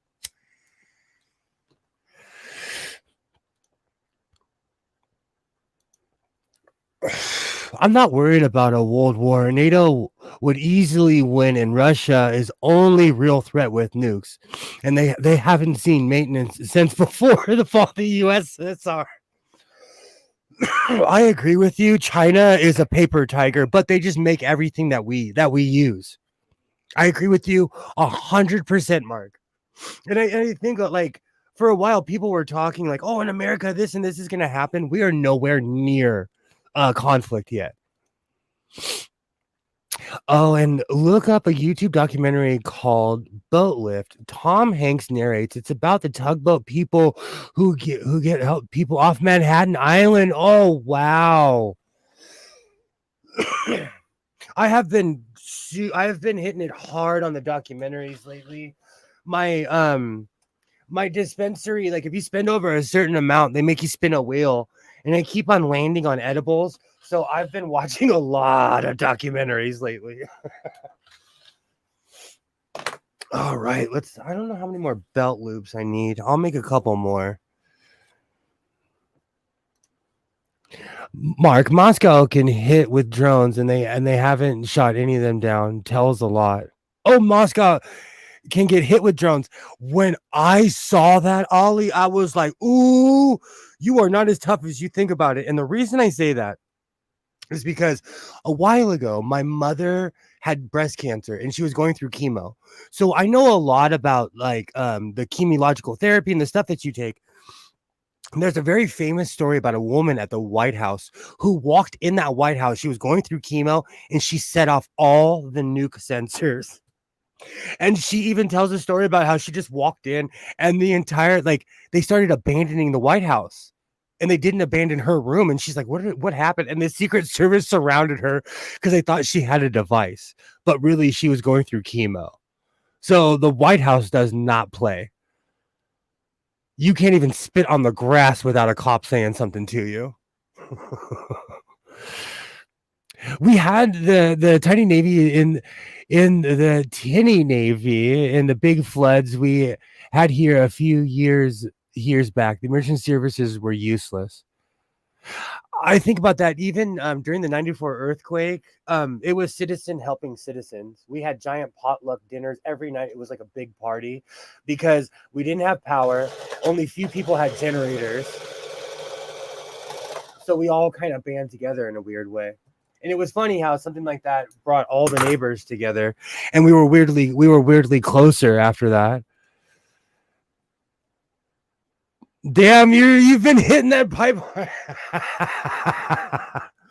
It's because I drank a ton of coffee today.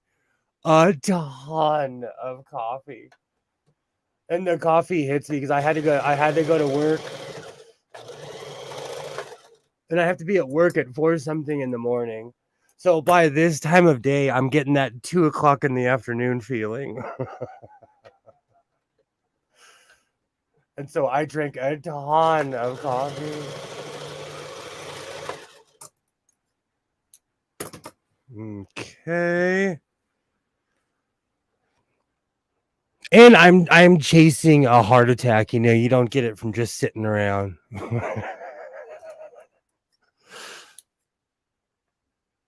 It's smoking is the last vice I have on earth.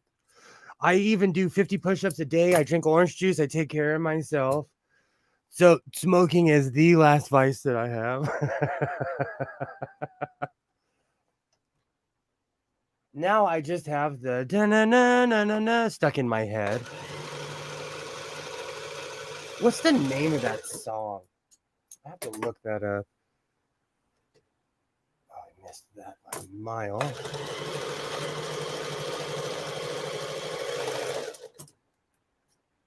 All right. Alibaba, I always like to stir the Russian bots when they threaten nuclear war with Russia. It doesn't have functional nukes, and there's a heap of nukes pointed Moscow, and they all don't work. Do you know what's really funny? If it wasn't for trolls like that, I wouldn't be on Twitter anymore. They are beyond entertaining. I basically quit drinking, so Pepsi and smoking, thank you. Kilroy and I are floating on the same boat in the same river. Like, if you took those two away, I would be rioting. If I didn't have those two, I would be so mad about the tree right now.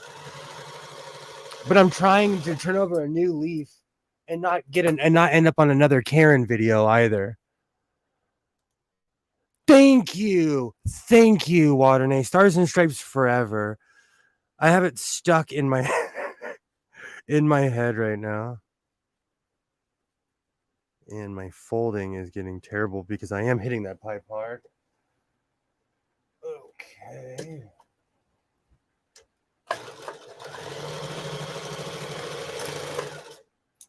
All right, let's see how many. We might have enough to start putting them on.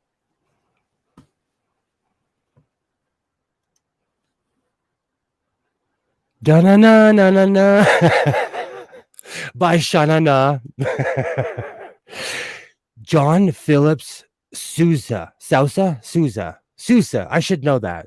That's like literal American history. Or something you sing something. Or no, that's exactly what I'm singing, Waternay. That's exactly.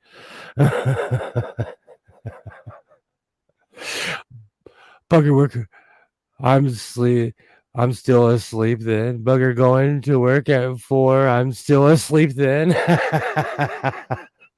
Oh, I'm getting up almost in tears, reliving all my life choices. Like, man, I made some poor choices in life. I got to go to work at 4:30.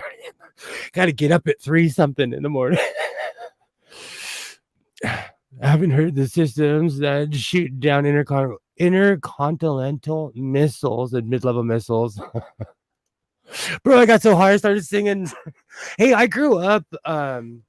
My pops taught me sea shanties, and I can still sing Gilbert and Sullivan's "A British tar is a soaring soul, free as a mountain bird, with the never-ready fist, always ready to resist a dictatorial word." That's Gilbert and Sullivan, but let's be real. I learned that from what Star Trek movie is that? where Worf comes back and Picard looks at him and he's like, "Haven't you heard of Gilbert and Sullivan?" And Worf is like, "I'm not familiar with all the crew members." Still one of the funniest Star Trek jokes of all time. And yes, I did get so baked I started singing Gilbert and Sullivan. Yes. This is good times with making Spants. Oh, talking about depleted uranium. I'm gonna laugh. You know, I don't even look to see if these get flagged or not because I'm not here trying to make money off of YouTube. My band director handed out some Sousa. The flutes couldn't hit a note to save our lives. Oh, I bet it was such a better performance though. When it's all off, it's hilarious. They found that they gave us music in the wrong key. Oh, that's hilarious. That's a terrible director. Gilbert and Sullivan Star Trek are in the same sentence. This is my crowd.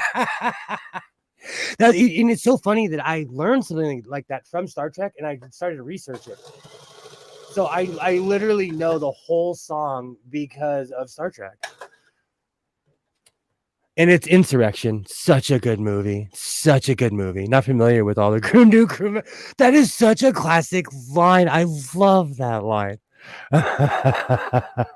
And we have cookie recipes here as well. Because in the House of Sewing, we're not messing around.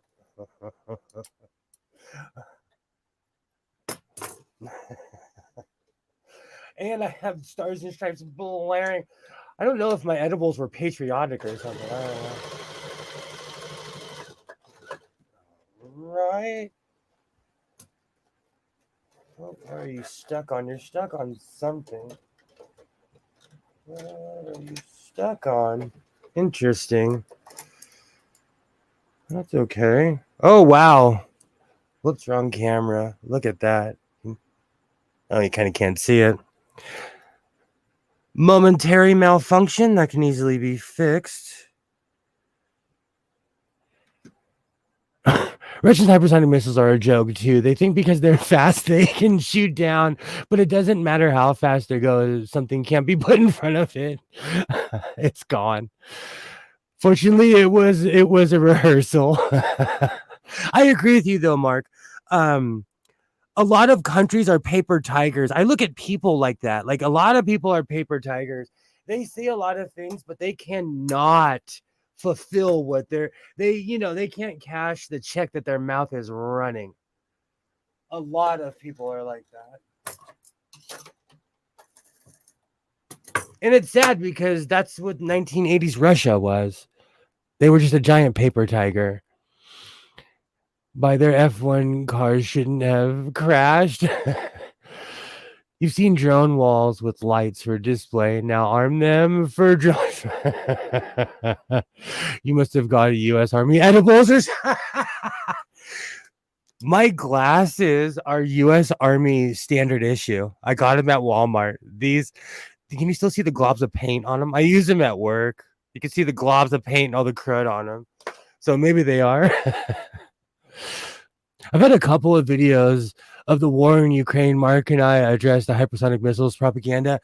I love it when you put speed metal behind that war footage. You get me going because I really don't pay attention until 3 or 4 in the morning. Like some of your videos, Trees, I had to not watch one of them because I was like, it got me going.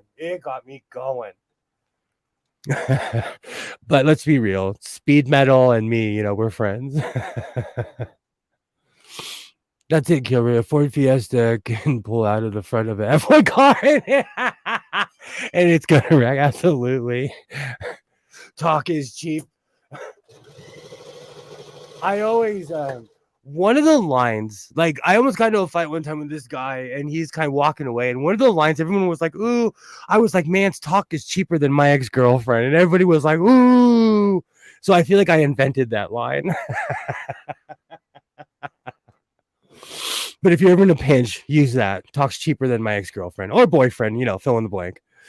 I love watching artillery crews in action. There's a ton of footage now because we have an actual real war going on.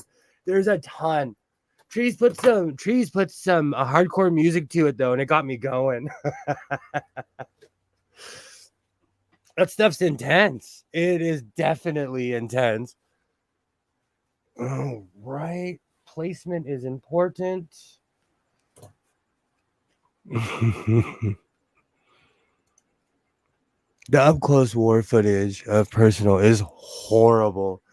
You know, like there's a lot of times where I'm glad I don't speak Ukrainian or Russian or whatever language they're speaking because I don't want to know what they're saying. I was in a group that used to show cartel what happens when you mess with the cartels, but I had to stop watching those videos because I literally could not sleep at night because I speak Spanish. And I would hear these people what they were saying and I'm like, "Oh, I can't watch this." It was bad for my health. So I totally agree with you, Alibaba. I totally agree with you.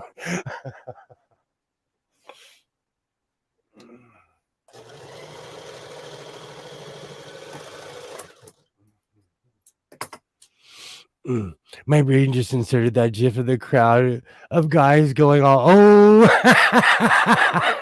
If you're ever in a pinch, say that. It always gets a reaction. I even told my ex-wife to say that one. Like, if you're ever in a pinch, say talk is cheaper than my ex-husband.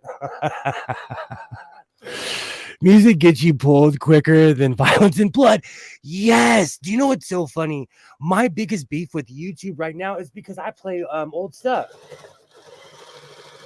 And like there's certain channels I'm not here to tell on anyone, but there are certain channels where I'm like, dude, I need a psychiatrist and a waiver to watch this, and y'all are mad at me because I want to play a Faith No More video.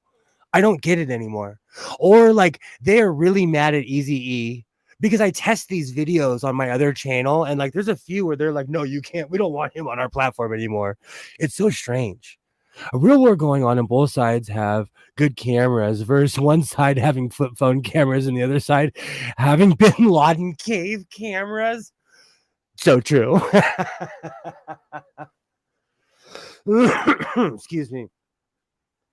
But it's hardcore. Like it is hardcore. And there's like there was one that I was watching where I was like, where this kid, like instead of being captured, he like sneakingly hit a grenade. Like I'm so glad I didn't speak. I think either Trees or Commander's one who put that one up. It might have been Trees, but that one, like, oh man, oh man. All right, almost done. Might as well pin. Oh, that's a little too close though, but whatever. I'm going for the 1950s board shorts look. And the thing about if you make belt loops crazy, if you think about it, no one's really going to see your belt loops. Well, as far as my style goes. I'm not showing any. There's no belly button being shown here in the House of Sewing. All right. I mess with the speed and put up a violence charger on the music, and it's been getting past the YouTube checkers. I've wondered about that. Like, what if I pipe in something else on top of it? Like, I fall asleep to channels where it'll say like, "Oh, you're in a cozy car with something playing in the front of the car," or like, "Oh, it's raining in a cozy room and something's playing in the back room," but really it's just distorted music. YouTube just don't like real motherfucking cheese.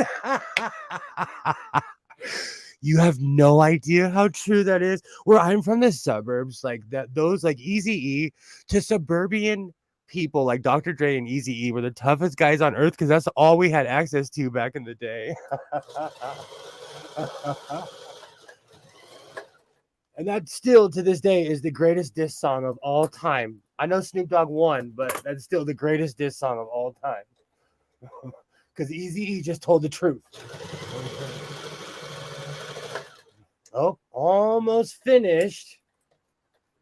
Now we're going to see if I made the waist right or not.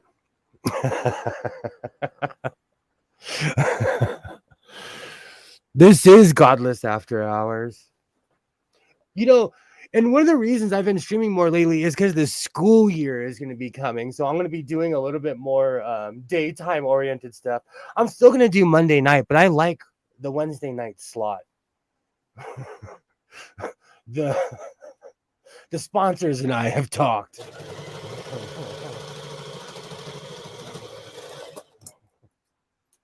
And I still have a mile of thread to cut out of here.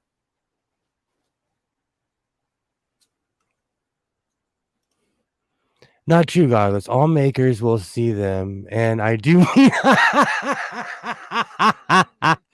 they're watching. I always feel like somebody's watching me. Easy one.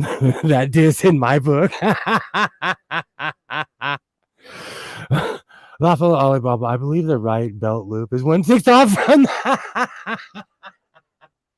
I have a saying, if you're looking that close, you're buying it.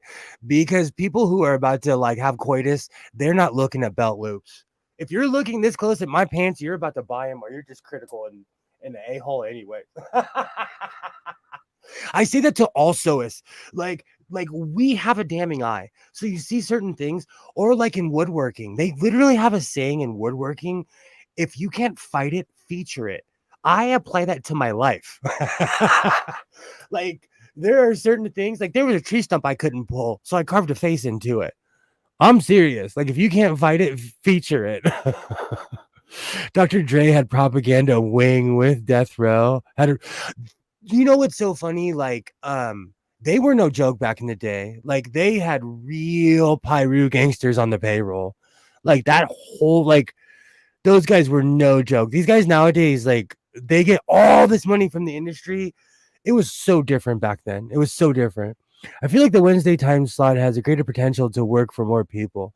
I do too. Mondays is kind of depressing. But I chose Monday because I looked around certain communities and everybody's, I don't know. It's one of those weird things. If you can't see a flaw in arm's length, it doesn't exist. It's like my Jankos until I freaking should put them under like the cop light.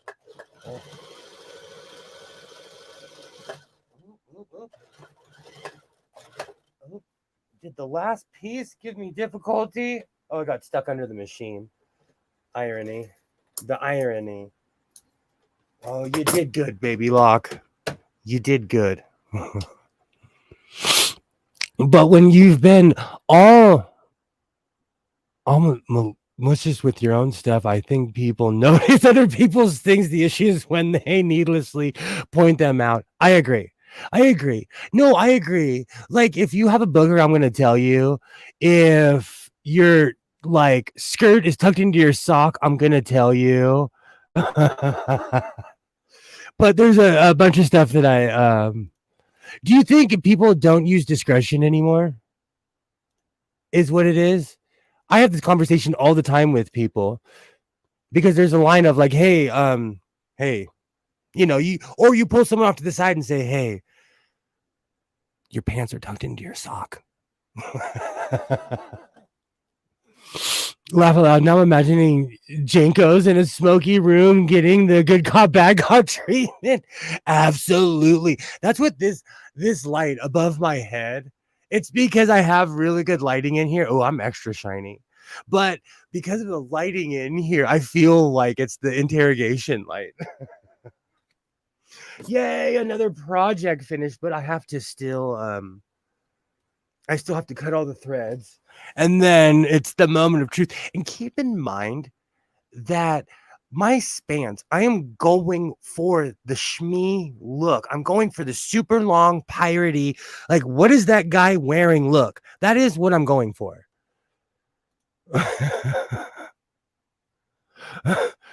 As it should, Alibaba. Can't be having misalignments out there. I'm one big misalignment, let me tell you. Do you have turtle wax? It's because I have no hair. So, you know, human beings are shiny in general, but your hair hides it.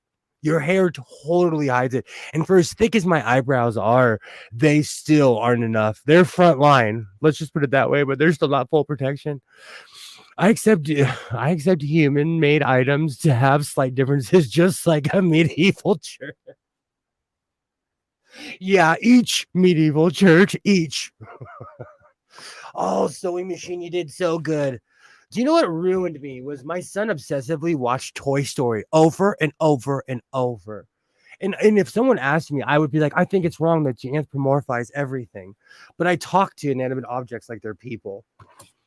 So that'll be my thesis of Toy Story ruined my life. So I'm going to cut the strings off of all of this because I was going at a record pace. Because normally I would cut everything as I was going. But, you know, it's for the tube. So I was doing a lot of fronting. And a lot of this, let's be real, I didn't use a serger. Look, shame me, but that's on the inside. And I'm all about telling you the truth about sewing. And I always say a serger is the difference between being professional and unprofessional. But I am literally going to wear these around the house to the beach and to my job to get stared at.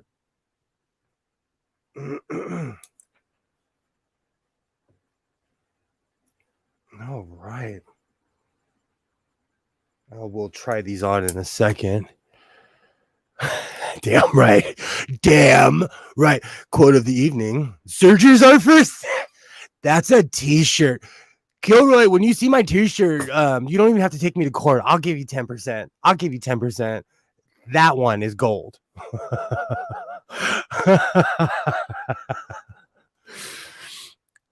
This is where he says he's in a rush and that he normally irons things. Okay, let's be real. Okay, my sewist people. No, Waternay. This is why I want you to join, Waternay. This is why I want you to join. Because I need adult supervision because this is so true. People who iron on their videos are fronting for you. They're fronting for you. Do you know what I'm going to do when this is over? I'm going to put it in the dryer. On the iron setting. I'm going to put this in my dryer on the iron setting.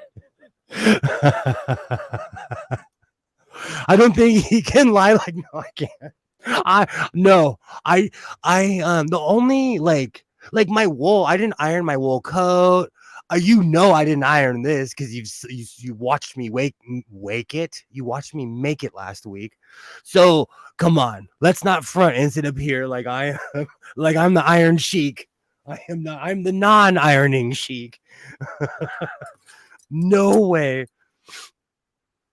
I've been watching Made to Sew again because she uses the same she uses the same Husqvarna Viking I have. And every time she irons or something, I always think she has a staff. She has a staff. If I had a staff, I would have an ironing board set up. I would have different stations. I don't have a staff. It's just me with a staff.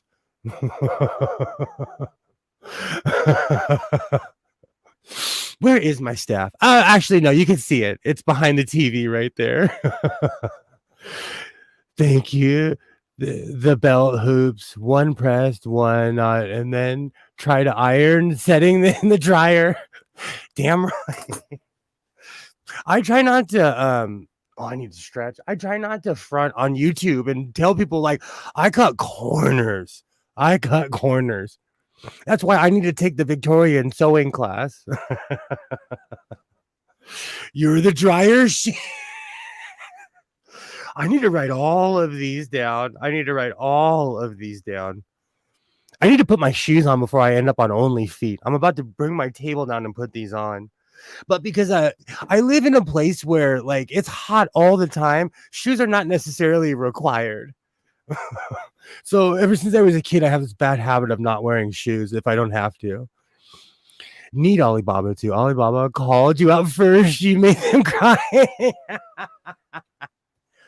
Well, I'm an ironer, but it just depends. Like I am a total. It depends. Like, but I believe in being truthful. Because let's be real, on YouTube, you'll watch someone do something and you're like, bro, that was magic. No, they took 9 hours doing that. We've been sitting here, we're going on 5 hours, and I made a pair of Spants. Think about that. It took me less time to make my coat because I've done it 100 times. But belt loops, I didn't think I'd even get to the belt loops. But loops included, it took almost 5 hours to make a pair of Spants. So when you see someone make something on an elapsed video, it took them a while, especially when it's a really quality item, because the devil's in the details. That's why I'm always mad at pockets, because they take concentration and effort. Dryer chic, not the dryer sheet.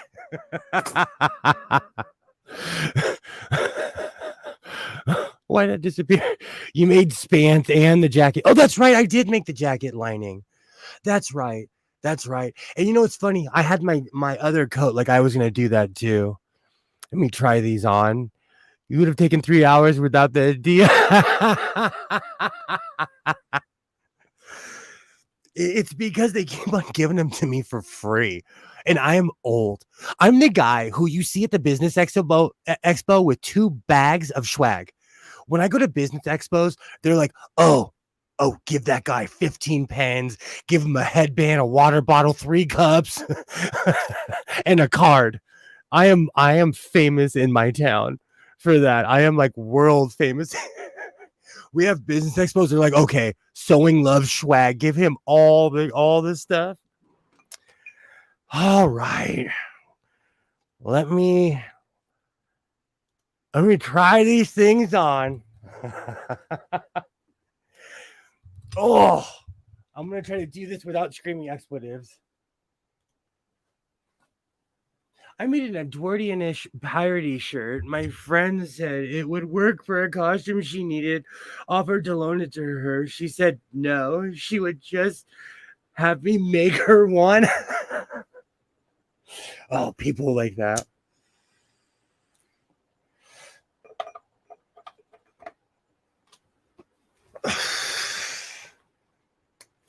All right, let's see. The belt loops hold up.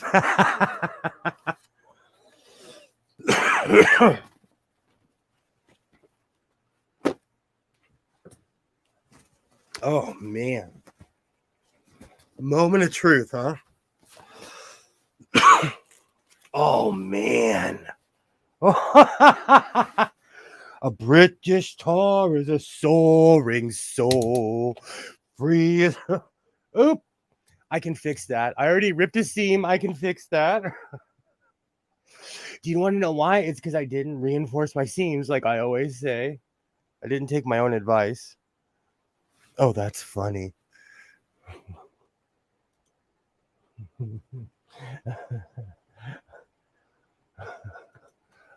Oh, Ollie, I have a reputation.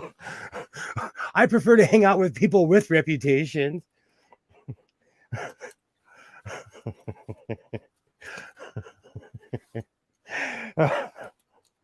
Oh, these are sick. These are awesome. Spants for life.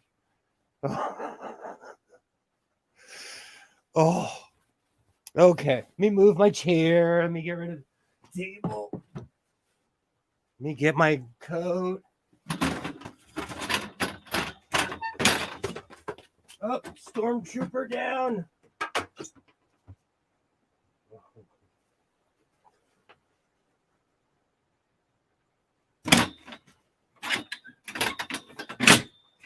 All right.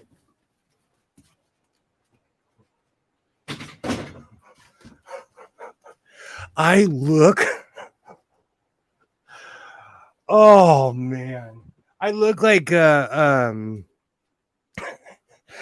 look like an extra in a bad pirate, like in Pirates of Penzance. I literally look like I'm in Pirates of Penzance right now.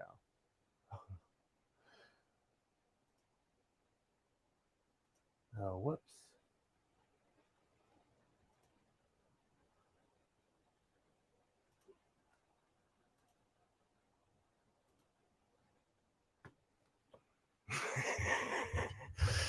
Okay, let me cover my tail. It's not that kind of party.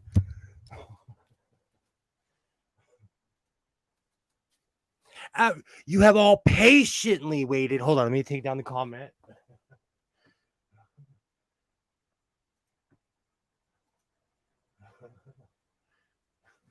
Absolutely the reveal. You know, I'll take some of your time, but I'm not here to waste your time. Because, you know, Uncle Sewing is here for everybody. Do you hear the banana? Look at that combo. Piratey and patriotic in the same sense. Hold on, where's my hat? You know, here in the House of Sewing, you get a payoff. I'm not those run-of-the-mill YouTubers who just don't show you stuff. We sat here for 5 hours, and I look like a crazy person. Yes, and if for anyone who's wondering, I do dress like this in every day in real life. I'm in love with my Spants. And they're perfect. They're like right above the foot.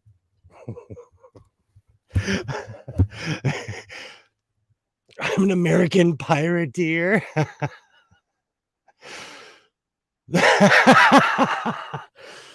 I wish I could go in the Riviera. Are you kidding me? I like that, trees. This for he is an Englishman. I love pirates. Every vitamin and mineral. Something. Deceiver. Oh, that's such a Pirates of Penzance is a classic. If you're an American pirate, you're a privateer.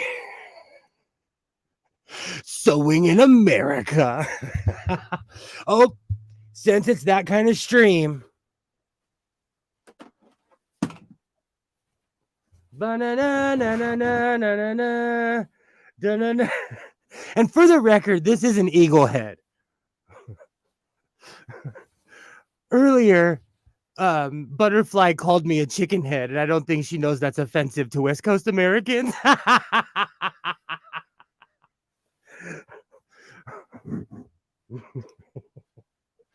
Oh. 2 weeks. I made the coat, and then I made the Spants.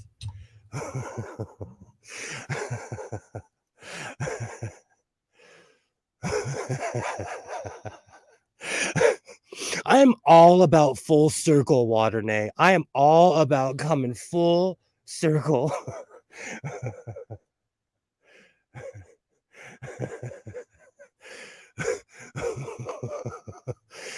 All rise for the national anthem.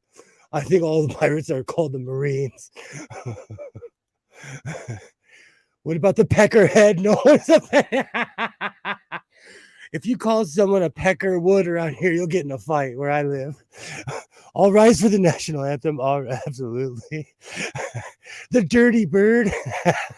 That was a dance in the 90s. I think it was Jamal, and he played for the Atlanta Falcons, and there was a dance they would do every time he would score a touchdown. It was called the Dirty Bird back when it was like semi-illegal to dance in the NFL.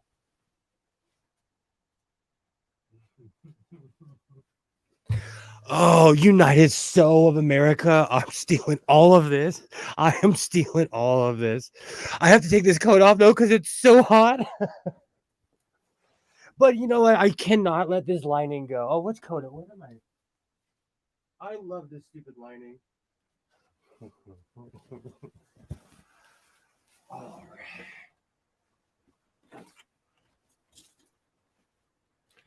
You know, the funny thing about Spants is that they are unbelievably comfortable. So I know I sat here and I'm talking about all these impractical things, but I wear these. Like those crappy captains I made, I wear them at the pool. Like these are actual practical, and I can skate in them. That's the important part.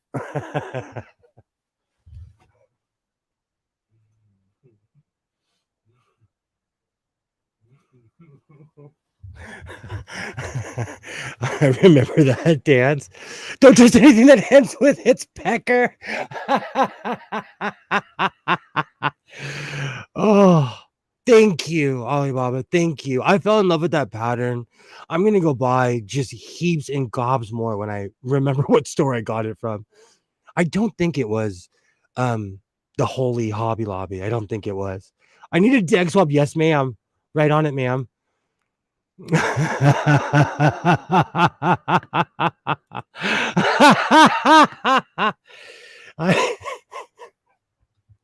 Ba-na-na-na-na-na-na-na. All right, let me switch my camera angle back. Oof. Oh man. These Spants are no joke. These Spants are no joke. Oof.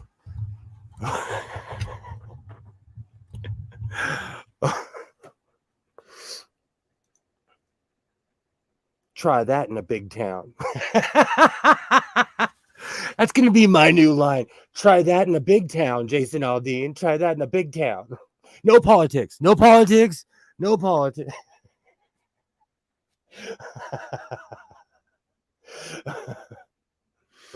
Oh. The Spants are perfect hot weather clothing. Thank you, Alibaba. And that's the thing. I've really been like looking up hot weather clothing. When I started making my headbands, I fell into the world of head wraps. I had no idea how intricate they were, you know? And so I'm all about hot weather clothing. Even my Spock thing I made, like if I covered that, I could wear that with little to nothing underneath, and it would pass as acceptable. Horizontal stripes, you have swimming pants. Well, with my complexion, I can't wear white swimming trunks at all, in any way, shape, or form. They show way too much. I think you've entered your stripe. We are now entering the stripe era. I would like to thank everybody and apologize in advance for the 900 videos. I could go 1950s beatnik. If I found like a black and white pattern, I could instantly go. What were the beatniks 50s? I'm not that cool, so I don't know. I bet those stylist pants would sell well on Venice Beach.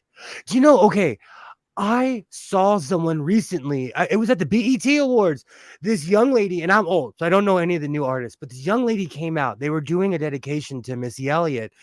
She was wearing my outfit. She had on a super long Lucy coat, and she was wearing Spants. So I agree with you. I need to start. I need to start mass producing Spants. Head wraps are our heating, cooling system. They are. I was shocked on how intricate head wraps are. I need to get into it. I have no hair, but one of the reasons I wear my cowboy hat is because it saved my skin. I'm in the sun a lot of the time. So all my cowboy hats really save my skin. That's my a wrap would keep your dome from sun damage. That's my main thing. And plus, like, I'm a couple of shade, like, you could tell I've been in the sun. This is my summer shade right now. They show your shape and form. Absolute white shorts are no joke. You make weird friends when you wear white shorts. You make some weird friends. You get those curious people that want to be your friend. Laugh out loud, a beatnik. You're gonna have to start wearing turtlenecks. You know what? So that was gonna be my next project because I have that weird stretchy material and I don't know what to do with it. And instantly was like turtleneck, screams turtleneck. Mid to late 1950s for beatnik groovy one. Good to know. Good to know. I can read poetry and I'll roll a giant J instead of smoking cigarettes. Oh, that's so funny. I'm scared to touch anything because I'm wearing white in all directions. Spants in the summer and the duster in the winter. He made a killing. I think about that all the time. I did have a really weird dream where I was in a store and it was all my stuff. But that's just projection. When people think dreams are inspiration and stuff, it's literally your brain downloading. Like we have chemicals in our brain that are purposely there for dreaming. Sorry to kill dreaming, but bit of a nihilist. Spants in the summer and the dusters in the winter. Sounds like an old Tin Pan Alley tune. Damn right. My dog died, but I got spants in the summer, dusters in the winter. It works. It works.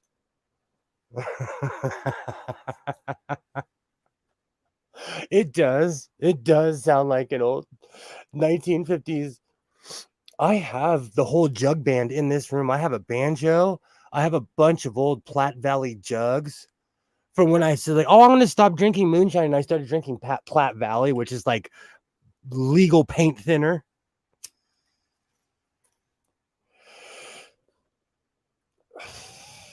What should I make next?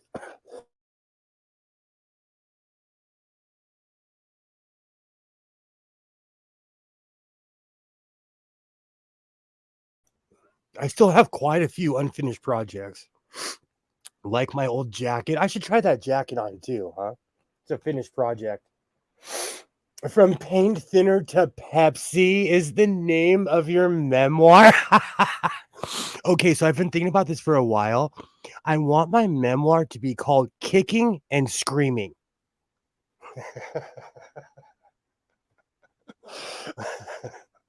When someone says, how to God the soul and get through life? Kicking and screaming. That is right. You have a Tin Alley vibe. I do. I have I can't even say what it is because I've been sitting here for 5. That lap guitar. I have all kinds of stuff. I used to have a violin, but I got married and it magically disappeared. Don't ever have $1,000 instruments laying around. Now I've got a Mungo Jerry in my head. It's the summertime. Hey, that's awesome. Where the weather is fine. That's a good song. That's absolutely a good song.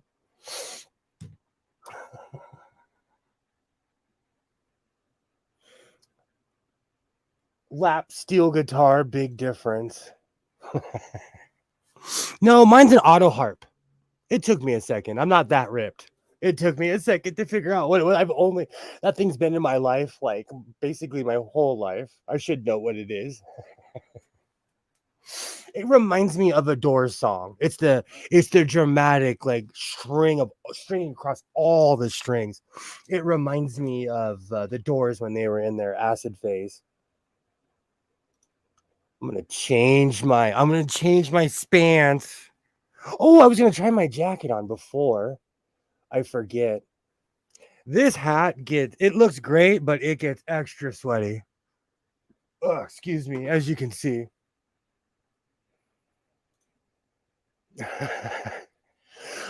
Speaking of the Hawaiian sound, where is it? I got really nostalgic and I pulled out my Fender M80. Which you could with an electric guitar, you could easily do the Hawaiian sound. Riders on the Storm is one of the I went through a hardcore Doors phase when I was in high school and my developing years, like 18, 19. I was in love with the Doors. That was like my band. Even saying that, like I have the song in my head now. Let the children play. Like a dog without a bone, an actor out alone. Riders. Wasn't he talking about the Freeway Killer at the time? Or what's his name? I can't remember. That song had a meaning. I can't remember. Because there was so much crazy stuff going on in LA at that time. Let me go grab my jacket. When do you get an AC for the garage? Like I said, I have one right there, but it's like I would have to reduct this entire room. And like part of me really wants to move. I want to move somewhere where I can have all my rollways lined up. All because I just don't have like sewing rollways. I have tools upon tools upon tools. So I want to have like a super sewing garage. So I'm actually shopping for a place where the garage is bigger than the house.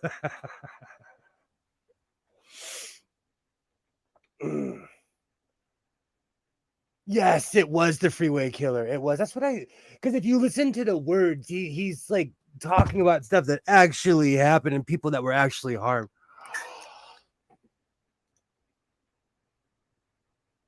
Brain is squirming like a toad. I love that. The Doors were my band. That was like my era. And I had an ex-girlfriend who used to always make fun of me because she was like, dude, you were born in the wrong time. Oh, let me get the coat.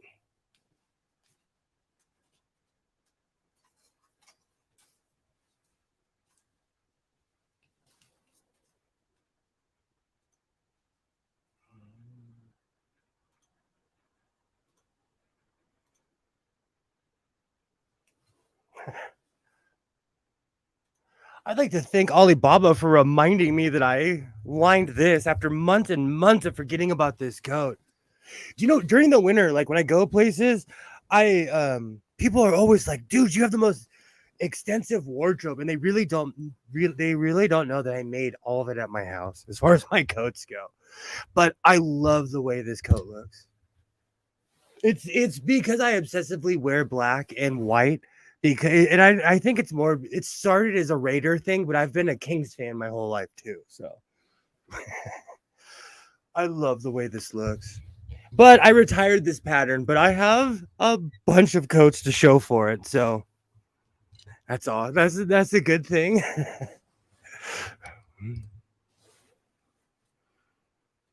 So when I was a kid, I was at a certain amusement park that will remain nameless.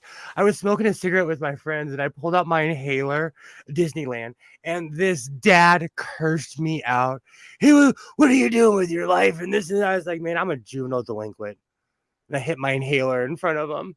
I'm a bad example. Gilroy, I'm a bad example. The Fred Sanford of Sewing has a store and storage size warehouse now all turned. He has a new video out today too. I saw his recent video and it's really cleaned up. I watch it as a sewing intervention, like because I don't want to become that creepy hoarder with stuff just sitting on top of it. Oh.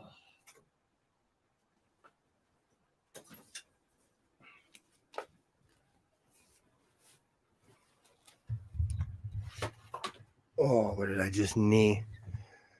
I use Fred Sanford as an intervention. And like I said, I absolutely think the guy's awesome, but like it's like scared straight for me. I do like that fabric for that cost. What fabric are you talking about? I'd seriously make a comforter or blanket out of that black and white grid material. I got it at a place that was not Hobby Lobby, so I can get a ton more of it. I saw that Fred Sanford video. I love how he's holding that old machine with that one hand like Popeye. You, man, and those things, they're not, you have to have strength. That's old man strength. He is not a low protein human. He's a high protein human. God, so, and he has almost always been segmented in eras and specific machines. He is really organized, really. I watched a video one day about chords. I sat there and watched a video with him. He sat on the floor and he was just like, this chord's for an Elna. This chord is for this. And I was like, I learned so much from him. I have. He's the one that got me obsessed with fiddle-based sewing machines. But every fiddle-based sewing machine that I've seen, somebody wants $1,500 for it or something insane that I'm like, nah, bro. Like, there's no meat on the bone for me for that one. I think of him and I think about how fast I can restore and sell. I recently had a talk with myself about that as well, about how because I used to sell a lot of machines and I've been hoarding a lot more. I remind myself of the show Counting Cars. It totally reminds me of that show where he would get a new car and be like, oh, I'm going to keep this one. And he started keeping a lot of them. He is organized and knowledgeable. He is. And that's the one thing I respect about Fred Sanford. I've learned a lot from him. But I like this. I like my man cave. I like the way it is. My sewing cave. The second it becomes a warehouse, that's when it becomes scary because I work in a warehouse that sometimes I feel like it gets away from me because it's so huge. And there's so much stuff in that room where I'm like, yeah, Ollie, for fiddle bass, because people think just because it's old, it's fancy. And so they're like, oh, I want 15.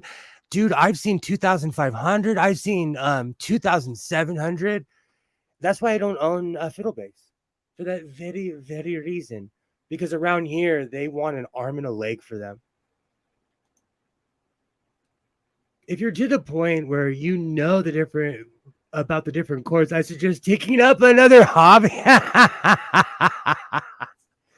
Well, he just like use certain chords, and certain chords will work on singers. Singer every year they would put a new prong in their thing, so you couldn't use their chord in every single machine, which I thought was crazy. I I almost heart attack at 150. Oh no, man, they're like around here. They do not play, and it's because we have a lot of antiques dealers. That's why I love Rooster's Relics. I will give a shout out to that store until they fold my arms, because he gives me real prices and he has real antiques in there, and he gives me a competitive price to where I don't feel ripped off. I don't feel like, I don't know. You know what it is? He can afford to own the store. The person before had these crazy prices, and now I know why. Because they couldn't afford the store that they own. There's two now for 150. If I lived any closer, yeah. Who is paying that? I have a machine to sell. Waternate, I'm not kidding you. If I find someone in that realm, I will definitely let you know. I'm gonna put on my shorts again. Oh, but yeah, it's I'll start screenshotting it, because I really don't go on Facebook anymore except for to sell sewing machines. And so now my Facebook feed is nothing but sewing machines. Buying, selling, people asking questions. But I need to start screenshotting these insane people who want large amounts of money for something they know nothing about. But let's be real. As someone who buys and sells things, the average person is like that. And we put price on nostalgia. And sometimes, like I say this all the time. I have a Kodak A. It's the original Kodak camera. It's a black box. It looks extremely valuable. You could go on eBay right now and get one for like $25. And it's over 100 something years old. Spants was 100% success. Oh. Sorry, I thought I ripped my jeans when I sat down. I was about to start crying. But it's this. I've had this denim shirt forever, and I forgot there's Velcro on it. But if you're jacking up your prices to those unreasonable numbers, and you can't move them, you've got a bad business model. I say that all the time. But the one thing that bothers me is when someone will say, "Oh, it's LA, it's LA." Like, don't tack on taxes just because of a name. Like, don't tax me just because you know we pay high prices here. Doesn't mean that I'm willing to. Doesn't mean that I'm going to go out of my way. In ham radio, there are guys who will try to get back every penny they spend on something, and then they wonder why their thing doesn't sell. Meanwhile, my thing I priced at $100 does. I learned that with the comic books. I pushed those stinking comic books when I came up on them. People have unreal expectations, though, and they think that what they have is far more valuable. I learned that when I started selling singers, because there are certain ones that are worth $1,000 or $2,000, and everything else is worth $150, $200. Everything else. There are people that walk in this room and they're like, "Oh, you're sitting on a couple 100,000." Like, there's no way all these sewing machines are worth that much. There's no way. Well, at least to me, but I know the market value for it, so I attribute it to that. But there are exorbitant prices. But like we always say in the world of selling, you have to find a fanatic. And if you find a fanatic, they'll pay anything. It's true. I bought a Kingdoms, it's a video game, Kingdom Hearts Polo at a thrift store, 99 cents. Sold it online for $40. You never know. Like when you find fanatics, you never know. Thing is, though, they sell. Mike and Wolfgang's Antiques does that all the time. I have rare singers, and the others are cheap.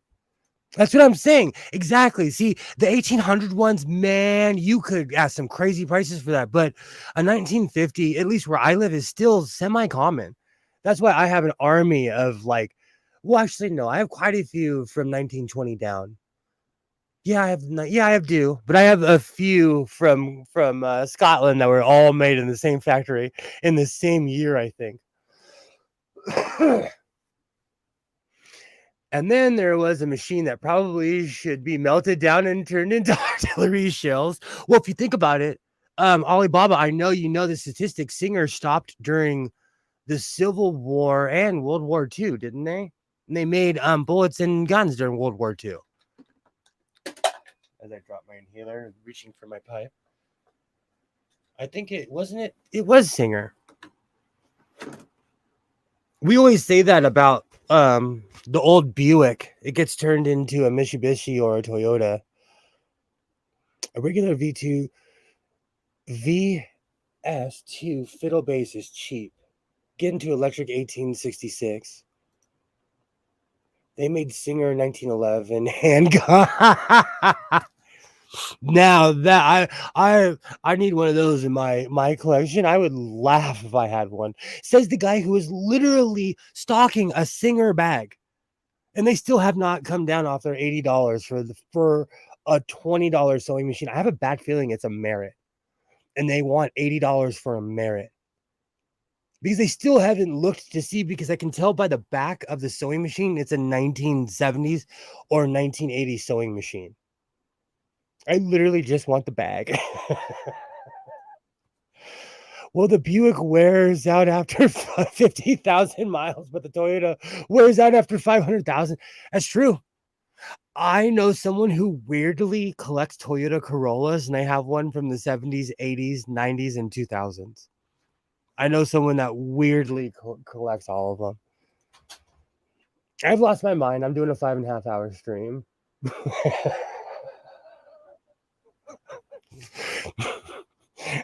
In the Civil War, they made ulterior gears. Okay. I have been going for 5.5 hours. I'll go a little bit longer. I'm going full Elvis tonight. I like Wednesday. I'm starting to really like Wednesdays. It's because my manager came out here and gave me a dirty look. I'll go for a little bit longer. Let's go a full 6 hours. Oh, hey, will you go grab your dear old dad a cherry Pepsi? I need the sugar. Thank you. I bought a cube of cherry Pepsi, so it's my duty to pound every single one of them like it's like I'm a college kid. I know, Kilroy, I was pounding coffee today because I had a ton of stuff to do today. There's a mint 1889 Corolla here. He tried to sell it, but no takers. Thank you. 1,200. That's old school prices. That is super old school prices. 1989. They're reliable cars though.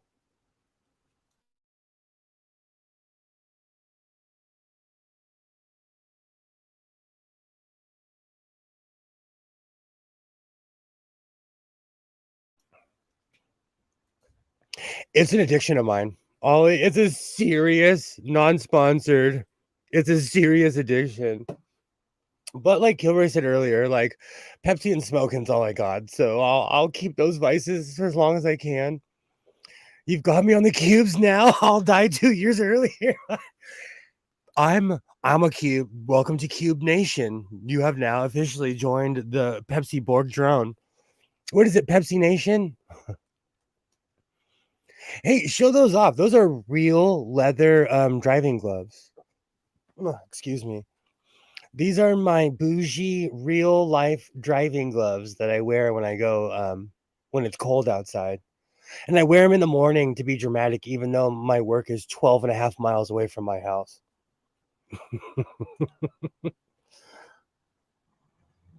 Excuse me.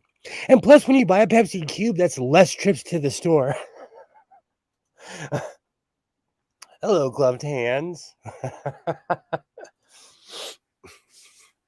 That's one more thing Pepsi should be paying me for. Which is funny because where I live, that's actually a big fight of Coke and Pepsi.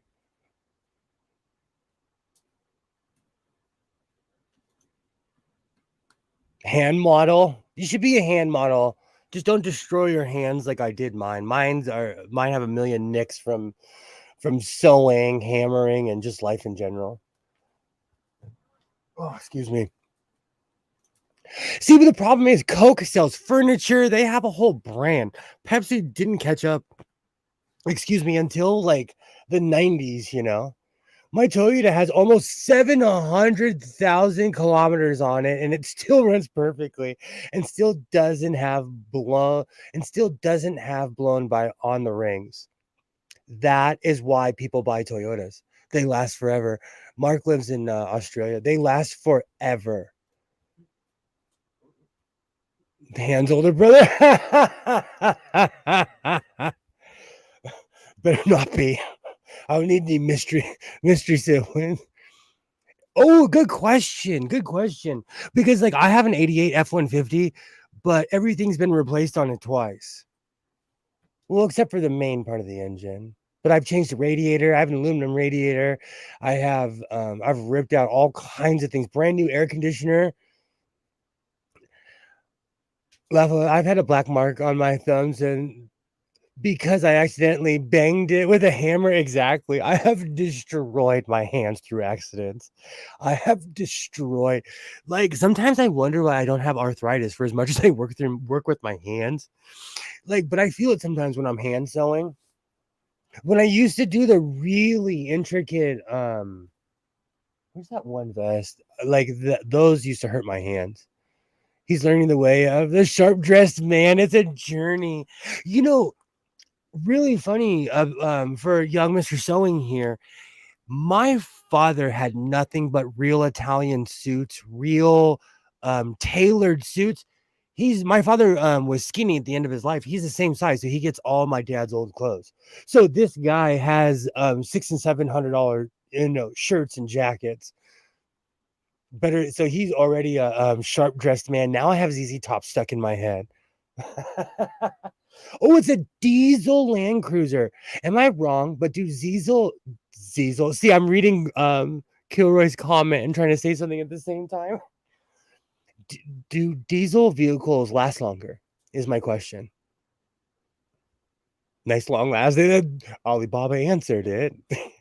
Kilroy, you and I are on the same wavelength. I love that song. But yeah, he has like all kinds of suits. That white jacket is mine, but I purchased it when I was a lot smaller, so I'm shocked that it still kind of fits. It doesn't, like, I can't do this on it. I had a special S10 1994, put almost 500,000 kilometers on it. Body gave out from salt. See, that's the thing around here. I live inland, so I don't necessarily have those problems. Oh, that's crazy. I think diesel lasts longer. The only reason I say that is because of the experimental things I've seen in my life. Like like I said earlier, the diesel tank that went up, like it took a long time for that diesel to burn. A long time. Hey bro, will you hand me that vest? I'm sitting here. We're gonna go.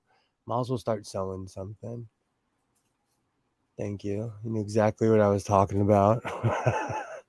Will you hand me that music stand over there? The one that's over there for your dear old dad. My pops used to say that. I'm going to milk the hell out of that. This is my next project. It's going to get some half patch punched.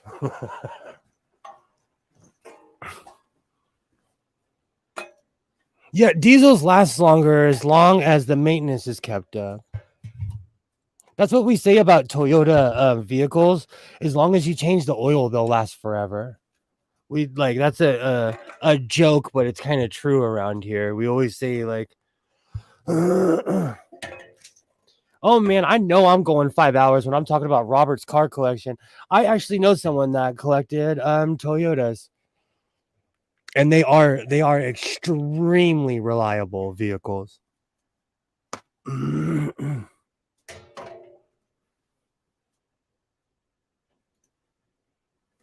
There's a special Sterling Ford F-150 that guarantees them to 750,000. Man, there's no Ford in America that would ever promise that. Thank you, Waternay. I'm trying to get away from the killer look, so I like the ribbon look. Because the straight patches are like, you know, those are asking for it. The ribbon ones are much nice. Just watch for dickheads who aren't even full members in their gang trying to get the. I feel sorry. I'm old. I feel sorry for someone. I will tase them. See, it'll be funny. It would be funny because some kid's gonna run up and I'm just gonna go literally in the ribs, literally in there. I'm pretty well known. I'm pretty infamous. So it would have to be some newbie, fresh off the block. At least in this area. Everybody, I think I would like to think that everybody's kind of famous in their own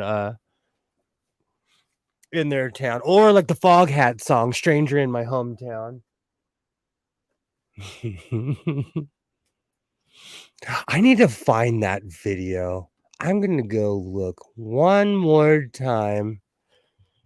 It should be saved in here because my phone weirdly links. Oh, it is. My phone weirdly links into it. But where's the video? They did have that stupid Hell's Angels show on television. I forgot about that. Oh, it's become so publicized. It's just been buried on the internet. It's been so buried. I'm gonna find that video. Let me look on Twitter. Twitter's been acting up though, or X, or whatever you want to call it. I don't know why it's taking so long to load like that. Even for this computer, that's just weird. Oh, I can't watch that video, whatever it is.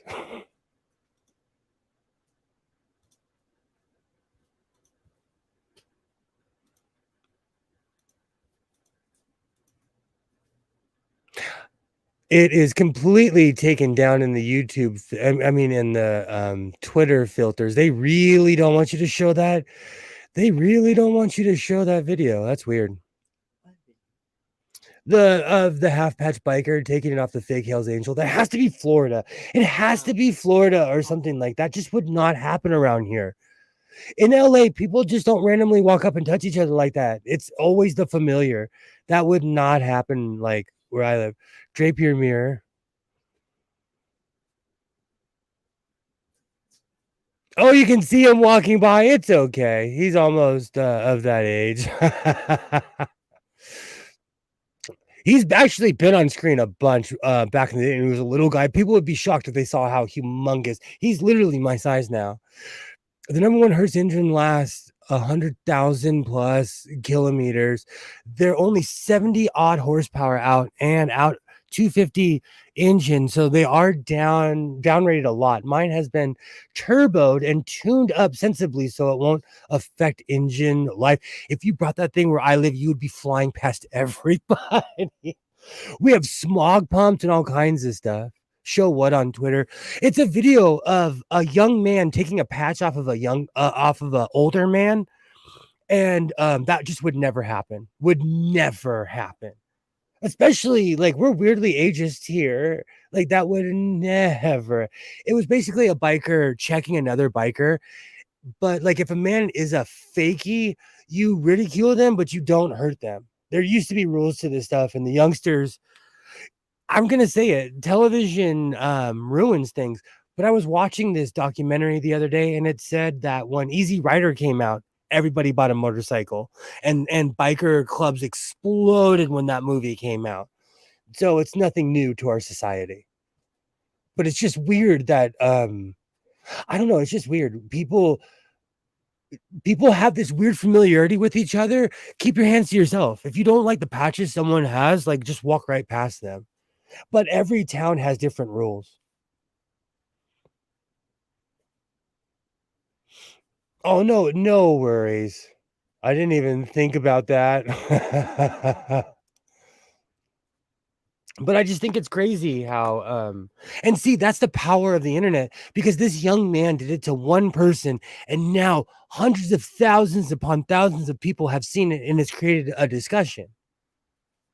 Because the younger generation does not necessarily have discretion, because they learn the rules from movies and television, which is satire, which is 100% satire.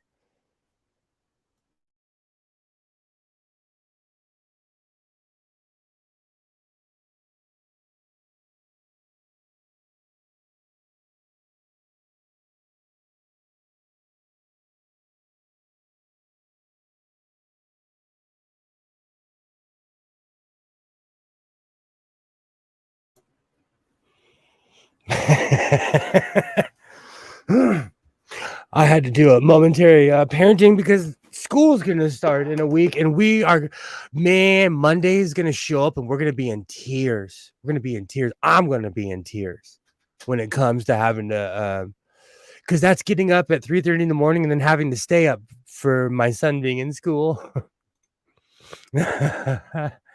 Yeah, I'm concerned about the people in other countries who think that they know American based. Yes. When I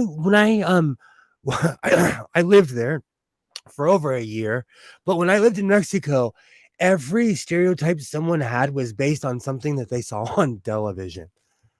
That's the power of TV. That is the absolute power of television. Every stereotype, everything someone would say to me, like, "What about this and this?" And I just ended up asking them, "What TV show did you get that from? Where did you draw this conclusion?" You know, but it's very true. And I'll tell you, the flip side of the coin, I had the same ideal of the UK until you go there. I had no idea so many people of color lived there. I had no idea. Because on TV they don't portray that. And then you go there and you see people that look like me in the UK. Or the news reports that are way overblown and designed to shock. I can't watch that stuff anymore. Like, honestly, my son knows, like, when he was a little kid, I told him he couldn't watch Jordan Peterson. That was my only rule. Now, like, if I walk in the room, I don't want to hear Matt Walsh. I don't want to hear Ben Shapiro. I don't want to hear any of that stuff because it's so skewed. It makes my blood pressure rise. Like, have your opinion, but don't start riots that you're not going to fight. If you're in front of the crowd, hey, I'm all here for you. But if you're not, I don't want to hear it. You're just talking out the side of your teeth. Though the Europeans should know that we do have crazy potential hand eaters in our sinks. You do have to be careful. My garbage disposal is no joke. I have a badger. Home doesn't know, it's Lowe's. I have a badger. You can't have so many colonies over such a large amount of time. Thank you. But like, it's the same thing. You could say that about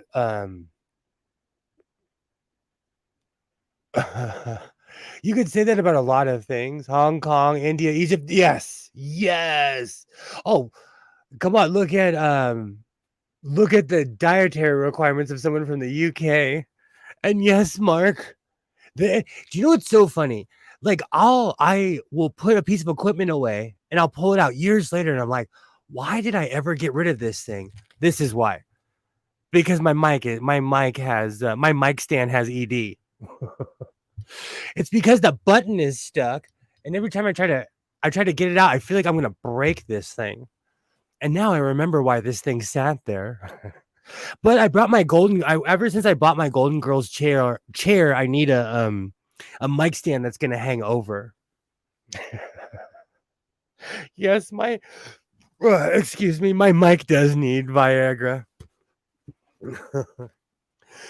But if it stays up for more than 4 hours, it needs to go to the hospital. Let me go get some string.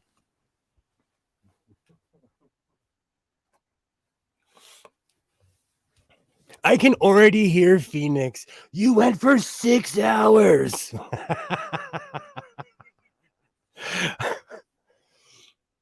I like Wednesdays. Use cornstarch and add some grips. The middle joint right here is stuck. I have to take the whole thing apart.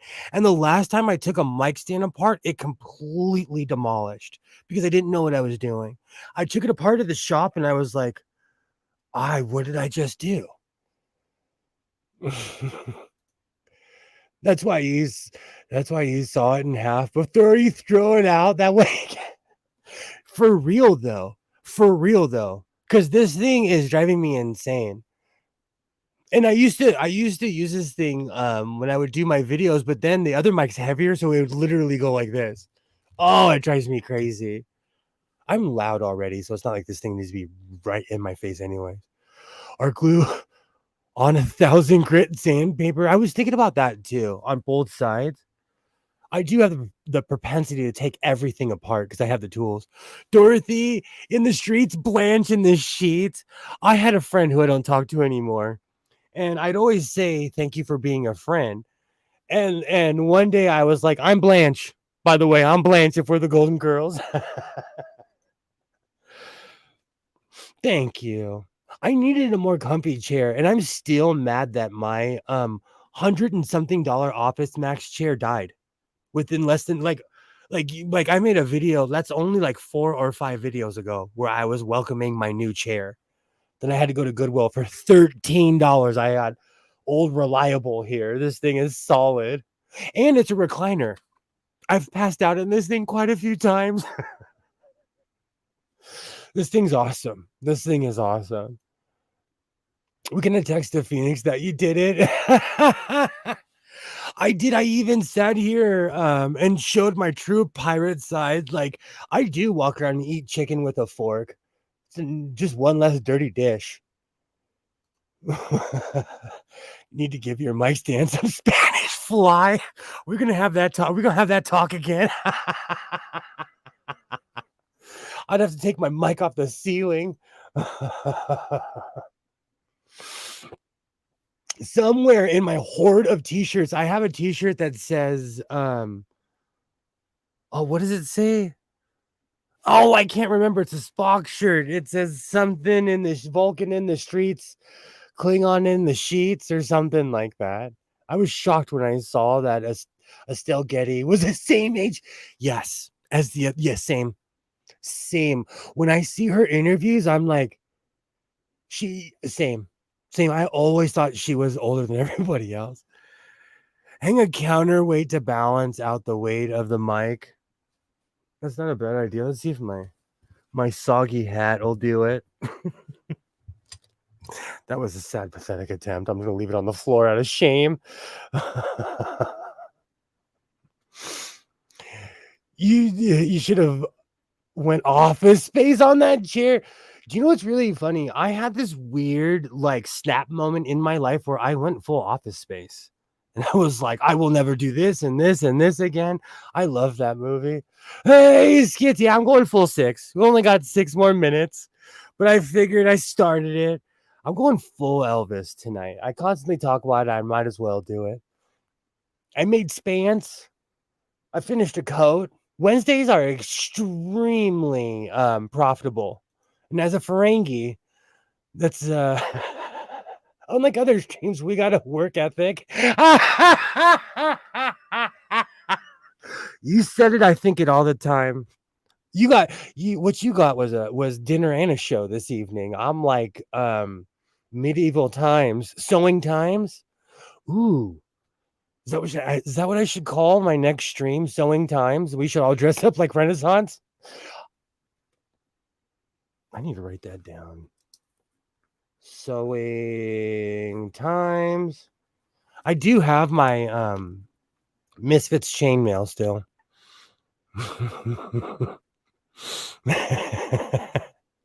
I'm only going for 7 more minutes.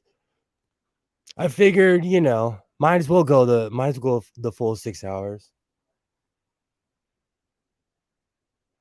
Absolutely. Absolutely. My son has made me hate turkey legs, Alibaba, but I'm down to go run a full Renaissance fair. Full Renaissance fair. I can go to my job and go get hay. I can get some farm animals in here. Might tick off my neighbors, but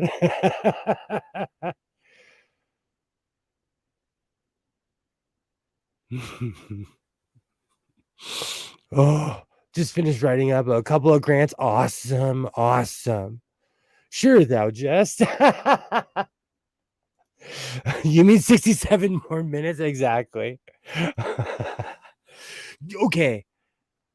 Turkey, the internet. I really didn't like turkey that much. I love Thanksgiving. I love everything that comes with it. And then one year, I made a giant chicken. And Isaiah and I sat there. I made all the dressings, everything. I stuffed the chicken. So now every year I make a giant chicken instead of a turkey. I'm over turkey. And my son buys turkey legs at our local grocery store because they're always on sale because turkey's gross. And so in my house smells like a Renaissance fair. I'm not a turkey fan. Maybe it's like, I don't know.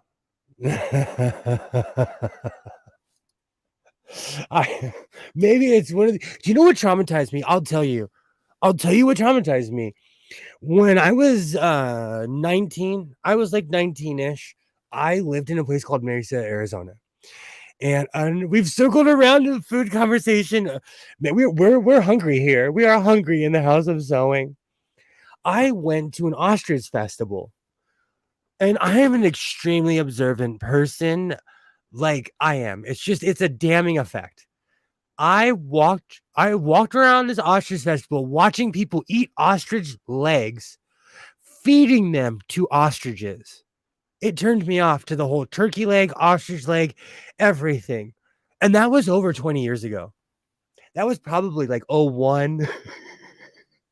Oh, yeah, it was 01. That was a long time ago. I think people don't know how to cook turkey. I've lost my love for cooking stuff like that. I have. But I have Chef Hands over here who goes off. He goes off. I'm just not a turkey fan. But I love Thanksgiving. I love everything else that comes with it, even the cranberries. I smoke my turkeys, nom nom. I had a smoker. I went kind of crazy and I undercooked a duck and it ruined smokers for me. Are we ever far from if you guys saw my eating habits, you'd be like, Sewing, how are you not like 100 pounds heavier? Hard to keep lit.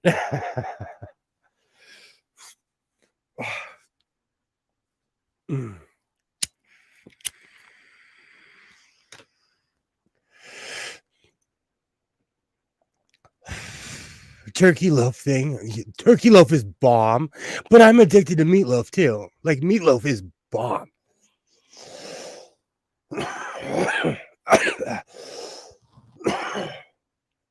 I was really into smoking. Like I was really into it. I had the special coals and everything. I cook it breast down and it won't dry out. Torch it at the end for the pretties. I'm going to write that down. You guys think I'm playing? I come through and I'm like, okay, I'm going to make those cookies. I'm going to do all. I come through and I use a cherry wood mix with Jack Daniel's chipped barrels. I have a bunch of carne asada that I need to be cooked, so I will be barbecuing very, very, very soon. We have a Mexican grocery store by my house, and like I go off every time I go, and then like a week later, I'm like, oh yeah, I bought 9 pounds of carne asada because I'm crazy. But I break it off in pieces. That does sound amazing. Oh, I like those chips. Yeah, I'm too lazy to smoke food. Hence, I was called a disgrace when I bought a propane barbecue to my face by someone I love. They're like, "You're a disgrace. I can't believe you bought propane, man. I just want to eat my food. Sometimes I just want 4 hot dogs, buns, and that's it. That's it. Just 4 hot dogs. I'll walk out there, put them on the grill. This is me grilling. I don't know why I just did that motion. Put them on the grill and they're ready to go. Turkey is so easy to keep moist. Just dump a pint of chicken stock in the pan when baking and don't overcook it. You guys are making me crave turkey. You know what it is? I love the mashed potatoes, really is what it is.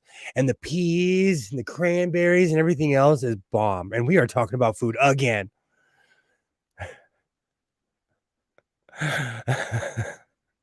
I'm telling you, get the grill-evator. Do you know what I have, Waternay, which you'll laugh? I have the standard New Balance dad grilling shoes. They're in here somewhere. But mine are gray because I'm a rebel. Oh, Pee Wee Herman, I'm a rebel, Dottie. I have the gray New Balance. I like charcoal, but it's a pain in the ass. Waiting, thank you. That's why I use propane. I grew up with nothing but charcoal. I smoked egg yolks once and they turned out amazing. Wow. I went through this weird smoker phase where I bought one at a garage sale and I went off. For like 4 or 5 months, me and my dad would get drunk and smoke. Like, hey, you ever had smoked salmon? No, let's do it. Smoked turkey? Let's do it. The duck was gross. I smoked a duck and I learned my lesson. Daffy was gross. And I like duck. I like mixing mashed potatoes, stuffing. Thank you. I'm the same way, Kilroy. Exact same way. I hate using propane. No flavor. I agree with you, Mark, in a lot of ways. But like I eat carne asada, which is super marinated meat, which is like it's been soaking for days in peppers and all kinds of stuff. So you end up tasting that. I'm biased because I think it's because I smoke a ton. Like I'll just go out there and I'm like, I'm hungry. Like I said, like, and that's another thing because it's just me and my son. We eat like bachelors.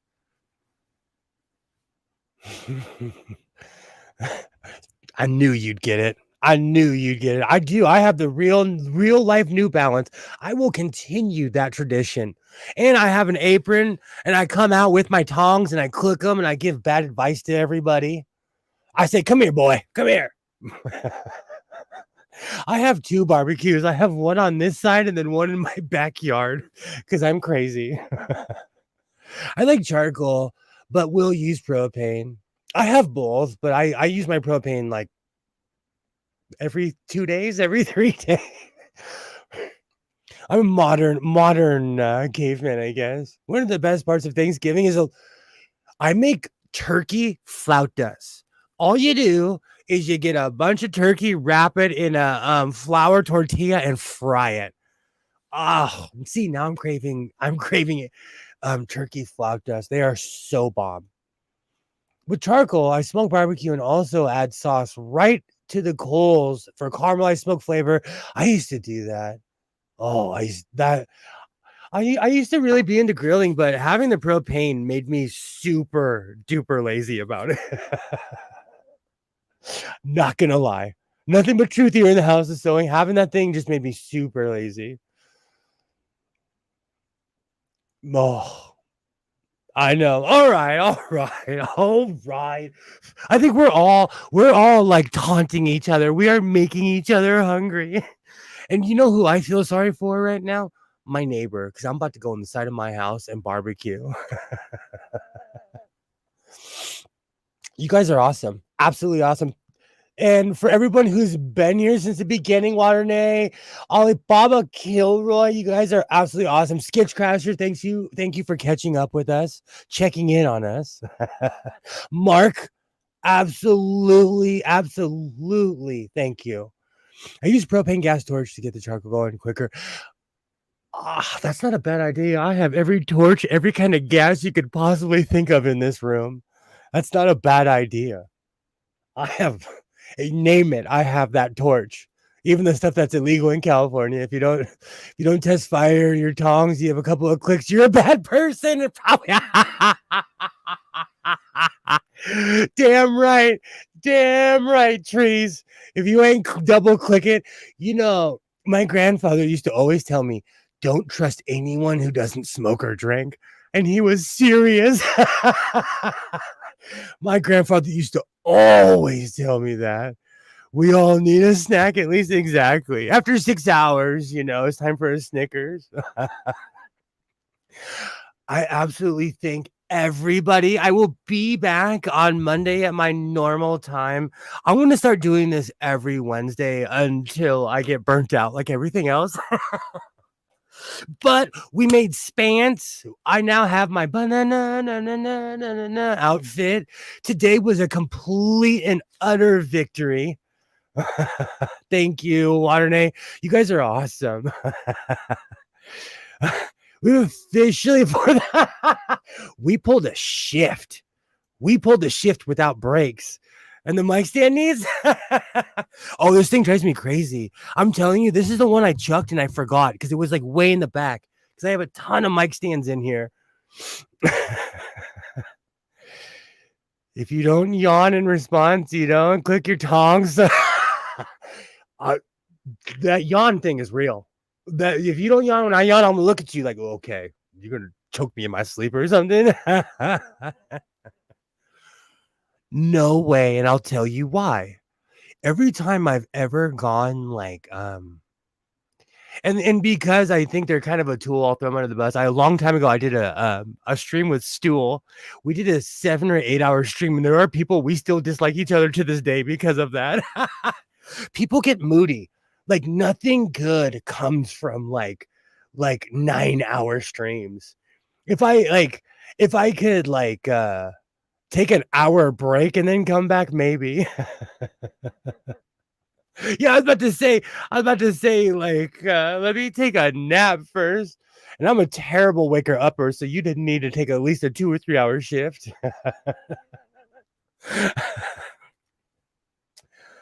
But I guess it's time for happy trails. Yeah, we're 6:05. We're going for Godless Owen Records. I get hypoglycemic, Kilroy. I get hypoglycemic and start making life decisions. Like if I don't eat for 9, I get bad. I get real bad. But if I was gonna come in for a while, we have a lie down. Well, we have a lie down, absolutely.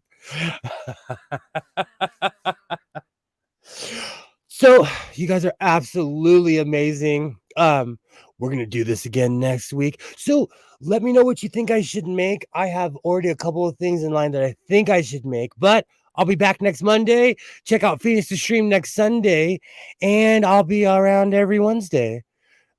So like I always say, seriously though, we've made it 6 hours, so thank you. You guys are absolutely amazing. Like we've created something, and you should never forget that. Like we've made something from nothing, and that's absolutely awesome.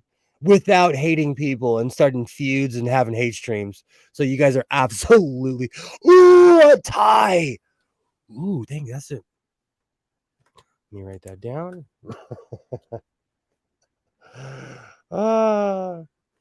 I absolutely appreciate every one of you. Fight the Flat Earth done a 40-hour stream for 40,000 subs. That's different. Like I will pull a stunt one day. I'll go camping in my backyard or something. Oh, I have imitation silk, wannabe silk. Can we call it filk? Fake silk? Short make, yeah, a tie is a short make. And that's the thing, things do take hours. When you come in, the day that you come stream with me, we'll do a 24-hour stream. And Alibaba, we'll take shifts. That's when I'll do the toolbox tour, because it would take 24 hours to go through my toolboxes.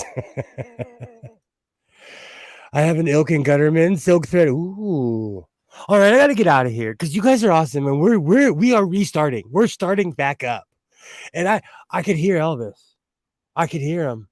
The dressing room's calling. I got another 6 hours. Elvis and I are going to be going until the sun comes up.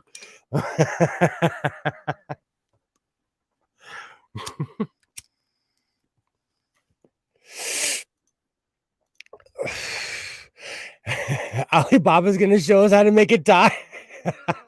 I'm gonna Google it and I'm gonna know in a week. So, like I always say, reinforce your seams, be yourself, and I will definitely see you next time.